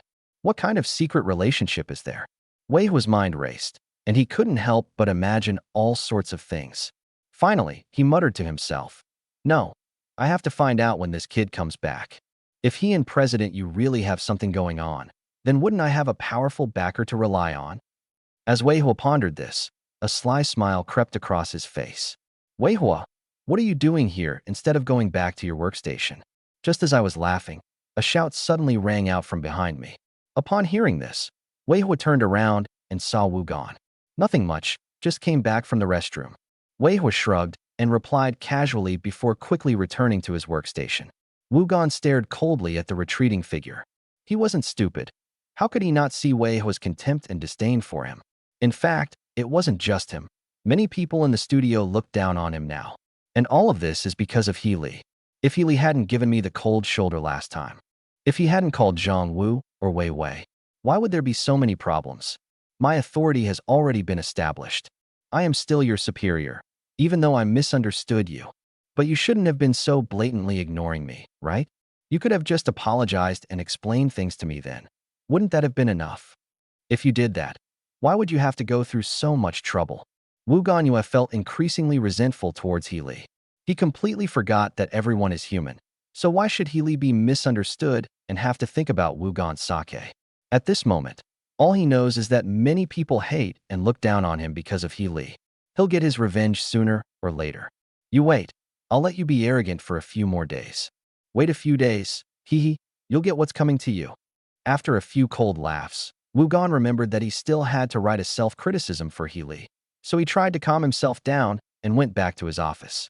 Meanwhile, in the CEO's office. What's wrong? Your dark circles are really bad. Seeing Healy enter with dark circles under his eyes, Yuchinga looked at him with concern and quickly sat down, hugging his arm. Healy rolled his eyes. What's wrong? It's all because of you, woman, at my house yesterday. Never mind. He shook his head before he could finish speaking. Upon hearing this, Yuchinga chuckled and said, "Did you miss me so much that you couldn't sleep after I left yesterday? It's not my fault. I already said I wasn't leaving. You insisted on sending me back. If I had stayed last night and slept with you, would you have slept very well? Come on." Healy shook his head. "With you, this little vixen, by my side, I'm afraid I won't be able to sleep all night." Hearing his words, Yuchinga wasn't angry at all. Instead, she was secretly pleased. Does Healy mean that she has a lot of charm over him? Otherwise, why would he be unable to concentrate and sleep all night just because I'm right next to him? However, looking at Healy's listless appearance, Yuchinga's happiness was overshadowed by heartache. All right, you'll get used to it." She said this as if to comfort him, and Healy's eyes widened at that moment. "You'll get used to it later? What? Once isn't enough. Of course not. I want to sleep with you every night. If you want me dead, just say so. Healy couldn't help but turn around. Yuchinga smiled and hugged him gently, saying, don't be unhappy. If you're sleepy, you can sleep here. Don't you like sleeping on my lap? How about I let you sleep here on payday, or let you sleep with your head on my lap? Paid sleep? Is that even possible? You said it yourself, so don't go back on your word. Healy would never refuse such a good deal, as he always tries to take advantage of any opportunity. Yuchinga nodded with a smile. Yes, I will never go back on my word. As she spoke, she pulled Healy to sit on the sofa. Healy lay comfortably on her soft thighs. Does it feel good? Yuchinga gently stroked Healy's face. The latter nodded.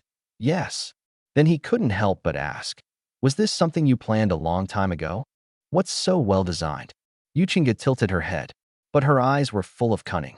Seeing this, Healy pursed his lips and said, it's nothing. When masters clash, no explanation is needed. Those who understand, understand. Seeing this, Yuchinga lowered her head and whispered, have you forgotten what I once told you? So that you will fall in love with me and become my man. I will do everything in my power, no matter what. Ah, right. Healy reached out and pinched her little face. You're really something, aren't you? You've thought of all the possibilities, haven't you? I'm quite curious. What if I come here full of energy today? How will you deal with me then? He asked curiously. Yuchinga smiled charmingly and replied softly. You woke up feeling refreshed. That must be thanks to me warming your bed last night. How will you repay me? She asked in return. Healy was stunned. Good heavens, this is really something. There are ways to deal with it, right? Chapter 34. How come you have no self-awareness as a goddess at all? Listening to Healy and Yuchinga chatting, Wei Wei, who was standing next to them, was filled with alarm as she eavesdropped. They simply revealed too much information. For example, Yuchinga actually went to Healy's house last night. How could an ice queen like you go to a man's house on her own initiative? And from what she said, Yuchinga wanted to stay the night. Even more outrageous, Healy rejected her. That's not all. Yuchinga, unwilling to give up after being rejected, actually went to warm Healy's bed? Unbelievable. Absolutely unbelievable. Does Yuchinga have even the slightest sense of self-awareness as a goddess? Why doesn't she consider that there are countless wealthy young men in Yi City who dream of making her smile? As a result, she went on a spending spree at Healy's place. Healy refused the offer he gave her.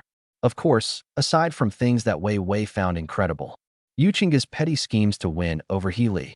Wei Wei was horrified when she heard this. She never imagined that a relationship could be so calculating. It started last night when Yuchinga went to Healy's house. Later, various situations arose, leading to different outcomes. Yuchinga actually had a solution in mind, thinking 100 steps ahead for every one step you take. Huh? No wonder you're a strong woman. Dating is so mentally taxing, I can't learn it. Wei Wei said that she, an ordinary person, simply can't learn it. But thinking about it, it's quite strange. If Yuchinga used these methods on other men, they would probably have fallen head over heels for her and been devoted to her long ago. But Healy just didn't have that. This man is just too hard to win over. Is there anyone in this world besides Yuchinga who can win him over? I guess, not really. Wei Wei thought to herself. Wei Wei, what are you thinking about? Yuchinga's puzzled voice suddenly came from the front. Wei Wei quickly snapped out of her daze. President Yu? Go and get the little cakes I made. Oh, and bring the drinks I made too. Yuchinga gave the instructions, and Wei Wei nodded. Okay, you actually made it? Seeing Wei Wei turn her head and take out several plates of exquisite small cakes and homemade drinks from the refrigerator, Healy looked up at Yuchinga's beautiful face and couldn't help but ask. Yuchinga nodded with a smile. Of course. I may forget everything else, but I will never forget your request. I'll make whatever you want to eat, no matter how busy I am. Besides, I also want you to try my cooking. She spoke calmly, as if it were a matter of course, but Healy was somewhat moved by what she said. Don't keep working too late in the future. Go to bed early, or you'll get wrinkles. He spoke softly, his tone full of concern. Upon hearing this, Yuchinga smiled sweetly and replied, As they were talking, Wei Wei brought over the cake and drinks. Yuchinga naturally used a small fork to feed Healy, who lay happily on Yuchinga's lap, enjoying the feeling of being fed. It's even more comfortable than being a god. Is it delicious? How does it compare to yesterday's? While feeding Healy, Yuchinga asked with some anticipation. Healy thought about it carefully and said, "Yours is still the best. Yesterday's was good, but the taste was a bit off." Hee. Yuchinga said proudly. "Actually, the cake I made yesterday was something my family tried to make. They learned the technique from me, but they obviously haven't mastered it yet." "You're really amazing," Healy praised in unison. "Even your family wants to learn how to make cakes from you." "That's right." Yuchinga's lips curled up. "By the way, I'll give you something different tomorrow. How about I bring you some cookies? Anything is fine with me. Anyway, I bet whatever you make will taste pretty good." "Hee. Why are you praising me so much today?" "Why? Because I'm in a good mood when I get paid to sleep." "Then praise me again. Praise some of my other good points." "You're beautiful, gentle, and considerate, okay? I'm going to sleep. I'm so sleepy. I can't stay awake any longer." "Okay. Okay. Go to sleep now. I'll wake you up after get off work." Seeing Healy finish eating and drinking and then fall asleep, Wei Wei clenched her little fists, her beautiful eyes filled with envy. Paid sleep was something she would never dare to dream of, but Healy was enjoying it nonetheless. This is truly. Comparing yourself to others is infuriating. "Wei Wei, why are you always spacing out there? Could you bring me my laptop? I'll work here today so he can sleep in the comfort of my room." Yuchinga lowered her voice, as if afraid of disturbing Healy, and quietly instructed Wei Wei. Hearing this, Wei Wei's lips twitched slightly. How could a goddess-like CEO like you be so humble in front of this man? Wei Wei looked at Healy, who was sleeping comfortably, with complicated feelings, and then went to get her computer. Healy slept very comfortably. After all, he gets paid to sleep, and he dreams of floating. When Yuchinga gently whispered in his ear to wake him up, it was already noon when the sunlight outside the window shone brightly. "It's almost time to get off work. Have you had enough sleep? If not, then you can continue sleeping this afternoon. But we need to eat first. It's not good to go to bed hungry," Yuchinga said, straightening Healy's clothes with her small hand. Healy nodded and asked, "Shall we eat out again today?" "It's up to you. I'm content as long as you're with me. So you can go anywhere," Yuchinga replied with a smile. Healy scratched his head upon hearing this. "Then let's not eat out." As he spoke, he stood up and stretched, saying, "Wait a moment. I'll go downstairs to get something and then come back up." "Hmm? What is that?" Yuchinga asked curiously. "You'll find out soon enough." Healy didn't explain. Before leaving, he turned back and said, "If your legs are numb, just lie down and don't move around. I'll give you a massage when I get back," he said as he walked out. Yuchinga felt a sweet warmth in her heart as she listened to his words. After leaving the president's office, Healy quickly took the elevator back to his studio. There were still a few minutes before the end of the workday, and everyone was probably slacking off and waiting to go eat. However, the atmosphere in the studio remained serious at that moment, because that unlucky guy, Wu Gan, was standing there. Wu Gan raised an eyebrow as Healy approached. "Healy, I haven't seen you all morning." "What? Another leave approved by the higher-ups?" he asked, and anyone could hear the sarcasm and suspicion in his tone. Healy chuckled coldly twice and nodded upon hearing this. "Yes, that's right. It's been approved from above again." However, there was no notification this time. "Why don't you, Mr. Wu, personally go and ask Ms. Yu and the others if this has happened?" Hearing this, the others in the studio chuckled to themselves. LOL, would Wu Gan dare to ask President Yu about this? If he dares to go, he'll probably be kicked out. Wu Gan naturally understood that Healy's words were mocking him for what happened last time.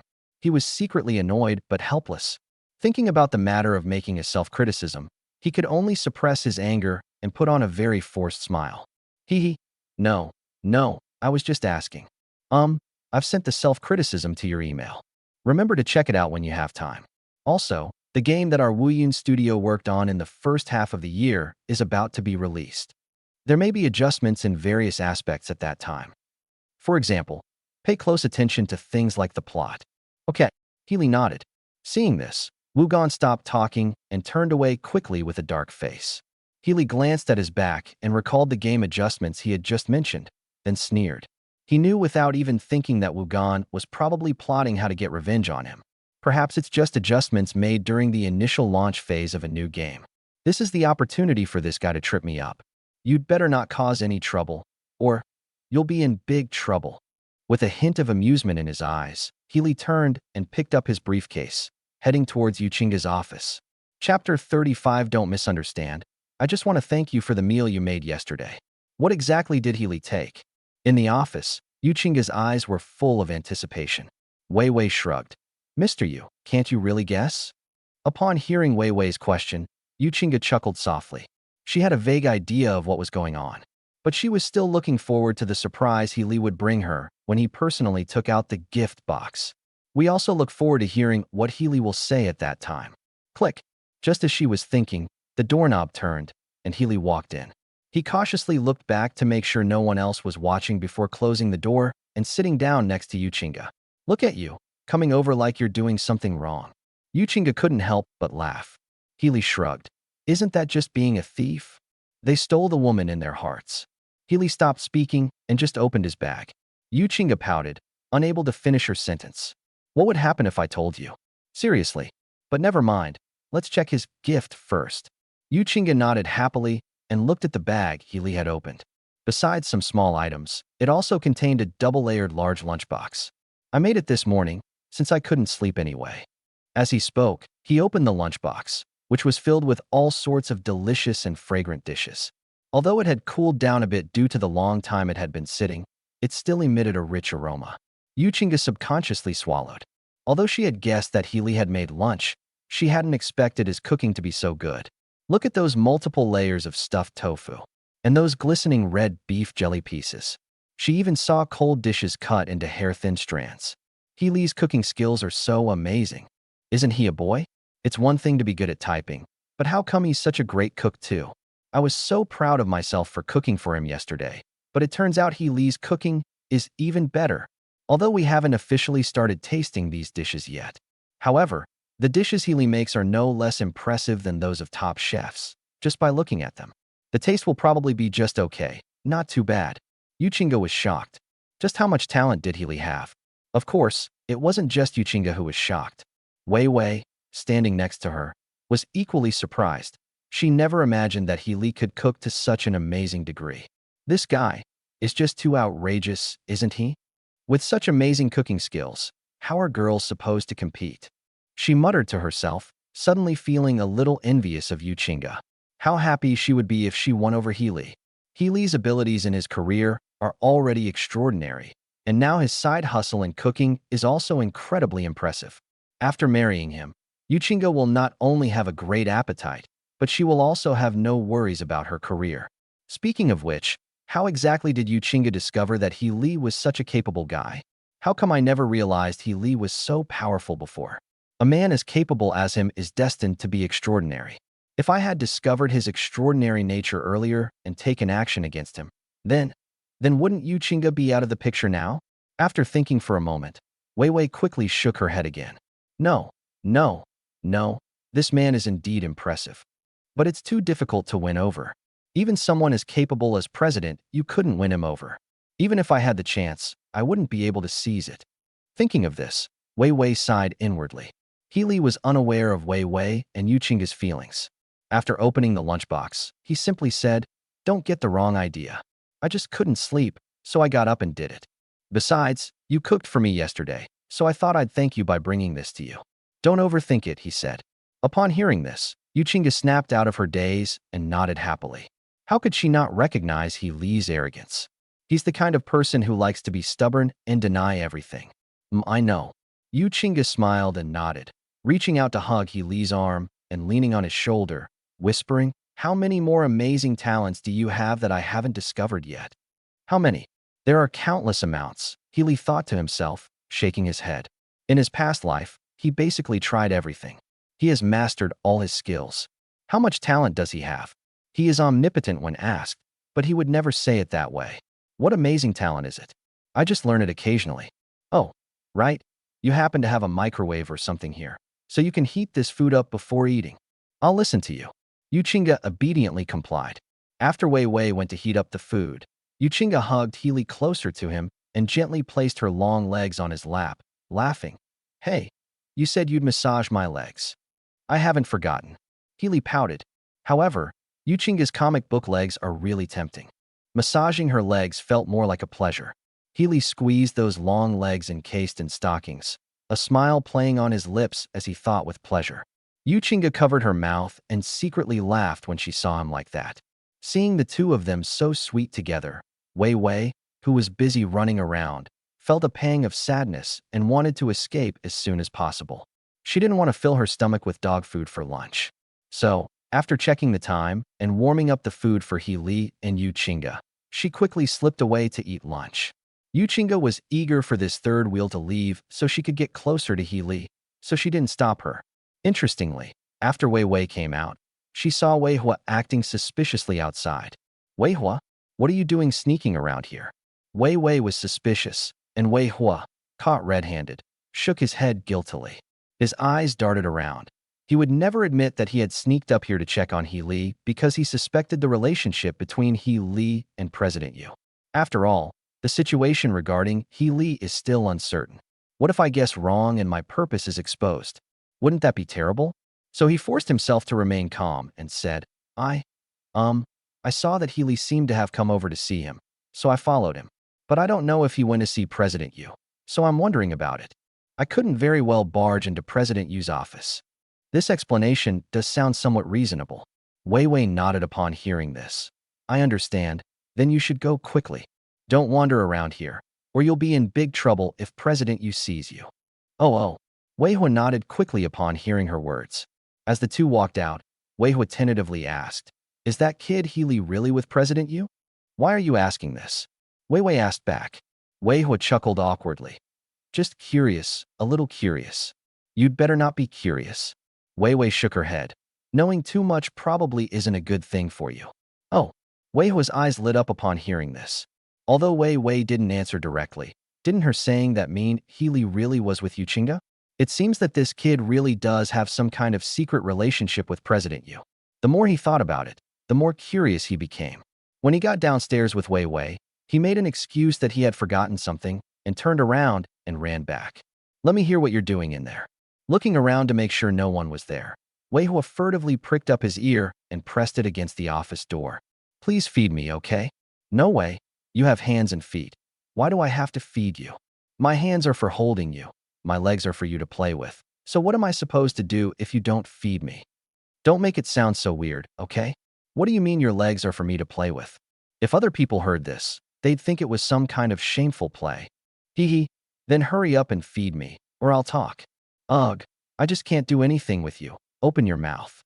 Holy crap. Outside the door, Wei Hua's pupils constricted sharply. From chapter 36 onwards, you will be my half-brother. Wei Hua looked somewhat frightened. It seemed he had accidentally overheard something incredible. It seems to be because it's just too unbelievable. Wei Hua subconsciously looked up at the sign hanging on the door. He confirmed that it was the CEO's office. He hadn't come to the wrong place. But what's with that affected, high-pitched voice in the room? Does that sound like President Yu?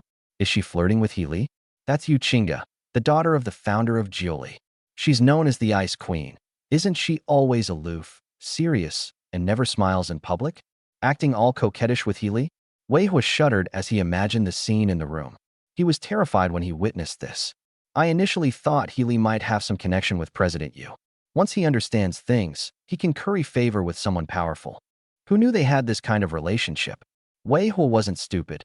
He could certainly figure out why He Li and Yuchinga pretended to have no connection in public. After all, Yuchinga has only been here for a short time. Maintaining a serious image is essential for effective management. But now she has discovered her other side. Wei Hua didn't even dare to imagine what Yuchinga would do to him if she found out he was eavesdropping outside. The more he thought about it, the more panicked he became. But now he understood why Yuchinga kept calling He Li away, and why He Li had become so strange and mysterious these days. It all stemmed from their secret relationship.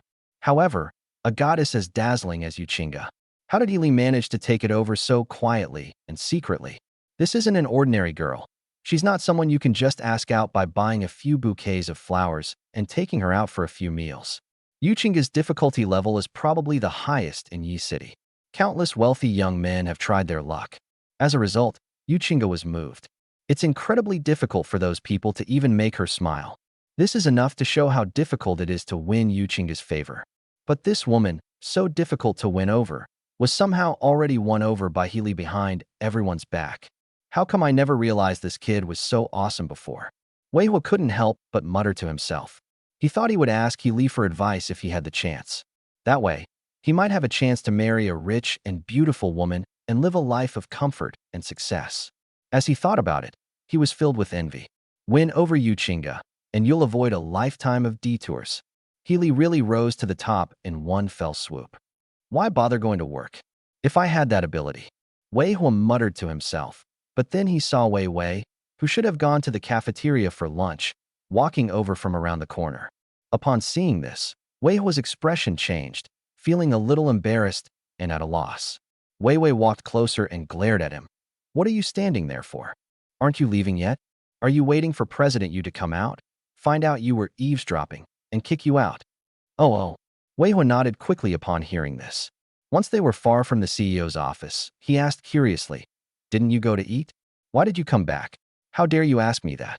Wei Wei said, displeased. "I can figure out your little scheme just by thinking about it. I told you not to be curious, but you still are. If I wasn't worried that you would disturb President Yu's good time and affect her mood, which would indirectly affect my making money, I wouldn't care what you do." Hee. Wei Hua scratched his head awkwardly, but then asked suspiciously, "What do you mean by affecting your wealth?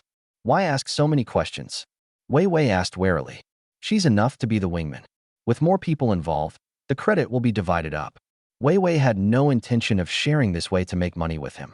Seeing Wei Wei's wariness, Wei Hua immediately relapsed into his old habit. "I'm curious, is it because President Yu is in a good mood that he's giving you money?" He pressed for details, but Wei Wei replied impatiently, "I don't want to talk to you. Don't be so stingy." Wei Hua's eyes darted around. "Look, Healy is getting along with President Yu now.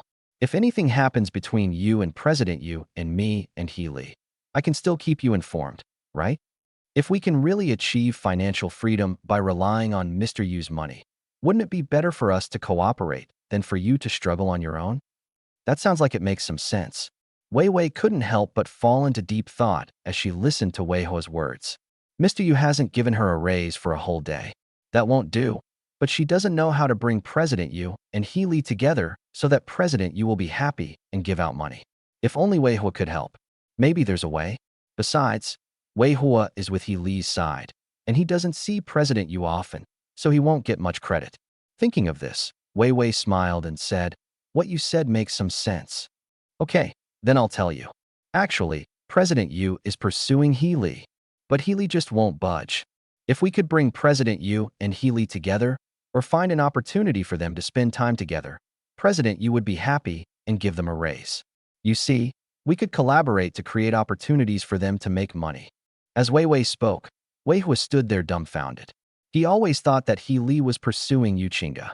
The truth is that Healy wasn't pursuing Yu Chinga at all. The truth is that Yu Chinga was the one pursuing Healy. What's wrong with this world? How could a woman as perfect as Yu Chinga actively pursue Healy? Is this for real? Wei Hua couldn't even process what was happening. Wei Wei's words were really packed with information. How could that be? This doesn't make sense. Why would a beautiful, rich, and gorgeous goddess like her pursue him? How could this be? This kind of thing. He stood there muttering to himself, seemingly unable to comprehend such an outrageous thing. Wei Wei frowned upon seeing this. "What are you muttering about? Don't you still want a promotion, a raise, and financial freedom? If you want to, then stop with the mystical talk. We should think about how to deepen their relationship." Oh. Hearing her words, Wei Hua snapped out of his daze, nodded, and followed her with a blank expression. He thought Healy was a genius, and he even wanted to ask Healy for tips on picking up girls so he could marry a rich and beautiful woman and reach the pinnacle of life. As a result, this idea was shattered. Why don't I have his physique, which allows me to attract rich, beautiful goddesses to pursue me and reach the pinnacle of life? Sigh, you really can't generalize about people's physiques. Wei Hua could only sigh and shake his head silently. "No, I have flowers on my face. Why are you staring at me like that?" In the studio that afternoon, Healy was very suspicious.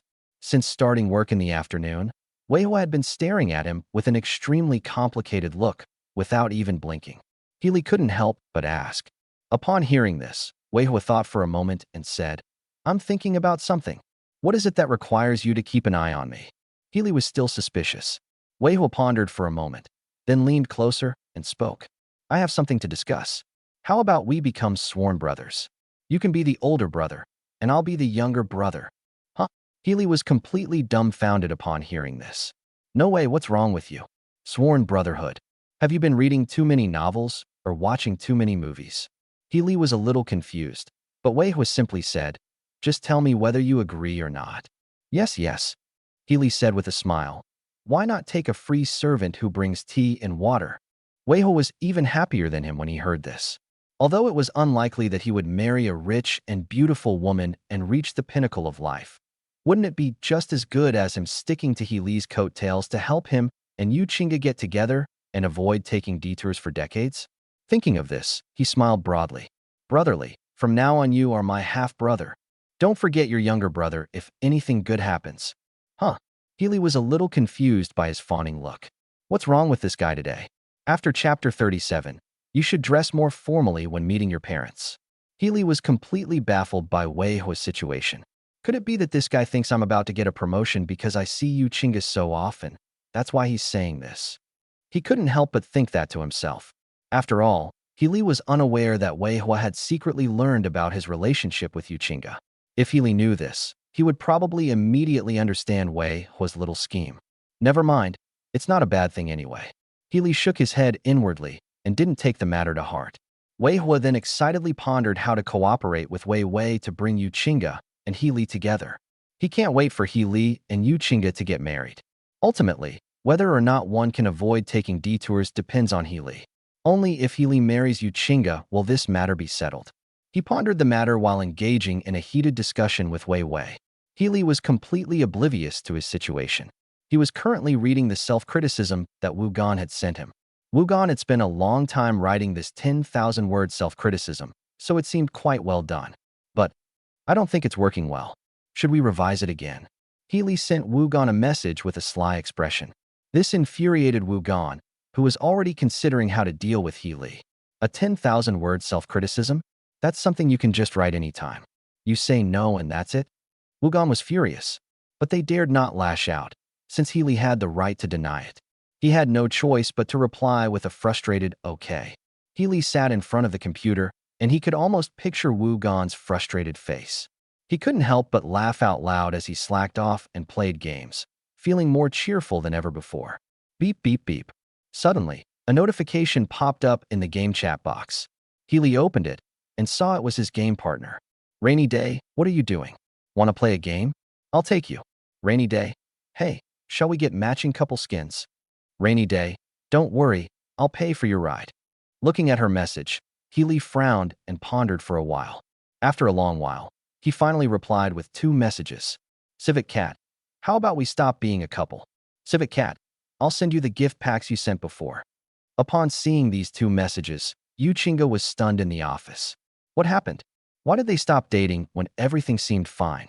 She quickly replied to the message, but Healy's next reply made Yu Qingge blush and smile. Rainy Day, why? Give me a reason.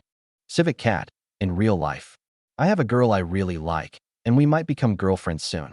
I thought about it and realized that even if we were a couple in the game, it would feel a bit unfair to her. Civic Cat, so I think we should just call it quits. Yu Qingge felt a sweet warmth in her heart as she stared at Healy's information. She knew very well that the girl Healy mentioned in the message was definitely herself. This guy is indeed starting to have feelings for her. Because he's interested in me. He's taken the initiative to distance himself from other women. What a good man. Her eyes softened. She could see Healy's devotion from these small things. When I met him, I realized I had truly met the right person. If I'm with him, I won't have to worry about him philandering anymore. Thinking of this, she smiled and replied to the message with her beautiful eyes narrowed. Rainy Day, wow, I didn't realize you were so devoted. Upon seeing this message, Healy breathed a sigh of relief, confirming that the other party wasn't too angry, and then replied, Civic Cat, I just didn't want to make her sad. Rainy Day, I get it. Rainy Day, well, even if we can't be a couple anymore, can't we still be friends? Civic Cat, of course. Healy slacked off until the afternoon when he got off work. He stood up, stretched, and glanced at his phone. Yu Qingge hadn't sent him a message. He thought Yu Qingge would definitely ask him to go to the parking lot right away. What's wrong with you feeling a little disappointed? Healy quickly shook his head, sensing the slight disappointment that had flashed through his mind. Wow, it's only been a few days. I'm already getting used to it. I'm actually starting to feel disappointed that she didn't send me a message. That won't do. What if this becomes a habit? After calming down, Healy quickly walked out of the company until a familiar red Porsche pulled up beside him. Seriously, you won't come looking for me if I don't text you? The car window rolled down, revealing Yu Chinga's stunningly beautiful face. She pouted, opened the car door, and continued. Do you know how long I waited in the parking lot because you didn't come? Hurry up and get in. You have to make it up to me for making me wait so long and coming to pick you up. Hearing this, Healy was speechless. How would I know you'd be waiting for me there? Besides, you didn't deliberately not send a message, did you? You think you can just come to me and demand compensation? He got into the car and asked with some doubt. Upon hearing this, Yu Chinga's pouty expression instantly transformed into a grinning one, and she said, You know me so well. You even know this? Too bad you found out too late. You can't escape the compensation. Just as Healy guessed, Yu Chinga deliberately didn't send Healy a message asking him to go to the parking lot. That way she'll have an excuse to act cute with Healy. Healy was already used to her little tricks. He just shrugged. What are you up to now? Let me tell you, I won't go through anything too extreme with you. Oh, I know, Yu Chinga said with a grin. I want to take you somewhere today. Where to? Healy asked curiously. Yu Chinga did not answer immediately. She simply took off her seatbelt and climbed over from the driver's seat, hugging Healy and sticking her little bottom out, wanting to switch places with Healy. But unlike last time, this time Yu Chinga held Healy tightly and didn't let go. What's wrong?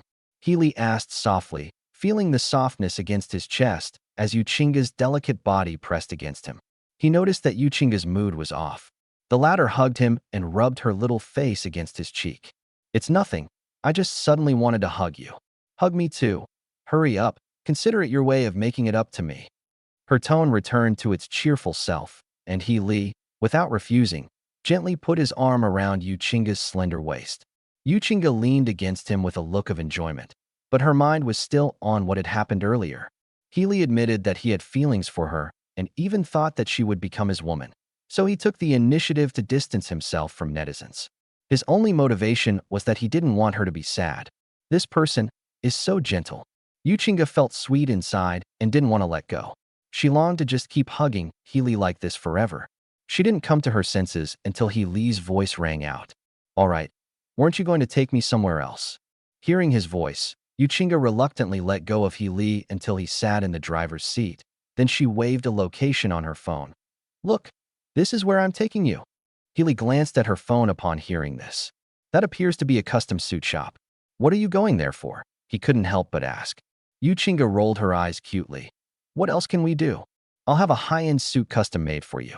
There are still a few days until Sunday, so it should be just in time. No, why would you need to make me a custom-made suit? Healy said helplessly. There's no need for that if it's just for a class reunion. The clothes you bought me last time were also high-end items. If I wear this out, no one will look down on me. He was telling the truth.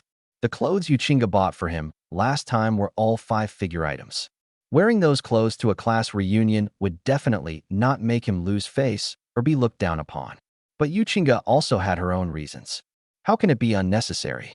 It is necessary, she said firmly. It's not just for class reunions. In the future, she suddenly blushed and whispered, when you go to my house to meet my parents, you should dress more formally. Huh? What did you say? Meet your parents? Chapter 38, Yu Chinga's Friends. Healy didn't react for a moment. Isn't Yu Chinga's thinking a bit too unconventional? They haven't even officially confirmed their relationship yet. Yu Chinga had already thought about meeting her parents? Healy couldn't help but say, aren't you thinking too far ahead?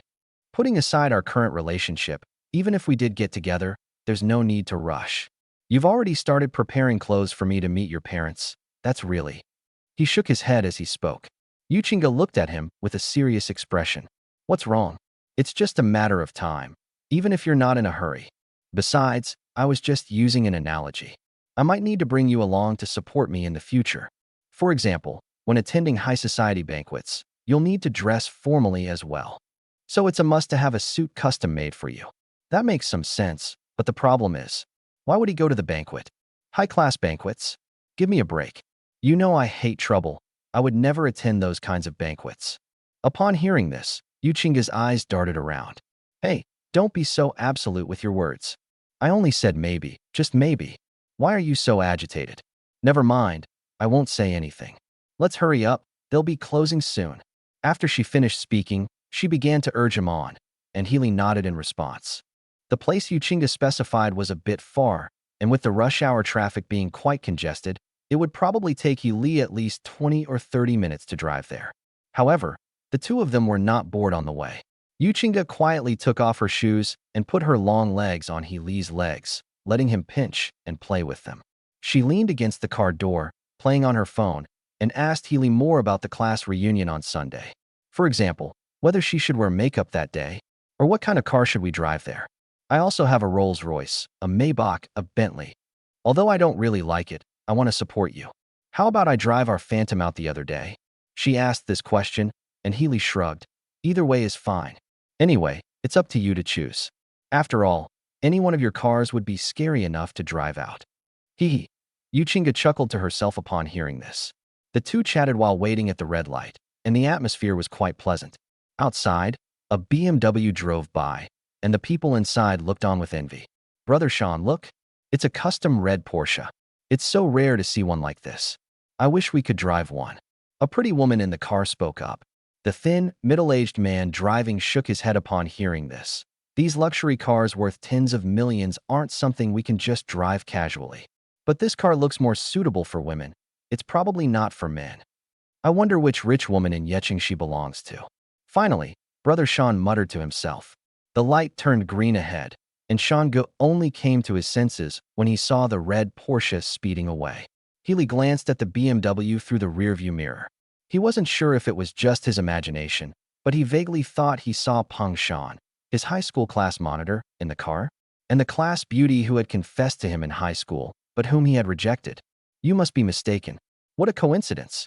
Shaking his head, Healy stepped on the gas and accelerated.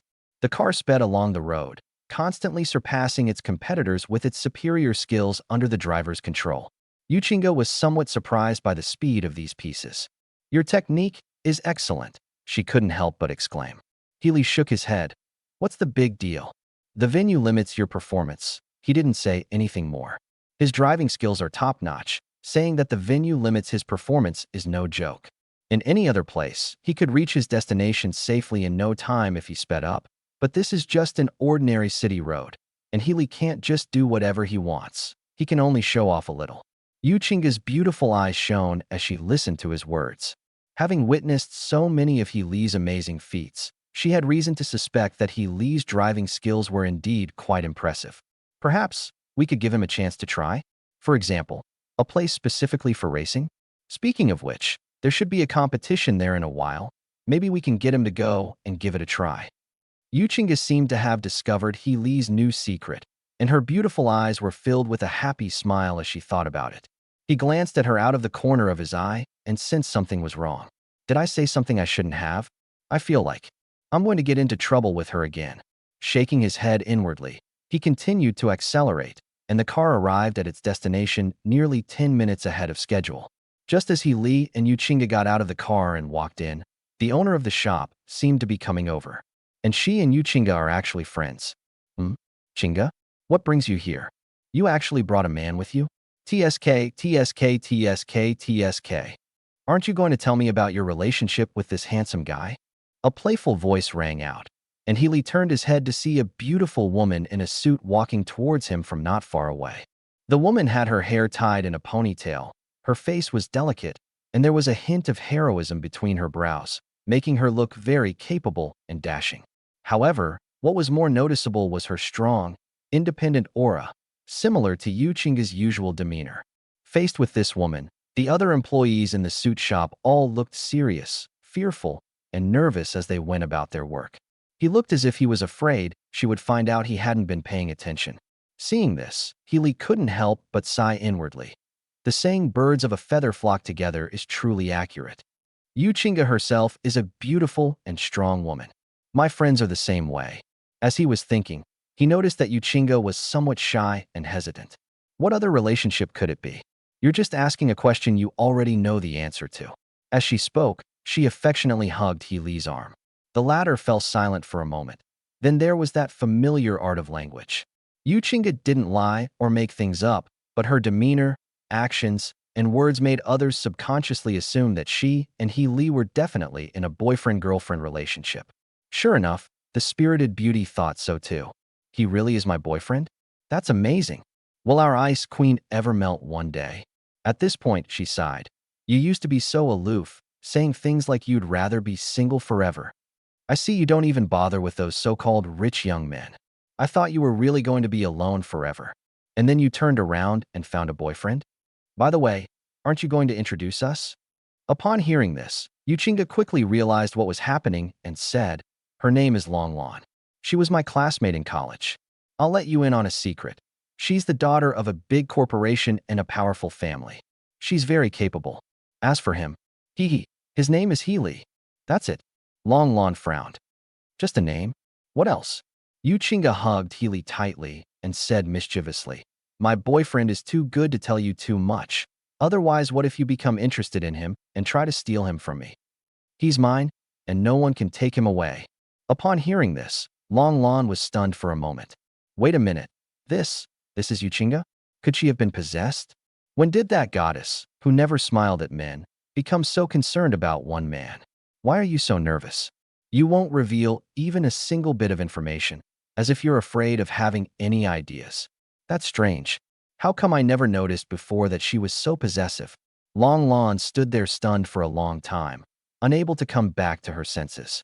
Everyone else in the shop was stunned when they heard this. Those shop assistants aren't stupid.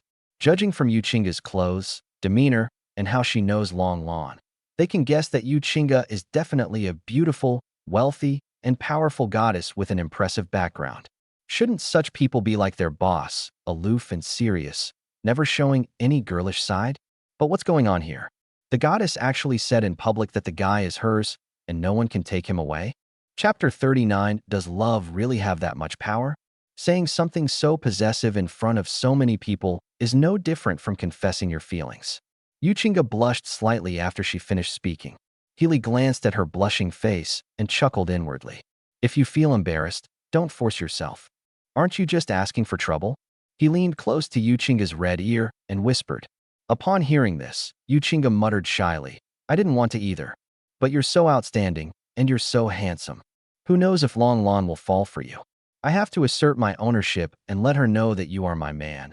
Otherwise, we might not even be able to stay as sisters in the future if we fight.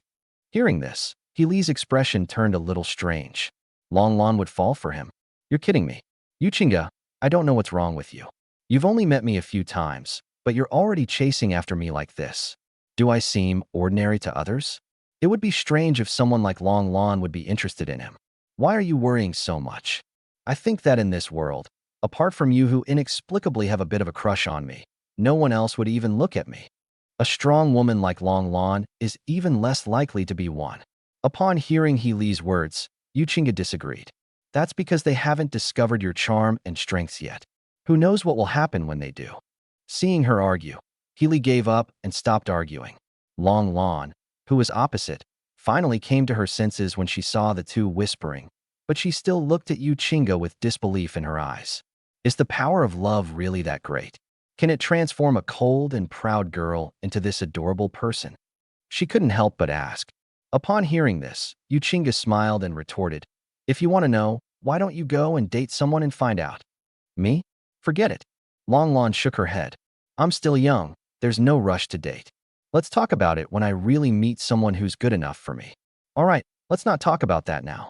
Did you bring your man here today to have a suit custom made? Yuchinga nodded. Yes, he has a class reunion in a few days, and we will all be attending. I have to dress him up nicely. I don't want him to be outshone by his show-off classmates and feel wronged. I want him to be the most handsome guy at the party and make everyone envious. She spoke with a smile, while Long Lan's expression was complicated. When did Yuchinga become so considerate of others? Why should I be afraid of being wronged when attending a class reunion? He even brought him here specifically to spend a huge sum of money to customize a high-end suit? In the past, Long Lon would never have dared to imagine such a thing. But now this outrageous thing has actually happened. Forget it. Women in love are just incomprehensible. Long Lon didn't bother to think about it any further and simply nodded. All right. Then have him come and measure his height and shoulder width, etc. Also, you know that the suits I order here are divided into different grades, and the lowest grade is still 5 figures. What grade are you planning to order for him? Of course it's the highest grade. Yuchinga replied. Upon hearing this, Healy tentatively asked, how much does the highest end one she mentioned cost here? Not much, maybe 7 figures. Longlon replied. Healy's eyes twitched slightly. Is your suit made of gold? 7 figures? Before he transmigrated, the world's top-tier clothing he wore in his original world cost about the same. Where does your store get the audacity to ask for 7 figures? He was speechless, but Healy wasn't foolish enough to question him. Longlon was, after all, Yuchinga's friend. He just shook his head. Too expensive. Let's go for something in a different price range. As long as it's something I can wear out in public, why bother pursuing the best? You'd be better off buying me food with that money. As Healy spoke, Yuchinga pouted upon hearing this. Where is it expensive? The Longlon family is a world-renowned conglomerate. In short, it's a good deal. I'll make the decision. Anyway, I'm paying for it, so you're not allowed to argue. I have to give my man the best of everything. Her words were somewhat domineering, but they also sounded sweet and warm. Healy opened his mouth but couldn't refute them. However, Yuchinga's friend's family really was a world-renowned conglomerate? Wow, no wonder you dared to ask for 7 figures. Healy clicked his tongue in surprise, feeling quite taken aback. He could only sigh at Yuchinga. How can I accept your lavish spending of money on me? I'll accept it. I'll owe you a huge debt. After all, he and Yuchinga don't have that kind of relationship yet. The debt is too high. What if Yuchinga regains her senses later? Then why shouldn't he be forced to serve as a beast of burden to repay the debt? Yuchinga smiled when she heard him say that. I'm happy to spend money on you. Besides, spending money is the only thing I can do for you.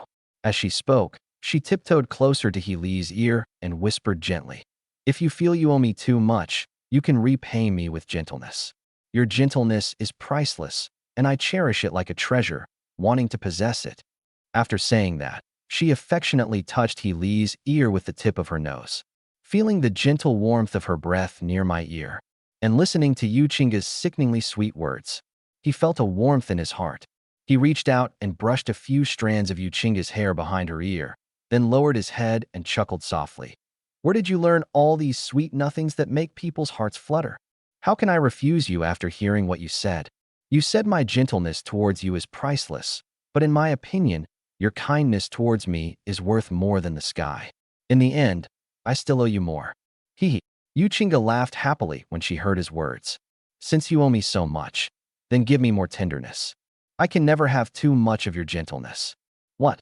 Am I not being gentle enough with you right now? That's enough, but I'm greedy, I want more.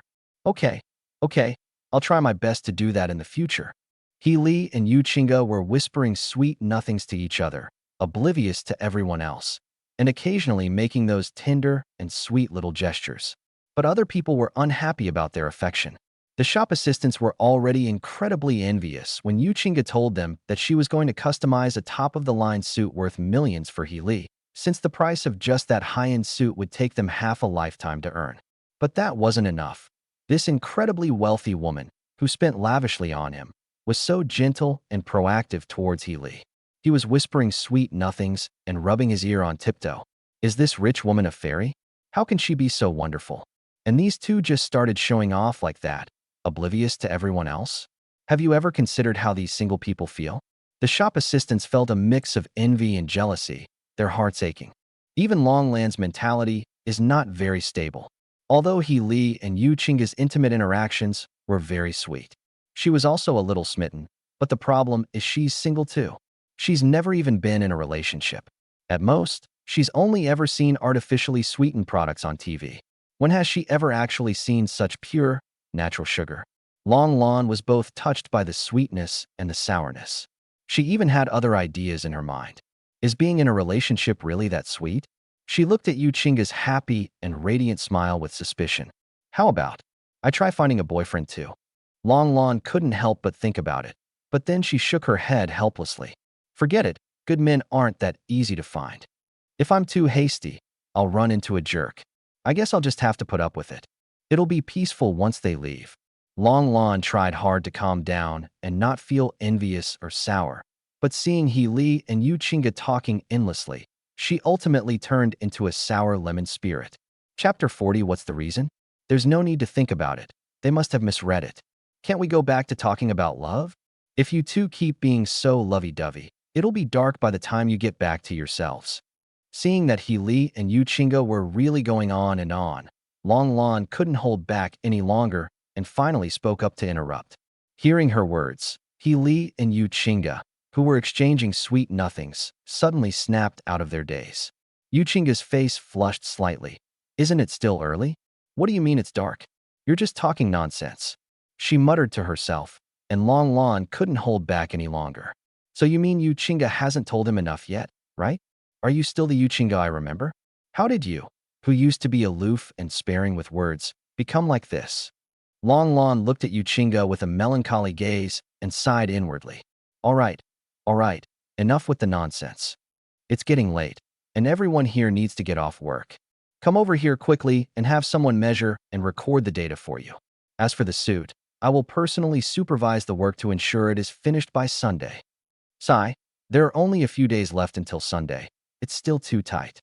These kinds of things take time to produce fine results. I'll have to bring in people to work overtime for you right now. Long Lan sighed and gestured for He Li to come over and take the measurements. Yu Qingge smiled and thanked her. Oh, we know you're good to us. We'll treat you to a meal next time, okay? At this point, she continued, almost boastfully. Let me tell you, my husband He Li is an amazing cook. Even the chefs at five-star hotels aren't as good as him. His cooking is delicious.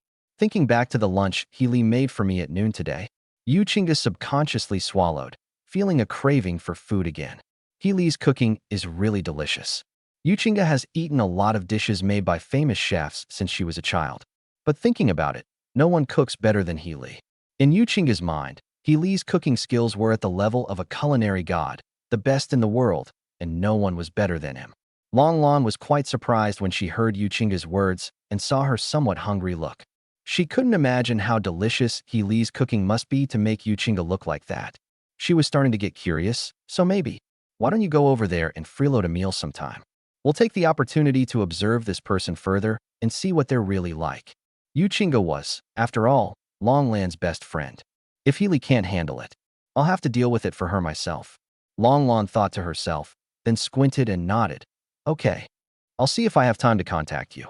Don't complain that I'll be a third wheel. No, Yu Qingge nodded with a smile. As they were talking, she saw a female shop assistant approaching He Li with a tape measure, seemingly preparing to measure his waist. Yu Qingge's eyes lit up, and she quickly ran over and snatched the tape measure from the shop assistant's hand. I'll take his measurements. You guys just record the data. As soon as she started speaking, the shop assistants were dumbfounded. Long Lan seemed to understand something and helplessly rubbed her forehead. Whatever. Oh well, you're really something. You should try to get close to him whenever you have the chance, right? Is it really necessary? She shook her head. Sure enough, Yu Qingge's purpose was to take advantage of the measurement opportunity to openly and legitimately hug He Li's waist with the tape measure and want to get close to him. Feeling the warm, fragrant body pressed against him, He Li's face was full of enjoyment, and he showed no sign of refusing. It was getting late when Xiang Yian's data measurement was finished. The two chatted with Long Lan for a few minutes before leaving. When he came out, He Li saw that BMW again. The other person also stopped in front of the suit shop, seemingly also intending to have a suit custom made. He Li didn't pay any attention and just got into the car with Yu Qingge, started the car, and drove towards the vegetable market. Yu Qingge was a little surprised to see this. Hey, why didn't you think of taking me home first today? Are you heading towards the farmer's market? She asked with some curiosity, and He Li nodded. You spent a lot of money on me today, so I should at least treat you to a meal. What? You don't want to? How about I take you home? Finally, He Li smiled and asked a question in return. Upon hearing this, Yu Qingge immediately became anxious. I'd love to. So, you're just going to treat me to a meal, and that's it? What else do you want? He Li asked suspiciously. Although I said I would be gentle with you, I won't agree to everything. Look how wary you are. Yu Qingge pouted. Then she smiled and said, Don't worry. I won't make things too difficult for you. I'll just let you enjoy yourself. Didn't you sleep poorly last night because I left? Then I won't leave today. I'll stay with you. At this point, perhaps out of concern that He Li would refuse again, so Yu Qingge continued to plead. I'll just sleep on the floor, but you can't kick me out again. You're sleeping on the floor? Healy shook his head upon hearing this. There's no way I'd let you sleep on the floor. I can leave you, but you'll have to sleep in your own bed. I can sleep on the floor. I won't let you do that. Hearing this, Yuchinga beamed with joy. Hee hee. Okay then, as long as you don't kick me out. After saying that, she put her long legs on Healy's lap. Healy didn't stand on ceremony and started playing with one hand to his heart's content. Brother Sean, that guy just now, he looks familiar. Why does he look like Healy to me? The woman next to Peng Shan, wearing a suit, suddenly frowned and spoke. Upon hearing this, Peng Shan immediately showed disdain. What logic is that? Then you don't need to think about it anymore. You must have seen it wrong. That guy was driving a luxury car worth millions. He was accompanied by a stunningly beautiful woman, and since he came from here, he was probably wearing a suit. The suits here start at 5 figures. Healy, that kid, went to a not-so-famous university after graduating from high school and then disappeared from the scene. I guess he's not doing too well and can't afford the suits here. Driving a luxury car? That's highly unlikely in his lifetime. All right, let's go, Yang Xian. They're about to get off work. Hearing Peng Shan's words, Yang Xian remained suspicious. She had a crush on Healy for a long time in high school, so even though she hadn't seen him for many years, she was still quite familiar with him. I only saw a side profile just now. But, did I really misread it? Yang Xian was filled with mixed feelings, while Peng Shan had already asked the shop assistant about the quality and price of the custom-made suits. Although he had expected the high prices, he was still surprised to hear that the highest quality suits cost 7 figures. Peng Shan couldn't help but gasp. Seeing this, the shop assistant chuckled. The highest grade is expensive, though. But wearing it out would really make you look impressive. Look, that lady who just left had a top-of-the-line suit custom-made for her husband. Hearing this, Peng Shan looked on with envy. Wow, a 7-figure suit custom-made for her boyfriend? Where did this rich, naive girl come from? Why can't I meet someone like that? He lamented. Upon hearing this, the sales clerk smiled and asked, So, sir, which level of customization would you like to order? The lowest grade, please, Peng Shan said through gritted teeth. He thought the suit costing tens of thousands of yuan was too expensive, but he wanted to save face at the party and show off in front of Healy, who had always been superior to him. Peng Shan still decided to spend a lot of money to order a suit. Upon hearing this, the shop assistant's eyes flashed with disdain. The lowest grade? That's just a fraction of what they charge. However, the shop assistant still smiled and said, Okay, sir, please register your name, and then we'll take your measurements. Oh, okay. Peng Shan quickly finished registering and went to get his measurements taken. Yang Xian followed behind, her eyes darting around.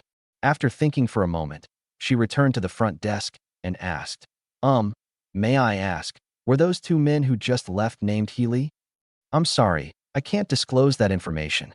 The shop assistant shook his head, refusing to disclose that it was policy. Yang Xian could only nod helplessly upon hearing this. She hoped she had really misread it. Otherwise, wouldn't the low-profile Healy be doing too well? So he later gave up Healy and chose to follow Peng Shan. Isn't that like picking up a sesame seed and losing a watermelon? What Brother Shan said just now makes a lot of sense. I must have misread it. As if to comfort herself, Yang Xian muttered a couple of words to herself before putting on a smile and approaching Peng Shan. Chapter 41. Here's a little treat for you as a thank you. Healy parked the car outside the market, intending for Yuchinga to wait for him inside. As a result, Yuchinga insisted on going grocery shopping with her. Seeing this, Healy advised, You'd better not go. The wet market isn't a shopping mall. You can't go there dressed like that. He looked Yuchinga up and down. She was wearing a suit jacket over a simple white shirt, a short skirt, and stockings. Dressed like that, she didn't look like someone who was going to the market to buy groceries. Yuchinga pursed her lips as she listened to his words. No, I want to go. I've never been to the market before. Besides, I highly doubt your motives for not letting me go. Is it just because my outfit is eye-catching that they won't let me go? You're not saying I can't go because there are a lot of people you know at the market and you're afraid they'll misunderstand, are you? Hearing her words, Healy's eyelids twitched slightly. Seeing that Healy remained silent, Yuchinga hummed smugly. Haha, did I guess right? You rascal, I'm going today, no matter what. I want all your acquaintances to know that you're already taken and belong to me. Yuchinga. If I don't let them know, who knows if they'll try to set you up with someone else. Isn't Aunt Zhang a perfect example? She was planning to sell her daughter to you yesterday. What she said was reasonable and well-founded, leaving him speechless. Well, whatever, come if you want. That's a good girl. Hearing Healy say that, Yuchinga was even more proud and happily hugged his arm as they walked. He sighed inwardly and led her into the vegetable market. Yuchinga was right just now. Because I often go out to buy groceries and cook. Many vendors in the market know Healy, and some of them even live in the same neighborhood as him. Healy could easily imagine that if he went to those stalls with Yuchinga as his eye-catching bag, it would be strange if those old acquaintances didn't ask him about everything that happened between him and Yuchinga. Sure enough, we had only taken a few steps into the market. Healy then heard a familiar voice. Hey, isn't this Xiaohe? Why hasn't he come these past couple of days? Uncle hasn't seen you at all. You found a girlfriend? With a deep voice, Healy turned his head and saw the uncle selling seasonings diagonally across from him waving at him in surprise. Seeing this, Healy could only respond with a smile. I guess so. I've been quite busy these past few days, so I haven't been able to come over. It's good to be busy. The uncle looked Yuchinga up and down and said, Your girlfriend looks like a big star. You have good taste. No wonder you always refused other people's introductions to you before. So it turns out you look down on them? I didn't. Healy quickly denied. The middle-aged man waved his hand and laughed. Don't deny it. I understand. What man doesn't like a pretty girl? Old man, what are you saying? A voice came from inside the house as soon as he finished speaking. The uncle's face stiffened, and then a middle-aged woman came out and said, What? You don't like me because I'm not pretty, huh? She asked fiercely, and the uncle shrank back and quickly shook his head. The woman then looked at Healy. Little he, don't you dare follow his example. When I was young, I was a campus beauty, but this old man got me. Now that his aunt is old, he doesn't like her anymore. Your girlfriend is so beautiful, you should cherish her. She chose you when she was at the most beautiful age, so you can't wait until she gets old and then stop liking her. Don't worry, Auntie, I know. Healy nodded. I'm not the kind of person who only cares about looks. At this point, he turned and glanced at the stunningly beautiful Yuchinga. If we love each other, in my eyes, the person I like will always be the one I love the most. How could I stop liking them just because they're getting old? Hearing this, the aunt smiled and nodded in affirmation. Upon hearing this, Yuchinga's eyes gleamed. Healy's words were clearly directed at her. He takes loving and staying together seriously. It's not a game. That's probably why he doesn't give in easily, right? She was thinking, and Healy chatted with the aunt and uncle for a few more minutes before pulling Yuchinga to continue walking to buy groceries. On the way, they inevitably encountered other acquaintances who talked about Yuchinga. And with word of mouth spreading, the news that Healy had a stunningly beautiful girlfriend spread even more widely. You'll know about this if you run into someone you know. The elderly folks were especially enthusiastic. When they saw Yuchinga, she greeted them sweetly. They were in a great mood, and some even gave them gifts. This resulted in Xiang not finishing his shopping, but already carrying a lot of free vegetables. There are benefits to bringing me out, right? And there are free vegetables too. How about that? Yuchinga asked with a smile, while Healy pouted. What do you mean, how am I? Hearing his question, Yuchinga pouted and pressed on. Am I amazing or not? I brought you so many free gifts. Aren't you going to compliment me or something? You're amazing, you're amazing. Healy couldn't help but roll her eyes in response. You're the best, okay? Hee. Hey. Yuchinga was smiling and about to say something. Before he could finish speaking, he fell to the side. Fortunately, Healy was right next to her, so she simply collapsed onto him. Healy, with his arm around her, subconsciously glanced at her feet. Only then did he realize that because Yuchinga was wearing high heels, her feet were already hurting after walking for a while in the uneven vegetable market, and now she had twisted her ankle. Can you still stand up?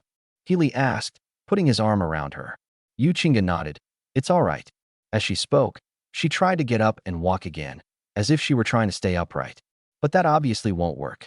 Her ankle is so badly sprained that she can't exert any strength at all, so how could she possibly walk? Seeing this, Healy said helplessly, I told you not to come. You wouldn't listen. Now look what happened. Yuchinga felt a little wronged upon hearing this. Healy didn't say anything, but helped her stand in front of her and turned her back to her, squatting down before speaking. Come on up. The vegetables you have and the ones you bought yesterday are enough to cook a meal. Let's go back. If you can't walk, I'll carry you. Hearing this, and looking at He Li's broad back, Yu Qingga's eyes lit up immediately, and she nodded like a chick pecking at rice. Okay, okay, she said, and pounced on him. Feeling the surging force hitting his back, He Li's lips curled up in a smile, feeling secretly pleased, but he only said, "You learned your lesson this time," and twisted your ankle. "Remember to listen to me next time." "I understand," Yu Qingga said, then pressed. "So what you meant by next time is that I can come with you again? You're pretty good at finding keywords." "Hee hee, because I care a lot about whether I can be with you. I won't miss any opportunity to spend time with you. By the way, is it comfortable for you to carry me on your back?" "What do you mean it's comfortable? Don't talk nonsense. Carrying someone on your back is quite tiring." "Really?" Yu Qingga smirked and twisted her body. The soft touch became even more intense, and He Li comfortably squinted his eyes.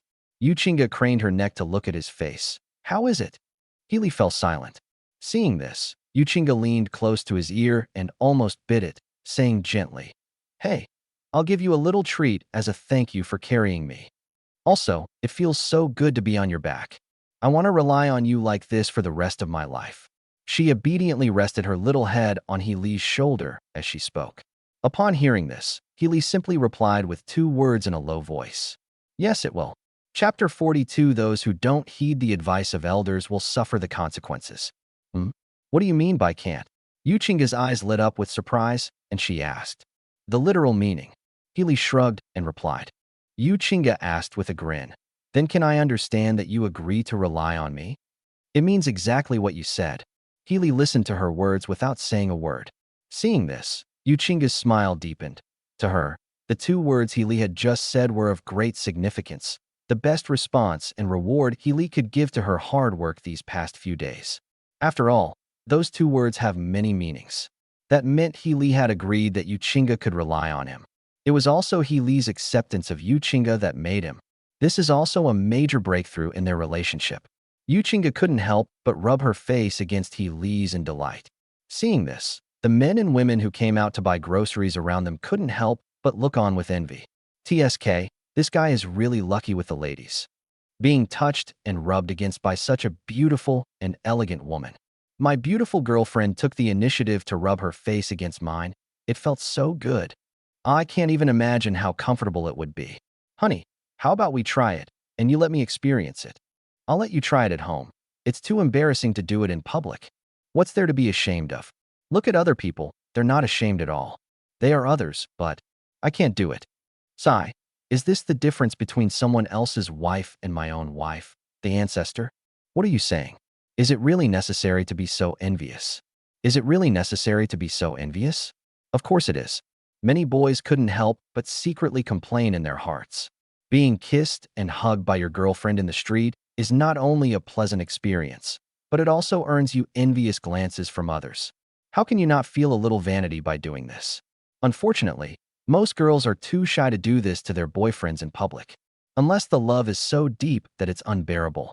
Clearly, this is the case for Yu Qingga. Why can't I meet a girl as good as her? Watching He Li carry Yu Qingga away into the distance, the passers-by couldn't help but sigh. He Li, to be honest, was quite happy. Yu Qingga always gave him face in public. The number of times he's been envied in the last few days is almost equal to the total number of times he's been envied in the previous 20 years of his life. However, always attracting so much attention, I bet she'll soon be targeted by her suitors. Then, the troublesome days will begin. Forget it, we'll deal with whatever comes our way. If there's any trouble, we'll deal with it when the time comes. Shaking his head inwardly, He Li put Yu Qingga down in the car, but didn't rush to start the car. Instead, he grabbed her beautiful leg, which was covered in stockings, and gently massaged it on his own lap. "How are you? Feeling better?" he asked. Yu Qingga showed a comfortable expression, but upon hearing He Li's words, she quickly shook her head. "No, it still hurts so much. I probably won't be able to walk. But it feels really good to massage you. Could you massage me a little more? Maybe I'll feel much better later." A sly glint flashed in her eyes, and He Li immediately knew what Yu Qingga was really thinking. "If you want me to give you a bigger massage, just say so." He rolled his eyes, still playing these little tricks. "Let's go home first, and I'll massage it for you slowly when we get back. Also, your sprain is quite bad. You should apply some medicine." As he spoke, seeing that Yuchinga's leg seemed to have recovered a little, he put Yuchinga's leg down, fastened her seatbelt, and started the car. Yuchinga listened to his words. Her beautiful eyes filled with happiness, and she nodded obediently. On the way back, she surprisingly didn't cause any more trouble. Maybe it's because my leg still hurts a little? Healy was thinking this when, just as he got back to the apartment complex, parked his car, and was about to get out, Yuchinga started again. Ouch, my legs hurt so much, I can't stand up. Her eyes darted around, and she feigned pitifulness before suddenly letting out a coquettish cry. Healy asked helplessly, "What are you trying to do now?" "Hug me." Yuchinga responded with a smile, opening her arms wide. Healy shrugged. "I'm still carrying things. How can I carry you if my arms are full? Or should I carry you on my back?" "Oh no." Yuchinga shook her head. "My arms are too sore to hold you anymore. What if I fall off your back?" "Hee," she said, then suggested, "How about you go put your things away, and then come down and carry me up, okay?" Her eyes were full of expectation, and Healy found it hard to refuse. "You're really pushing your luck." He couldn't help but say, and Yuchinga muttered weakly, "It's rare that you've been so unusually gentle and kind to me today. Who knows if you'll start wanting to keep your distance from me again after today. So, taking advantage of this rare opportunity today, I also want to be pampered and loved by you more." Her voice trailed off, and she looked somewhat aggrieved. Before Healy could say anything, she spoke again. "I know I've asked for too much today. Then I can make it up to you slowly in the future. For example, giving someone a back massage, shoulder massage, or warming the bed. Can you just indulge me a little today?" He was deeply moved by her words and by her expectant yet aggrieved and pitiful little face. He had only made a casual remark, but Yuchinga assumed he was upset and was worried he would be angry and feel wronged. Seeing this, Healy gently replied, "I didn't say no. Look how wronged you are." As he spoke, Yuchinga blushed. "I'm afraid you'll be angry, so then hurry up and come down." "Okay." Healy nodded, went upstairs to put his things away, and then came back to carry Yuchinga home in a princess carry. Walking down the street, Yuchinga contentedly reached out and wrapped her arms around Healy's neck, gazing at him intently with her beautiful eyes. "What's wrong? Is there something on my face?" Perhaps it was because Yuchinga's gaze was too intense. Healy noticed this, so he looked down at her and asked. Upon hearing this, Yuchinga shook her head. "Of course there's no smudge on your face. But I just like it. The more I look at it, the more I like it." Her voice carried a hint of shyness, and her sweet, girlish demeanor made Healy's heart flutter slightly. The atmosphere between the two was somewhat ambiguous. Healy seemed to wish this moment could last longer. Yuchinga clearly noticed that his pace had slowed down considerably. Instead of pointing it out, she secretly rejoiced and leaned happily into Healy's arms. But just as the two were deeply in love, "Hey, Xiaohe, you and your girlfriend are really sweet together. You have to carry him home. TSK TSK. Youth is wonderful. Youth is truly wonderful." A familiar voice rang out, and Healy and Yuchinga suddenly woke up and looked up in the direction of the voice. It was Aunt Zhang and her daughter. They were carrying quite a few things, probably just coming back from shopping. At this moment, I saw Healy and Yuchinga sweetly hugging each other as they went upstairs. Aunt Zhang sighed unconsciously, and her daughter looked on with envy and felt a little jealous. After all, what girl wouldn't want to be sweetly carried away in a princess carried by her boyfriend? Healy is so good to Yuchinga. She really regrets not listening to her mother and coming back sooner. If only she could have come back sooner and met Healy. Maybe now. Looking at Yuchinga in Healy's arms, who was both shy and happy, with a face full of bliss, she couldn't help but sigh with envy. Aunt Zhang seemed to notice her daughter's unusual behavior as she came to her senses. She could only shake her head helplessly. Those who don't heed the advice of their elders will suffer the consequences. Regret it now, huh? Too late. Chapter 43. Knowing there are tigers in the mountains, one has no choice but to venture into the tiger's den. After chatting with Aunt Zhang and the others for a bit, Healy carried Yuchinga home to apply some medicine to her legs. "I'll go get you the medicine. Take off your stockings. Otherwise, I can't apply the medicine for you," Healy said as he put Yuchinga on the sofa and went into the room to get the medicine. When he came out, he found that Yuchinga was lying there without moving at all. "Why didn't you take off your stockings when I told you to?" He sat down next to Yuchinga and rolled his eyes. Upon hearing this, Yuchinga sat up and nuzzled against He Li in a coquettish manner. "Take it off for me," she said, sneakily moving closer. "My legs feel even better to the touch after I take off my stockings. So, don't you want to take it off for me yourself?" She exhaled hot breath from her small mouth, and He Li was already itching to get aroused by her. But Yuchinga added fuel to the fire. "No, what you're saying sounds really strange. It feels like—" He didn't finish his sentence. Yuchinga knew exactly what he was thinking. She did it on purpose, deliberately getting close to him in a seductive manner and suggesting he take his clothes off to make He Li's mind wander. She really hoped that He Li would lose control and do something to her so that their relationship could take another step forward. But just as Yuchinga knew He Li's thoughts, He Li also knew Yuchinga's little secrets. "Hee, don't mind how strange my words are. So, are you going to make a move or not?" Yuchinga asked with a grin. Seeing this, He Li grabbed her beautiful little leg. "I just can't do anything with you," he said, his tone somewhat indulgent. Hearing his voice, Yuchinga's lips curled up, realizing that He Li had already made a move, and feeling the warm hands touching her legs, she felt a little shy, and a faint blush suddenly rose on her beautiful face. He Li looked pleased and had to admit that Yuchinga was right when she told him that bare legs felt more comfortable to touch. Her legs were smooth, soft, and full of elasticity. However, He Li did not forget the important matter. He would occasionally squeeze the injured foot for fun while carefully applying medicine to Yuchinga's wounded little foot. After wiping, he didn't forget to gently rub and massage it. His technique was excellent. Yuchinga felt almost no pain, only great comfort in her legs. She couldn't help but squint her eyes, a pleasant expression appearing on her face, and obediently lay on the sofa, letting He Li continue massaging her. It wasn't until He Li suddenly let go as it grew dark outside that Yuchinga snapped out of her reverie. "Okay, the swelling in your legs should go down soon. Take a rest. It will be completely fine by tomorrow." He stood up and said, "I'm going to wash my hands and cook. Why don't you lie down for a while?"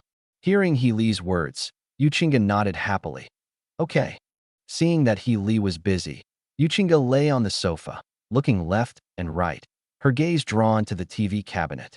There seems to be something inside. Books? Photo albums? Yuchinga was a little curious. Glancing at He Li and seeing that he wasn't paying attention to her, Yuchinga secretly took the things out of the box. That was indeed a photo album with only a few pages. Inside are various photos that He Li took in the past. There were high school graduation photos, some photos taken with classmates during college, and Yuchinga even saw photos taken by He Li and several other people from the studio with whom he got along well. In addition, there are some landscape photos he took himself. Yuchinga carefully examined each photo related to He Li. Looking at his youthful and naive appearance in high school, his mature and cheerful demeanor in college, and his appearance after starting work, he suddenly became quiet and calm. She couldn't help but reach out and touch He Li's face in the photo. As she looked at it, a bad thought popped into her head. He Li didn't look bad in high school or college either. I don't often see these kinds of appearances. As if she had done something wrong, Yuchinga looked up at He Li, who was still busy in the kitchen, and secretly took down several of He Li's solo photos from high school and college. She originally intended to put it in her bag, but then thought it might not be safe, so she simply hid it in a small pocket inside her clothes. Only when she kept it close to her body did Yuchinga feel at ease. "Hee, now I can secretly admire your old appearance anytime." She covered her mouth and smiled happily. Looking at the many empty spaces in the photo album, she couldn't help but chuckle and mutter to herself, "I'll help you fill all those blank spaces later." Perhaps it was because I was thinking too deeply. Yuchinga was completely unaware that He Li was looking in her direction. I saw Yuchinga lying on the sofa, rummaging through something and giggling. He was a little confused. "What's that woman laughing at? He's smiling like a complete idiot." He shook his head. By the time we had quickly prepared the meal, it was almost dark. While eating and chatting with Yuchinga, He Li smiled as he felt the usually quiet house become warmer. Yuchinga, seeing this, asked him curiously what he was thinking, as he seemed quite happy. He Li shook his head and didn't say anything more. Yuchinga didn't ask any more questions either, but instead asked about He Li's high school days. "I just saw a photo of He Li from his high school days." She was quite interested in He Li's high school days. Upon hearing this, He Li casually mentioned a few things. The atmosphere in the room was very warm. After dinner, Yuchinga even took the initiative to help Healy clean up the dishes. The way the two got along well made them look like an old married couple who had been living together for many years. This feeling lasted until the two finished washing up and were about to go to sleep, when it abruptly ended due to the issue of sleeping. Why don't you sleep in the bed with me? As long as we keep them apart, there won't be any problems. And I assure you, I will behave myself. Sleeping on the floor isn't good. I feel sorry for you, okay? She started acting cute again and even made promises. Healy hesitated for a moment, then said, "Keep your distance. It should be fine. But, just to be on the safe side, let's not do it. After all, what if something happens?" He was thinking this, but Yuchinga had already noticed the hesitation in his eyes. A sly look flashed across her face as she continued. "Actually, even if you sleep on the floor, who said anything would happen at night? Maybe I'm a restless sleeper, and maybe I'll just inexplicably roll out of bed and into your arms. Right?" The corners of her mouth gradually turned up. Healy's eyes twitched slightly when he heard her words. "Well, you rolled at just the right moment, right into my arms." He couldn't help but ask back, his voice full of helplessness. Yuchinga said with a grin, just in case such a thing might happen. I didn't say it would definitely be like this. You know, if we sleep separately, there's no guarantee something won't happen, so why don't you choose to sleep with me? At least this way you can sleep more comfortably, right? That's true, but Healy knows Yuchinga's personality and what she's up to. Healy would never believe that she said this without a purpose. But what he said made sense, and he couldn't refute it. He now faces three paths. First, I agree with Yuchinga's suggestion to sleep with her. Second, just send her back as before. But I can't choose not to send her back, since I promised myself I wouldn't. Finally, I went to sleep on the sofa, but Yuchinga's words just now were a threat. Even if he sleeps on the sofa, who can guarantee that she won't sneak into bed with him? After thinking for a moment, Healy sighed. He knew there were tigers in the mountains, but he had no choice but to go into the tiger's den. Fine, I'll take on this danger. He said this with such helplessness in his heart. But what was with that faint hint of joy in his heart? Chapter 44. Oh yes, yes, you're so innocent. Fine, since you insist. Then I'll agree to sleep in your bed. But are you sure you'll behave yourself and not do anything reckless? Healy sat on the bed after putting down the blanket, his face full of suspicion. Seeing this, Yuchinga nodded seriously. Of course. A gentleman's word is as good as his bond. How could I lie? All right, it's late. Go to sleep. Her tone held a strange mix of anxiety and glee, as if urging him to get some sleep. Hearing this, Healy had a vague feeling that something was wrong, but Yuchinga had already promised. There was nothing more he could say. Scratching his head, Healy had no choice but to turn off the light and lie down on the bed. As the lights went out, the dimly lit room fell silent instantly, and no one spoke again. Healy lay quietly in bed, not feeling sleepy at all. After all, there's a stunningly beautiful woman lying next to him. Even if he is very patient, he is not a saint. How could he be completely free of those bad and wicked thoughts? Yuchinga is actually even worse than Healy. Don't be fooled by how calmly she was advising Healy earlier. But at this moment, she was filled with shyness and extreme nervousness. Lying in bed with the person she loved most, she couldn't help but turn her head to glance at Healy's silhouette in the dim light, her mind wandering to those embarrassing thoughts, her face flushed red. So we've practically shared a bed, haven't we? After an unknown period of silence, Yuchinga's somewhat shy voice suddenly rang out in the dimly lit room. Healy listened to her words without saying a word. First, he didn't know how to respond to that. No matter how I respond, it just doesn't feel right. Another reason was that he wanted to pretend to be asleep in order to avoid Yuchinga's harassment and spend the night peacefully. However, he forgot that Yuchinga had a peculiar way of thinking. If it were someone else, and they saw that their partner was silent and seemed to have fallen into a deep sleep, they would probably not disturb them any further and would just want to go to sleep quickly and talk about it tomorrow. But Yuchinga just wouldn't do that. Seeing that Healy hadn't answered her for a long time, she subconsciously wondered if Healy was too tired and had fallen asleep. After all, he seemed quite tired today. He hadn't slept well last night, and this afternoon he was carrying me on his back and in his arms upstairs. Maybe I fell asleep quickly because I was tired? Thinking this, she tentatively moved closer to Healy with some hesitation and called out softly, "Healy, are you asleep? If you're not asleep, talk to me. What's the reason? What's the reason? Are you really asleep?" After calling his name several times, Yuchinga felt not only no disappointment, but also a secret delight upon hearing He Li's even breathing. Hee, how come you fell asleep so quickly? I was thinking about how I should coax you to fall asleep faster if you didn't fall asleep quickly. I didn't expect you to fall asleep so quickly. Since you're asleep, I won't be polite. After muttering a few words to herself, Yuchinga moved around a bit more. As Healy smelled the increasingly rich fragrance, his heart began to race and his body tensed. He suddenly regretted pretending to be asleep and ignoring Yuchinga, which made her even more demanding. I should have responded to her. Otherwise, I wouldn't be in this awkward situation now. Well, it's not a good time to speak up now.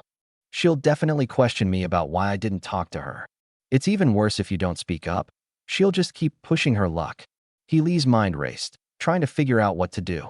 Yuchinga continued to move until her shoulders seemed to touch Healy's shoulder, at which point she stopped. Yuchinga gently turned over, lying on her side and sniffing Healy's scent. Her face grew even redder. In fact, she could already hear Healy's not-so-serious heartbeat and knew he was faking it. But Yuchinga wouldn't point it out on her own initiative. She decided to play along and pretend she knew nothing. This way, she could continue her little schemes. As she pondered this, she spoke again. We've hugged, you've played with me, and now we've slept together. I'm going to make you take responsibility for me. You have to take responsibility for me for the rest of your life and be my man. Her voice trembled slightly with shyness, and it was extremely soft. Healy was completely dumbfounded. What kind of talk was this? Yes, I hugged her, but what does it mean to play with her? He just touched his leg, right? If other people heard that, who knows what they would think of him? As for sleeping together, they were just in bed and did nothing. Don't make things up like that and cause misunderstandings, okay? But despite his thoughts, Healy did not stop Yuchinga. On the contrary, he felt a little bit of anticipation. I'm curious, what is Yuchinga up to? Are we really going to force things to become a fait accompli? Or perhaps, she just wanted to do something ambiguous? If it's the former, it definitely needs to be stopped. At the very least, that kind of thing should only be done after confirming the relationship and being prepared to take responsibility, right? But if it's the latter, Healy's ears turned red and his body temperature rose in the darkness. Yuchinga felt the warmth of the person beside her, and with a gentle, shy smile, she reached out and gently lifted the blanket. Healy-san was on the verge of tears. Yuchinga lifted the blanket with one hand and slowly moved her body onto Healy while supporting herself on the bed with the other. She gently pressed down on Healy's small hands and hugged Healy's waist, feeling the amazing softness of her chest and the warmth of her delicate body. Healy finally couldn't help but ask, "What about your promise to keep your word? I am a woman, not a gentleman."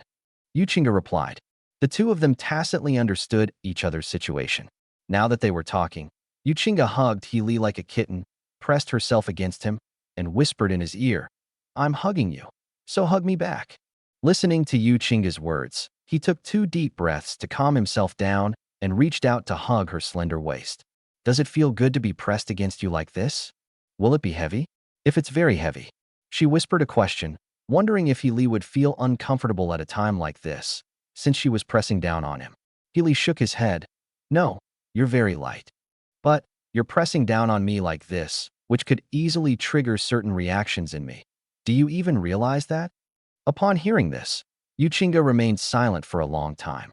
Healy was wondering why she had stopped talking. Then Yuchinga spoke up in a shy tone. "Do you know that I'm the same way?" "Huh." Healy was immediately stumped by her question. Yuchinga continued, "I really want to refrain from doing these things, but I really like you. I can't help but want to hug you, to lie in your arms and feel your warmth and listen to your heartbeat. And I also want to tell you that I want to fall asleep in your arms like this every night."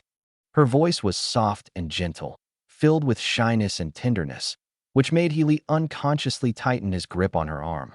"Thank you for liking me so much, but maybe after spending more time with me you'll find that I'm not so great. No, I trust my intuition and judgment. Besides, there is no such thing as an absolutely perfect person in the world. Liking someone means not only liking their strengths, but also accepting their weaknesses, right?" "That's true, but you really..." "Stop talking. All I want to say is that I love you and I don't regret it. So if you don't dislike me, could you try to like me a little more and accept me?" "Yes, I will, because you are really great." Hee hee. So, Can I still hold you like this while we sleep from now on? That's what you really want to ask, isn't it? No, don't talk nonsense. I didn't go through all that trouble just so you would agree to hold me while sleeping every day. Oh yes, yes, you're so naive. Chapter 45. I just shook my head. Why did you tell me everything? As they talked, the room gradually fell silent. Yuchinga felt at ease holding Healy. Filled with happiness, she was immersed in it, and the drowsiness in her mind gradually spread in the comfortable environment. When she closed her eyes, she fell asleep with a sweet smile on her lips. Hearing her even breathing, Healy knew that Yuchinga had fallen asleep and felt a little relieved. To sleep in the arms of a goddess like Yuchinga, I enjoyed it, but I still felt a little uncomfortable. That's probably because Healy was afraid that Yuchinga would notice some of his reactions. He'll feel embarrassed then. Now that Yuchinga is asleep, he naturally relaxes. However, touching Yuchinga's smooth, slender waist beneath her thin shirt, the scent of Yuchinga's hair wafted to my nose. He also felt the warmth of Yuchinga's soft body. Healy, now relaxed, became somewhat enamored with this gentle haven. He subconsciously raised his chin slightly and gently rubbed Yuchinga's smooth forehead. It felt very comfortable and satisfying, and these feelings gradually amplified his sleepiness. He tightened his grip on Yuchinga's arms, and then, half asleep, he realized he had fallen asleep. In the bedroom the next morning, in his sleep, Healy felt something wriggling in his arms. He frowned slightly and muttered in dissatisfaction, "Stop messing around." As he spoke, he turned over and pinned down the thing that was moving around in his arms. Yuchinga was stunned by Healy's actions. She lay on the bed, blushing slightly. It was rare for Healy to possess her so domineeringly. Yuchinga felt both shy and secretly delighted. Looking at Healy's sleeping face so close to her and his slightly parted thin lips, she suddenly had an urge to kiss him. This impulse is constantly growing. Yuchinga's heart raced wildly. Finally, she couldn't resist secretly pouting and cautiously approaching. "Pop." She nodded gently, then shyly turned her head away. It wasn't until much later, when she realized that Healy was still asleep and hadn't noticed her little movements, that she relaxed. But thinking back to that fleeting, light kiss, "I don't feel anything. Is it because the kiss was too light? Should we try again? After all, it was my first kiss. That light touch just now was far too hasty." Yes, that was too hasty. At least it should have been. Yuchinga muttered to herself, her face growing increasingly red. After a while, she turned around to look at Healy's handsome face, who was still asleep. She suppressed her shyness and approached him again. This time, she moved slowly and her eyes were firm, like a warrior facing danger. Her body trembled slightly when her soft, moist lips touched Healy's lips once more. A strange sensation came from my lips. It's not the kind of tingling or numb sensation you see in novels. It makes people feel flustered, shy, happy, and uneasy. The slightly moist and soft touch on her lips made her feel particularly comfortable. She had a strong urge to get close to him. She parted her lips slightly, about to continue doing something, when she suddenly noticed that Healy's eyelids seemed to twitch twice. Yuchinga was startled and quickly moved her mouth away and turned her head. But she couldn't help but steal glances at Healy. Fortunately, he didn't wake up. However, Healy's sleepiness is getting lighter and lighter, and he might wake up at any time. Yuchinga didn't dare to go too far, but she didn't want to let go of this opportunity. Besides, she gave her first kiss to Healy. But this guy was still asleep and completely unaware. She felt inexplicably resentful. After thinking for a moment, she hugged Healy tightly, and while minimizing her movements to avoid waking him, she took her phone, opened the camera, and gently kissed Healy's lips. Snap! As the camera shutter clicked, a scene unfolded where Yuchinga, blushing, embraced Healy and kissed him passionately. That moment was captured in the camera. But Yuchinga didn't have time to look at the pictures at that moment. She exclaimed in surprise, "Oh no, I forgot to turn off the sound." She knew something was wrong, and sure enough, Healy, who was already a light sleeper, was startled awake by the sound of the camera shutter. However, after seeing the situation in front of her, Healy was dumbfounded. What are you doing?" He stammered out a few words. The current situation is simply outrageous. Yuchinga was pinned down by him, her face flushed and her lips pouting as if she wanted to kiss him. She was holding her phone in her left hand and wrapped her right arm around his neck so that their faces were almost touching. Healy didn't quite grasp the situation at first. Yuchinga was initially flustered, but seeing Healy's dumbfounded look, she knew she couldn't keep up the act and decided to stop pretending. After all, they've already been caught. What's the point of pretending? Might as well just give up and go all out. With that thought in mind, she steeled herself, wrapped her arms around Healy's neck, closed her eyes, and pressed herself against him. The soft, sweet taste on his lips stimulated Healy so much that his pupils dilated and he froze as if his computer had crashed. He only knew that Yuchinga had kissed him hard for a few seconds before he shyly pulled his head back. He only came to his senses and subconsciously touched his lips. Yuchinga blushed and pretended to be arrogant, saying, I kissed you forcefully, so you're my man now. Don't worry, I'll take responsibility. She looked serious, but her heaving chest and flushed face betrayed her nervousness. Healy listened to her words with a strange expression. Why does that sound so familiar?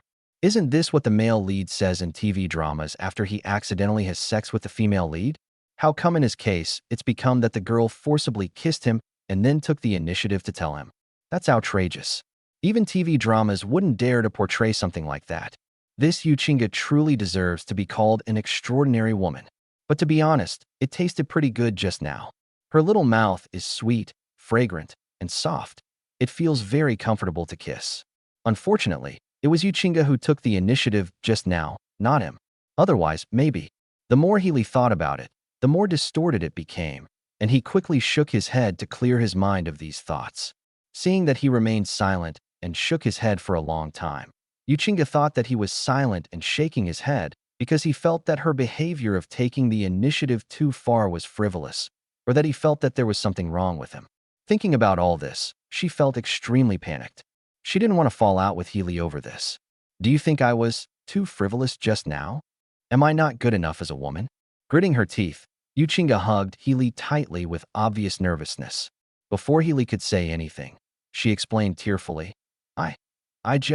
when I woke up this morning and you were so close, I liked you so much that I couldn't help but want to kiss you. I originally thought I'd just sneak a kiss and call it a day. But that was my first kiss too. Even if you don't know, I still want to keep something as a memento. That's why I thought of secretly taking a picture. But who knew you'd find out?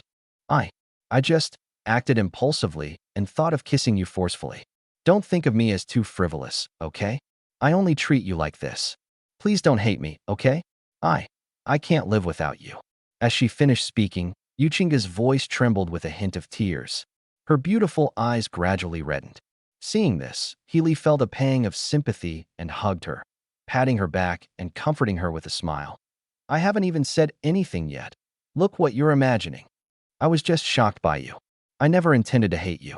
On the contrary, you confessed everything just by shaking your head. Tisk, so well behaved. He couldn't help but laugh out loud. Upon hearing this, Yuchinga blushed deeply, but Healy's words finally made her smile through her tears and put her mind at ease. Chapter 46. Why do these two keep grinning like idiots? Despite the laughter and the fact that Yuchinga's misunderstanding had been cleared up, relieving her anxiety, the two of them were still unsure what to say after the kiss. The room fell silent as a result. Then Healy suddenly spoke up. Get up. I have to go to the company later. With the hit game starting production, you'll definitely have a lot to handle. Yuchinga nodded obediently. Neither of them mentioned what had just happened. Until I finished washing up, got dressed, and was ready to go out. Healy suddenly asked, do you remember what happened yesterday? Yesterday? Yuchinga turned around suspiciously upon hearing this. Healy nodded. Yes, those things I told you yesterday. Of course I remember. Yuchinga squinted her beautiful eyes and said happily, you said you would be gentle with me in the future and that you would accept me. She felt sweet inside as she recalled Healy's words from yesterday. Healy nodded upon hearing this. It's good that you remember. Then don't overthink things so easily in the future. Seeing you look so wronged and pitiful makes me feel bad too. With that, Healy opened the door and walked out. Upon hearing this, Yuchinga revealed a charming and heartwarming smile. What are you standing there for? I'm still closing the door. Come out now. Okay. Hearing Healy's urging, Yuchinga snapped out of her reverie, smiled, and walked out, hugging Healy's arm tightly. Healy glanced at her delighted expression, closed the door, took a few steps, and then spoke again. How's your leg? It shouldn't hurt anymore, right? Yes, you applied the medicine yesterday, and it's much better now. That's good. Healy didn't say anything more after hearing that. Yuchinga looked up at Healy's profile and was very happy. Healy's concern for her always showed itself unintentionally. Just like before, I was still thinking about her legs. And he used to feel bad when he saw me sad. Yuchinga felt warmer the more she thought about it, and the smile on her face never stopped when she arrived at the company. Wei Wei looked at her with some curiosity. Mr. Yu, what good news has happened that makes you so happy? Although I had a feeling that it was probably related to Healy. But Wei Wei still wanted to know what had happened. Upon hearing this, Yuchinga shook her head smugly. I won't tell you. She would never tell Wei Wei that her relationship with Healy had made a major breakthrough yesterday. Besides, what happened yesterday and this morning? It's too embarrassing to take out and flaunt it. So enjoy these sweet moments to yourself. Yuchinga was happily thinking about those things. When Wei Wei saw that she refused to talk about it, and just sat there smiling, with a few shy blushes occasionally appearing on her face, she became even more suspicious. What exactly happened between Healy and President Yu yesterday? How did he manage to make President Yu so happy? Curious, Wei Wei couldn't help but contact Wei Hua, hoping he could get some information from Healy. Wei Hua's condition flared up as soon as he received the news. Brotherly, you seem to be having a good day. What good news happened? Did something happen between you and your girlfriend? He asked tentatively, but Healy clearly wouldn't reveal anything more. The less they said anything, the more curious Wei Wei and her companion became. Wei Wei and Wei Hua didn't dare to ask Yuchinga about it. Therefore, Wei Hua could only relentlessly harass Healy for answers. Annoyed to the point of exasperation, Healy finally said, Hey, why are you so curious about my affairs? Besides, what else could my girlfriend and I have? We just kissed and slept together. If you single guys are envious but don't ask me, you're just a mouse looking for a thrill. After saying this, Healy went back to playing games. Wei Hua was dumbfounded. Wasn't Healy's girlfriend President Yu? This guy, he actually kissed Yuchinga? He even slept with Yuchinga? Wait, things are progressing that fast. Where did President Yu's reserve go? How did Healy manage to kiss him so easily? I'll still sleep with him, even though I know it'll happen sooner or later. But hearing this news with my own ears, and thinking about how that stunningly beautiful female Seo was so easily slept with by Healy, he felt a pang of envy. After all, she was a goddess whom others treated with utter disrespect. The result is, it just makes me more and more jealous. Wait a minute, since President Yu has already slept with Healy, so is my leg unstable? Wei Hua, who was feeling incredibly sore from thinking about this, suddenly understood and beamed with joy. He also casually sent this good news to Wei Wei. When Wei Wei saw this message, she was stunned. They've developed to this extent. No wonder President Yu is so happy today. But if that's the case, then wouldn't President Yu no longer need me to help matchmake her with Healy? Then how can I achieve financial freedom through a pay raise? With her plan falling through, Wei Wei couldn't help but sigh. Having just found a teammate, I thought I was closer to achieving my dream of financial freedom. But who knew that Healy and Yuchinga would progress so quickly? They've already kissed and slept together. Maybe last night, they even went from being a boy and a girl to a man and a woman. He actually wants to be a wingman. What's wrong? You look so dejected. Perhaps noticing Wei Wei's strange expression, Yuchinga looked up at her with some confusion. Upon hearing this, Wei Wei quickly shook her head. No, it's nothing. Is that so? Yuchinga didn't ask any further questions upon seeing this. She simply smiled and said, I'm in a good mood today. I'll give you a raise, and from now on, keep a close eye on Healy for me. Report any situation to me immediately. Huh. Wei Wei was taken aback for a moment, then overjoyed. Okay. I thought there was no chance of a raise, but I didn't expect that Yuchinga's infatuation with Healy would not diminish even after they had a relationship. Instead, her attention to him only grew stronger. She's so in love with Healy. TSK. Even a girl like Wei Wei wants such a wonderful woman. But Yuchinga only loves Healy. I really don't know what kind of luck Healy had. However, it's a good thing that Yuchinga loves Healy deeply. This way, Wei Wei will still have many opportunities for salary increases in the future. Thinking about all this, Wei Wei couldn't help but chuckle to herself. Yuchinga didn't care about Wei Wei's little scheme. She was currently pondering whether she should find another opportunity to formally confess her feelings to Healy. After all, Things are different now. In the past, Healy was very clear that he was worried about getting into trouble and didn't want to be with her. But after spending these few days together, Yuchinga knew very well that Healy had accepted her. And he even said it to me yesterday. Since that's the case, then they should officially confirm their relationship. That should be fine, right? He won't refuse this time, will he? Well, in short, it's definitely worth a try right now. But what opportunity should she find? Yuchinga thought for a moment and suddenly remembered that class reunion. Her eyes darted around, then a smile crept onto her lips. It seems she already has a plan in mind. Healy was unaware that Yuchinga was thinking of confessing her feelings again. He was just thinking about what gift he should give Yuchinga. This was something he promised Yuchinga a few days ago when they left the mall. I haven't had many opportunities to go out shopping alone lately, but he still had a chance to take a vacation. He thought about seeing where to go for fun and bringing back a gift for Yuchinga. Giving her a gift was not only because he had promised Yuchinga, but also because of her efforts. This woman is too good to him and too passionate. He's not a block of wood. How could he be completely unmoved? What should I send as a gift? He tilted his head, his mind racing with thoughts. In the office, Yuchinga was also contemplating confessing her feelings. The two had different thoughts, but they both laughed at the same time. Wei Hua and Wei Wei stood beside the two, looking at them suspiciously. Why do these two keep grinning like idiots? Chapter 47. What a sinful couple. Ever since that day he slept with Yuchinga and kissed her, Healy has noticed Yuchinga's behavior towards him. There seems to have been some subtle changes. She remained as proactive and enthusiastic as ever. It's just that compared to the past when I always wanted to win him over. These past few days, Yuchinga has become much more docile and gentle. When she comes close to me, she always gently helps me tidy my clothes like a little wife, or gazes at me with those gentle, watery eyes and acts coquettishly. It just lacks a bit of a tough stance. Healy couldn't figure out what was going on either. It wasn't until Sunday morning, when Longland's suit was successfully completed and he was asked to go over and try it on, that he finally arrived. Healy finally couldn't help but ask the question that had been bothering him. Only then did Yuchinga shyly begin to explain to him. When I'm pursuing you, of course I have to be a bit more assertive. Because you always tried to keep your distance from me before. How can I get close to you if I don't take a hard line?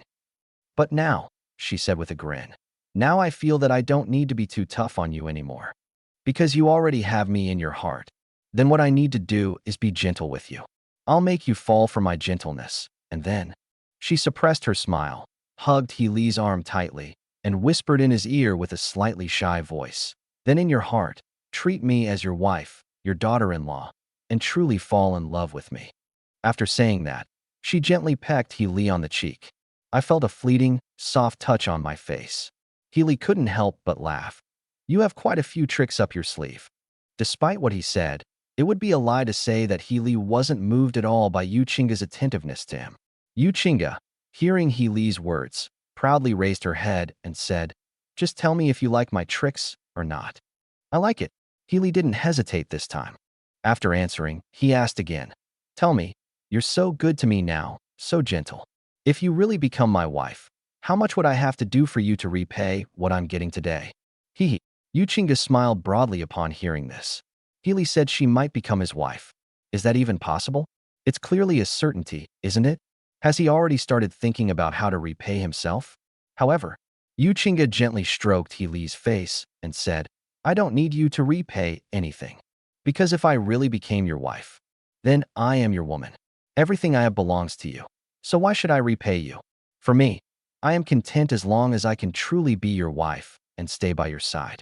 You are the person, and everything I have belongs to you too. Hearing this, Healy's heart trembled. After all, Yuchinga's words were too alluring and too easy to stir one's emotions.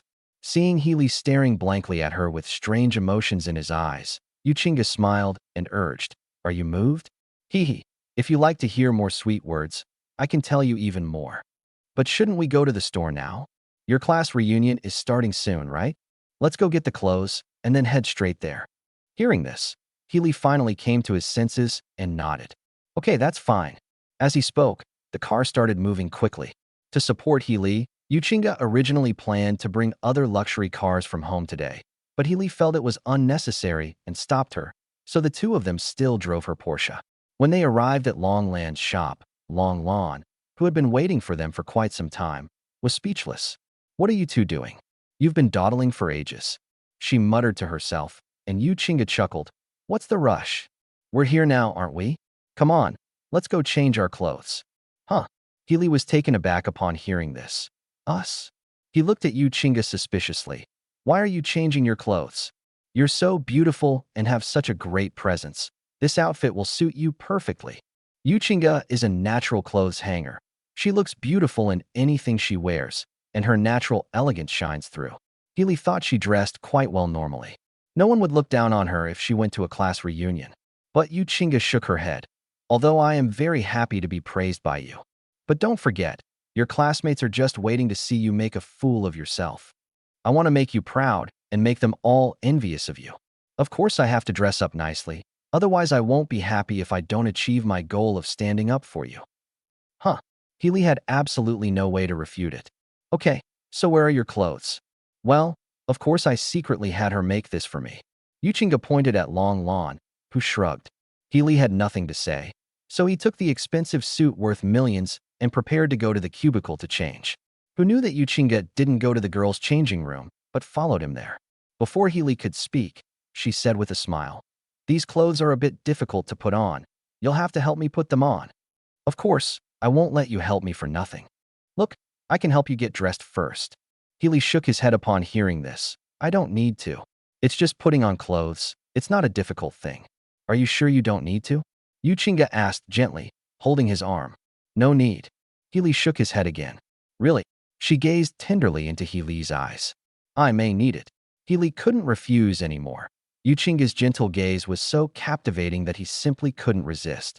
Seeing this, Yu Chinga happily snatched the suit. Before Healy could react, she reached out and hugged him from behind to take off his coat. During this process, Yu Chinga inevitably had intimate contact with Healy's back, which Healy enjoyed immensely. But wearing pants would be a bit awkward. You really don't need the pants? I can do it myself. You're not wearing anything underneath. What's there to be afraid of? Hurry up, sweetie. Let go of my hands. I'll help you get dressed. Don't try to talk to me like you're talking to a child, okay? Then, honey, how about I serve you? This is too exciting. Let's stick to a normal tone. Ugh, you don't like any of my many different styles. Outside, Long Lon blushed as she listened to the two talking. What's going on? How come Yu Chinga, the heiress worth hundreds of billions, is acting like a shameless maid, even so eagerly sticking up to Healy and insisting on changing his clothes and pants? And why do they say such strange things? And so many tricks. People who don't know better would think you two are doing something weird and complicated inside. This brat, she's become so unrestrained since she got a boyfriend. Don't you have any sense of shame? You actually offered to serve someone. I can accept changing clothes, but you absolutely have to give me pants too. Long Long Wong felt extremely embarrassed just thinking about it. She really didn't understand how Healy had made Yu Chinga become like this. This is insane. If the rich young men of Yi City's high society knew about Yu Chinga, their grief would be far more than just heartbreak.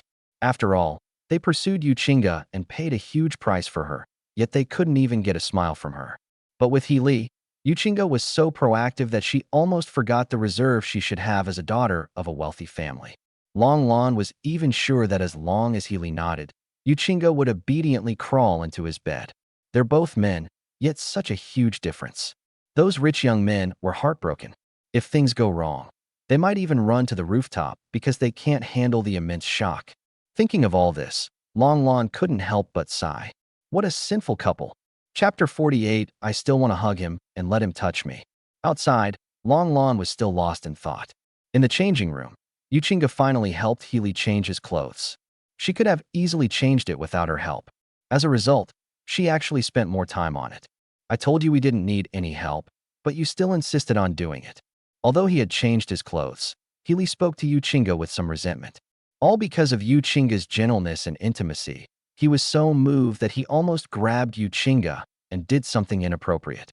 Even now that he has changed his clothes and Yu Chinga has let go of him, his heartbeat has not returned to normal. Yu Chinga covered her mouth and chuckled as she listened to his complaints.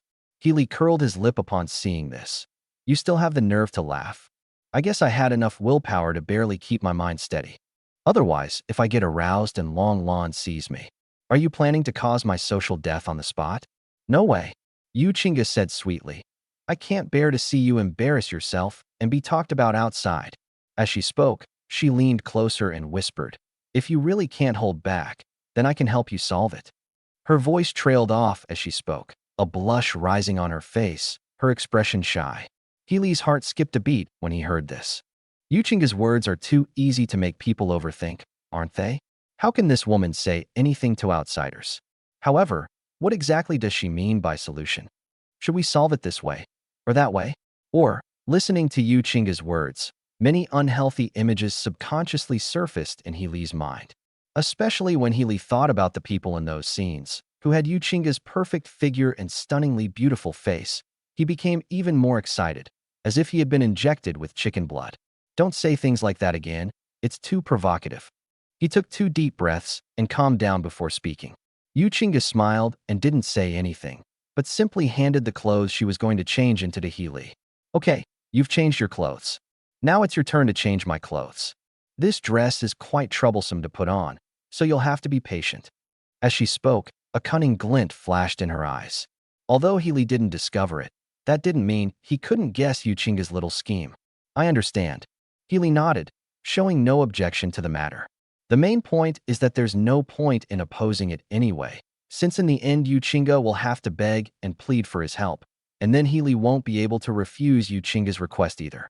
Since I can't refuse anyway, I might as well agree.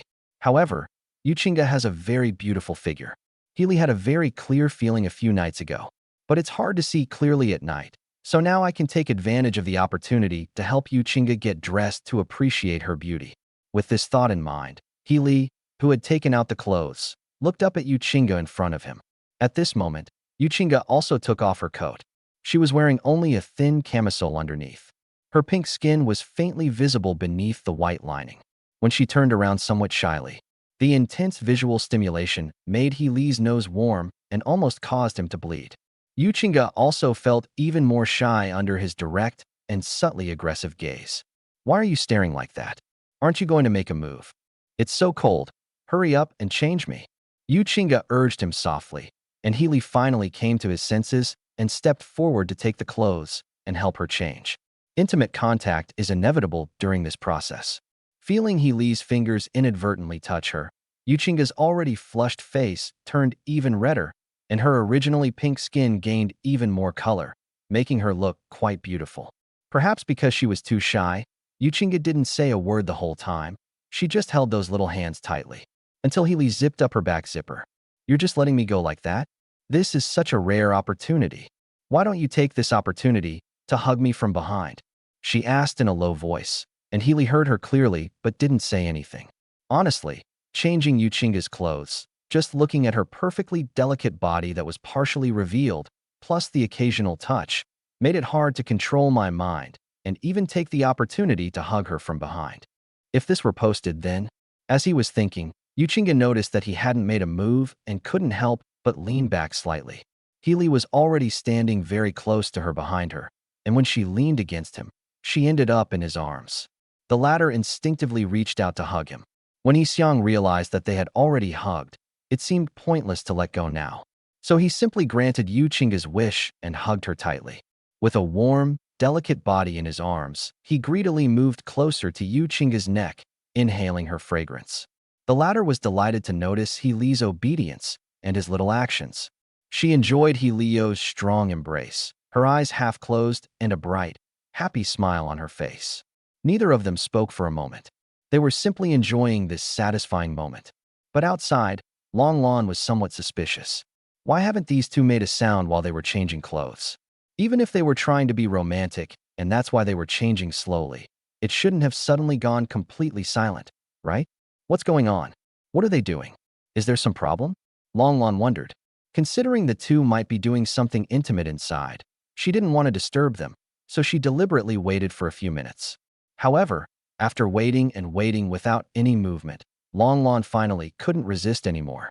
I'm telling you, what exactly are you two doing? Long Lon pushed open the door and looked inside. Before she could finish speaking, she froze on the spot. Inside the changing room, Yu Chinga had turned around and was embracing Healy face to face. Like a little woman, she hugged Healy's waist, closed her eyes, and nestled gently and obediently in his arms. Healy held Yuchinga and groped her with his hands, occasionally rubbing his chin gently against Yuchinga's forehead. The sight of the two looking so happy and sweet is just too dazzling. It's practically blinding Long Lon, this single dog, with its sheer sweetness. A hint of envy flashed in her eyes. Falling in love, embracing your beloved. What exactly does it feel like? Judging from Yuqing's appearance, she probably feels satisfied and happy from the bottom of her heart. When will I find the man destined for me and, like Yuqinga, be able to shed my usual strong woman persona and comfortably lie in my lover's arms, enjoying his tenderness? The more Long Lon thought about it, the more envious she became. However, the noise she made when she entered startled the two people in the room who were immersed in their blissful moment. Both of them, having regained their senses, reluctantly let go. Yuchinga was even a little resentful. Honestly, couldn't we have waited outside a little longer? I want to hug him again and let him touch me. Thinking about it, she sighed again. Never mind, I still have important things to do today. There will be other opportunities like this in the future. Let's go to the brilliant hotel that Healy mentioned first. Thinking this, Yuchinga coughed twice. Ahem, well, we've changed our clothes. Let's head over to the party venue now. It's quite late. Everyone else should have arrived by now. Hearing her words, Healy nodded. Chapter 49. Is this still their high school classmate? After leaving Longlon's store, Healy and Yuchinga drove to Huihuang Hotel to attend the party. On the way, Qian Chuan and Peng Shan called again to ask. The rest of them have arrived one after another. Now only Healy and a few others are missing. Healy Tsai didn't care whether those people were in a hurry or not. He drove at a leisurely pace. After all, those people were just waiting for him to fall from grace so they could show off and impress him, thus satisfying their vanity and making themselves look capable. Knowing their ulterior motives, Healy naturally wouldn't care about those who were waiting to see him make a fool of himself. However, his unhurried attitude. This, however, aroused suspicion from others. Why hasn't Healy arrived yet? Everyone from the neighboring city has arrived, but he still hasn't come? Are you taking so long because something's holding you up? Delayed? Maybe they were too embarrassed to come. At this moment, in the parking lot of the brilliant hotel, a dozen or so young men and women were discussing something. They were the people attending the class reunion. Although Peng Shan wanted to contact more people, there were very few he could contact after so many years since high school. He and Qianchuan worked hard for several days and only managed to gather this many people. Peng Shan thought that once everyone was there, he would take the VIP card from the brilliant hotel and lead them to a private room. This way, he can save himself trouble and still show off. After all, VIP cards for the brilliant hotel are not easy to obtain. Of all these students, only he had one. But little did they know, everyone else had already arrived quite some time ago. Healy never arrived, despite several phone calls. He kept saying he was on his way and would be there soon. And it was precisely because they waited for so long and it still didn't come. That's what caused the discussion among the students just now. Peng Shan listened to their conversation and agreed with Qian Chuan that Healy was probably just embarrassed to come. Healy used to be a top student in school. He's always in the top 3 in every exam. I thought he would get into a prestigious university and then make great strides in his life. Who knew he would get into a university with a very low reputation? In the following years, there was absolutely no news of him.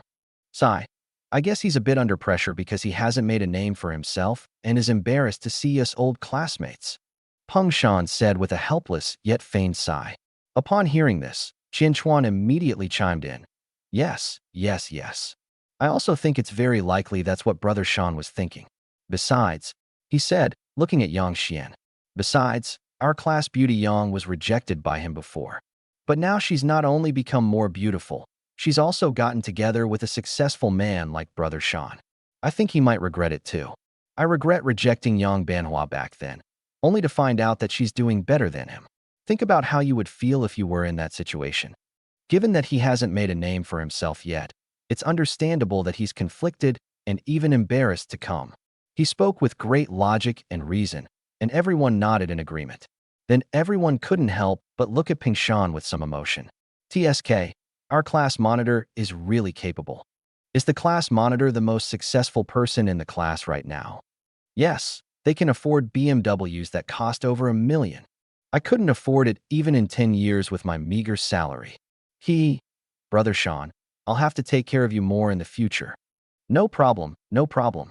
We're classmates. It's only right that I help you out. Peng Shan was extremely pleased with what everyone was saying, and wrinkles involuntarily appeared on his face as he smiled. After chatting for a while, Qin Chuan suddenly said, "It's not right for us to just wait here like this. What if that kid suddenly changes his mind and doesn't come? We can't just sit here and wait, can we? I think we should go up first. If he really comes, we'll see what happens then." Upon hearing this suggestion, everyone was about to nod in agreement. However, at that moment, a luxury car that looked very familiar to Peng Shan suddenly drove up in front. Those two were custom-built Porsches that he had seen twice before. He was taken aback. What a coincidence. They'd run into each other again. Others who saw the car were filled with envy. Wow, a custom-made Porsche, a luxury car worth tens of millions. This car is so beautiful. It's a pity we can only look at it. Isn't that obvious? For ordinary people like us, it's already a miracle if we can even look at a car like that. What? You want to drive it without even looking? This car doesn't look like it's driven by a man. I wonder which rich girl owns it. Doesn't look like it's driven by a man? You're wrong. Listening to the discussion, Yang Xian interjected with a smile. I saw this car with Brother Sean at the suit shop in Longyu before. I saw that the driver looked like a man who resembled He Li. At the time, I thought it was really He Li. But thinking about it later, I must have seen it wrong. As she spoke, Peng Shan replied dismissively, "That's for sure. He Li is doing so badly that he doesn't even dare to come to the class reunion. Can he afford a luxury car like this that I can't even afford?" That's true. Everyone nodded in agreement upon hearing Peng Shan's words. Upon hearing this, Peng Shan smiled again. However, given my relationship with He Li, as long as he asks. Considering our past relationship, I can find him a job with an annual salary of around 100,000. Even if he can't afford a luxury car worth tens of millions, he can at least drive a small car worth around 100,000. Brother Sean is truly amazing, the others exclaimed in amazement. He can arrange jobs with monthly salaries of tens of thousands so easily. Hey, Shanji's grades weren't that great before. But He Li is far inferior to Brother Sean now. Who says otherwise? He Li still has to beg Brother Sean for help. Peng Shan felt a little smug listening to everyone's discussions. He was even more smug in his heart. Hee, what good are your good grades and good looks in high school, He Li? Now do you dare to come up in front of me and compete with me? Just as he was thinking this, the red Porsche in front pulled into an empty parking space and stopped. A sharp-eyed classmate saw the person who opened the car door and got out, and immediately widened his eyes. Hey, look, isn't that He Li? He just got out of that Porsche? Upon hearing this, the scene instantly fell silent. All eyes turned to He Li without prior arrangement. Sure enough, He Li, who had become more mature and handsome compared to his high school days, smiled at them. Holy crap, has He Li struck it rich?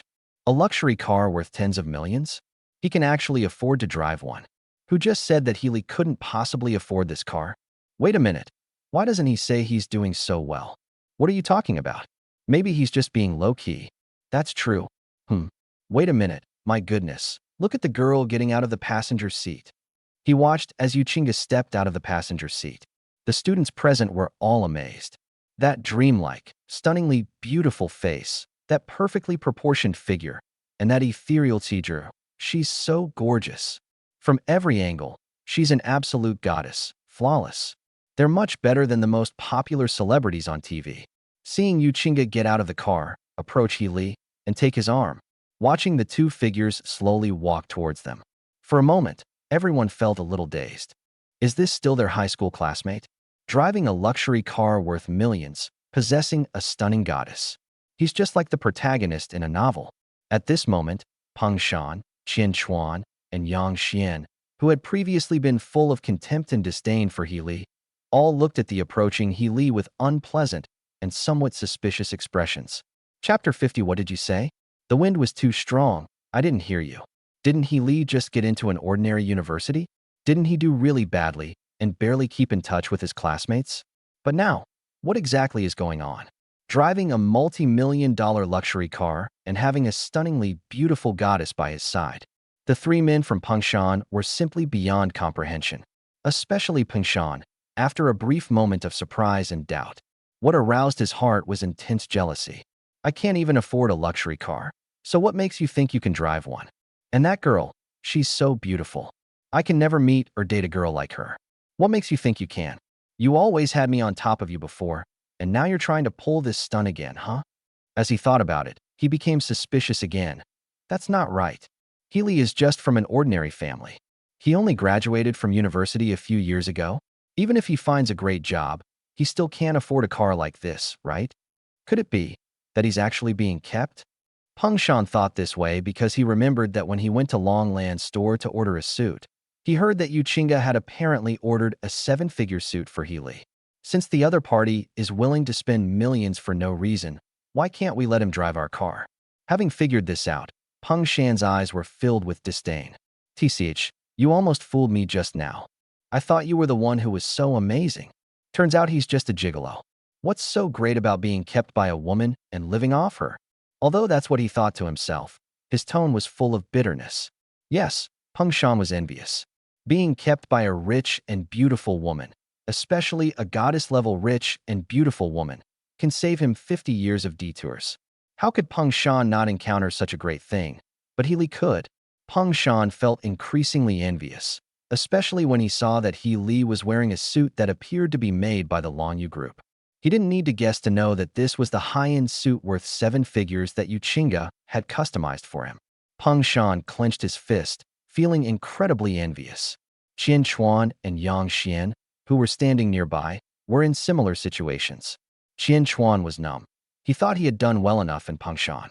He's only speaking up for Peng Shan because he's hoping Peng Shan will help him make money. Only now does he realize that Healy is doing even better than Peng Shan. He lost the big picture for a small gain. If he had known Healy was so powerful, he should have tried to curry favor with him instead of foolishly offending him without knowing anything about the situation. Now look what happened. We've missed a great opportunity. Qian Chuan felt like slapping himself when he thought about this. Yang Xian felt terrible. She had been relieved that Healy wasn't doing well and hadn't continued pursuing him.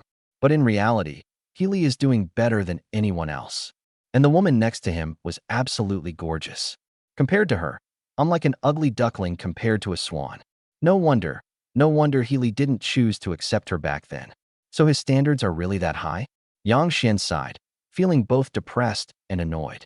But she couldn't lash out, and while everyone was having their own thoughts, Healy had already walked over. What are you all standing here for? Aren't you going up? He spoke, and everyone finally came to their senses. Healy, it's been years, you've become so amazing. He drives a luxury car worth tens of millions, and he has a girlfriend who is even more beautiful than a celebrity. Hey, by the way, aren't you going to introduce us to your girlfriends?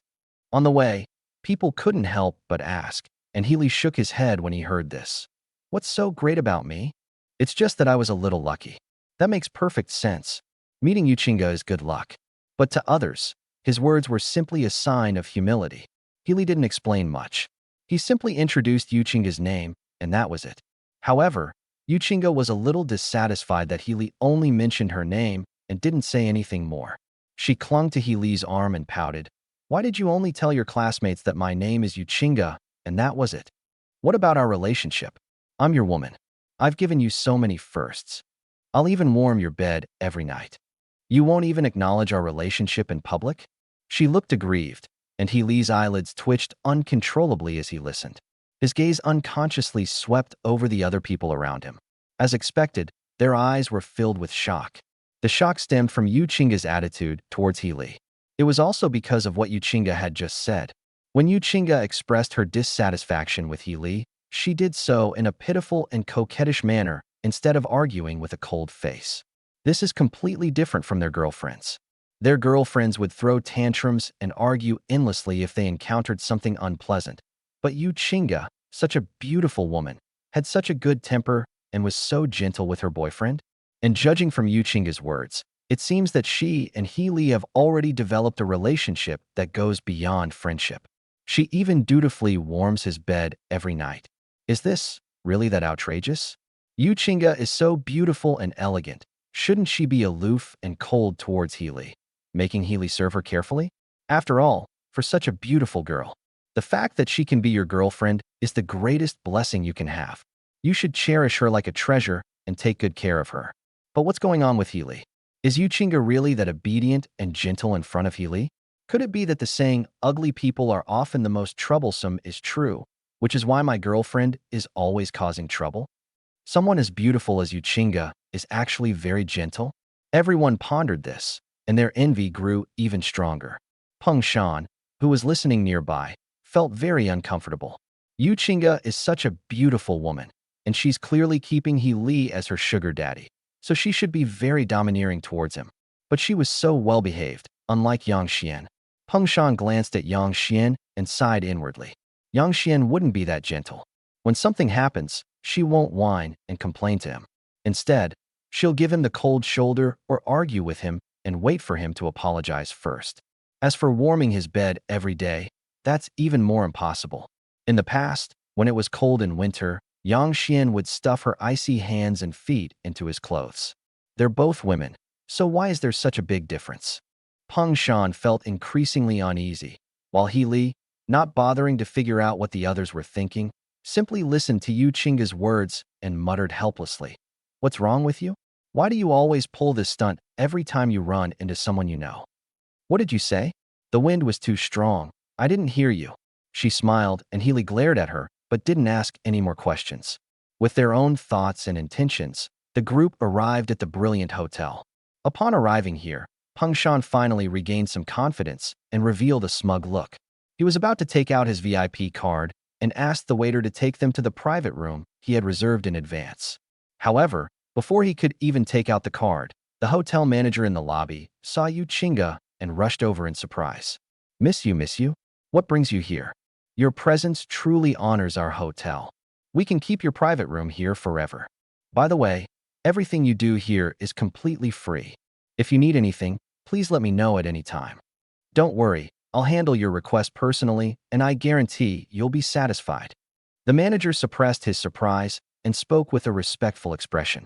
The young master of their family was pursuing Yuchinga, so he naturally knew Yuchinga's identity. The manager of the brilliant hotel, which Yuchinga usually looked down upon, was quite surprised that she would come. What shocked He Li's classmates even more was, what's going on? Why is the manager of the brilliant hotel being so respectful to He Li's stunning girlfriend? All expenses are free, and you get a private room? Is this still the same high-end, classy hotel? Or rather, what is He Li's girlfriend's background? How could she be so awesome? For a moment, everyone was stunned. Peng Shan, who was about to pull out his VIP card to show off, froze in place, his face displaying a surprisingly rich expression.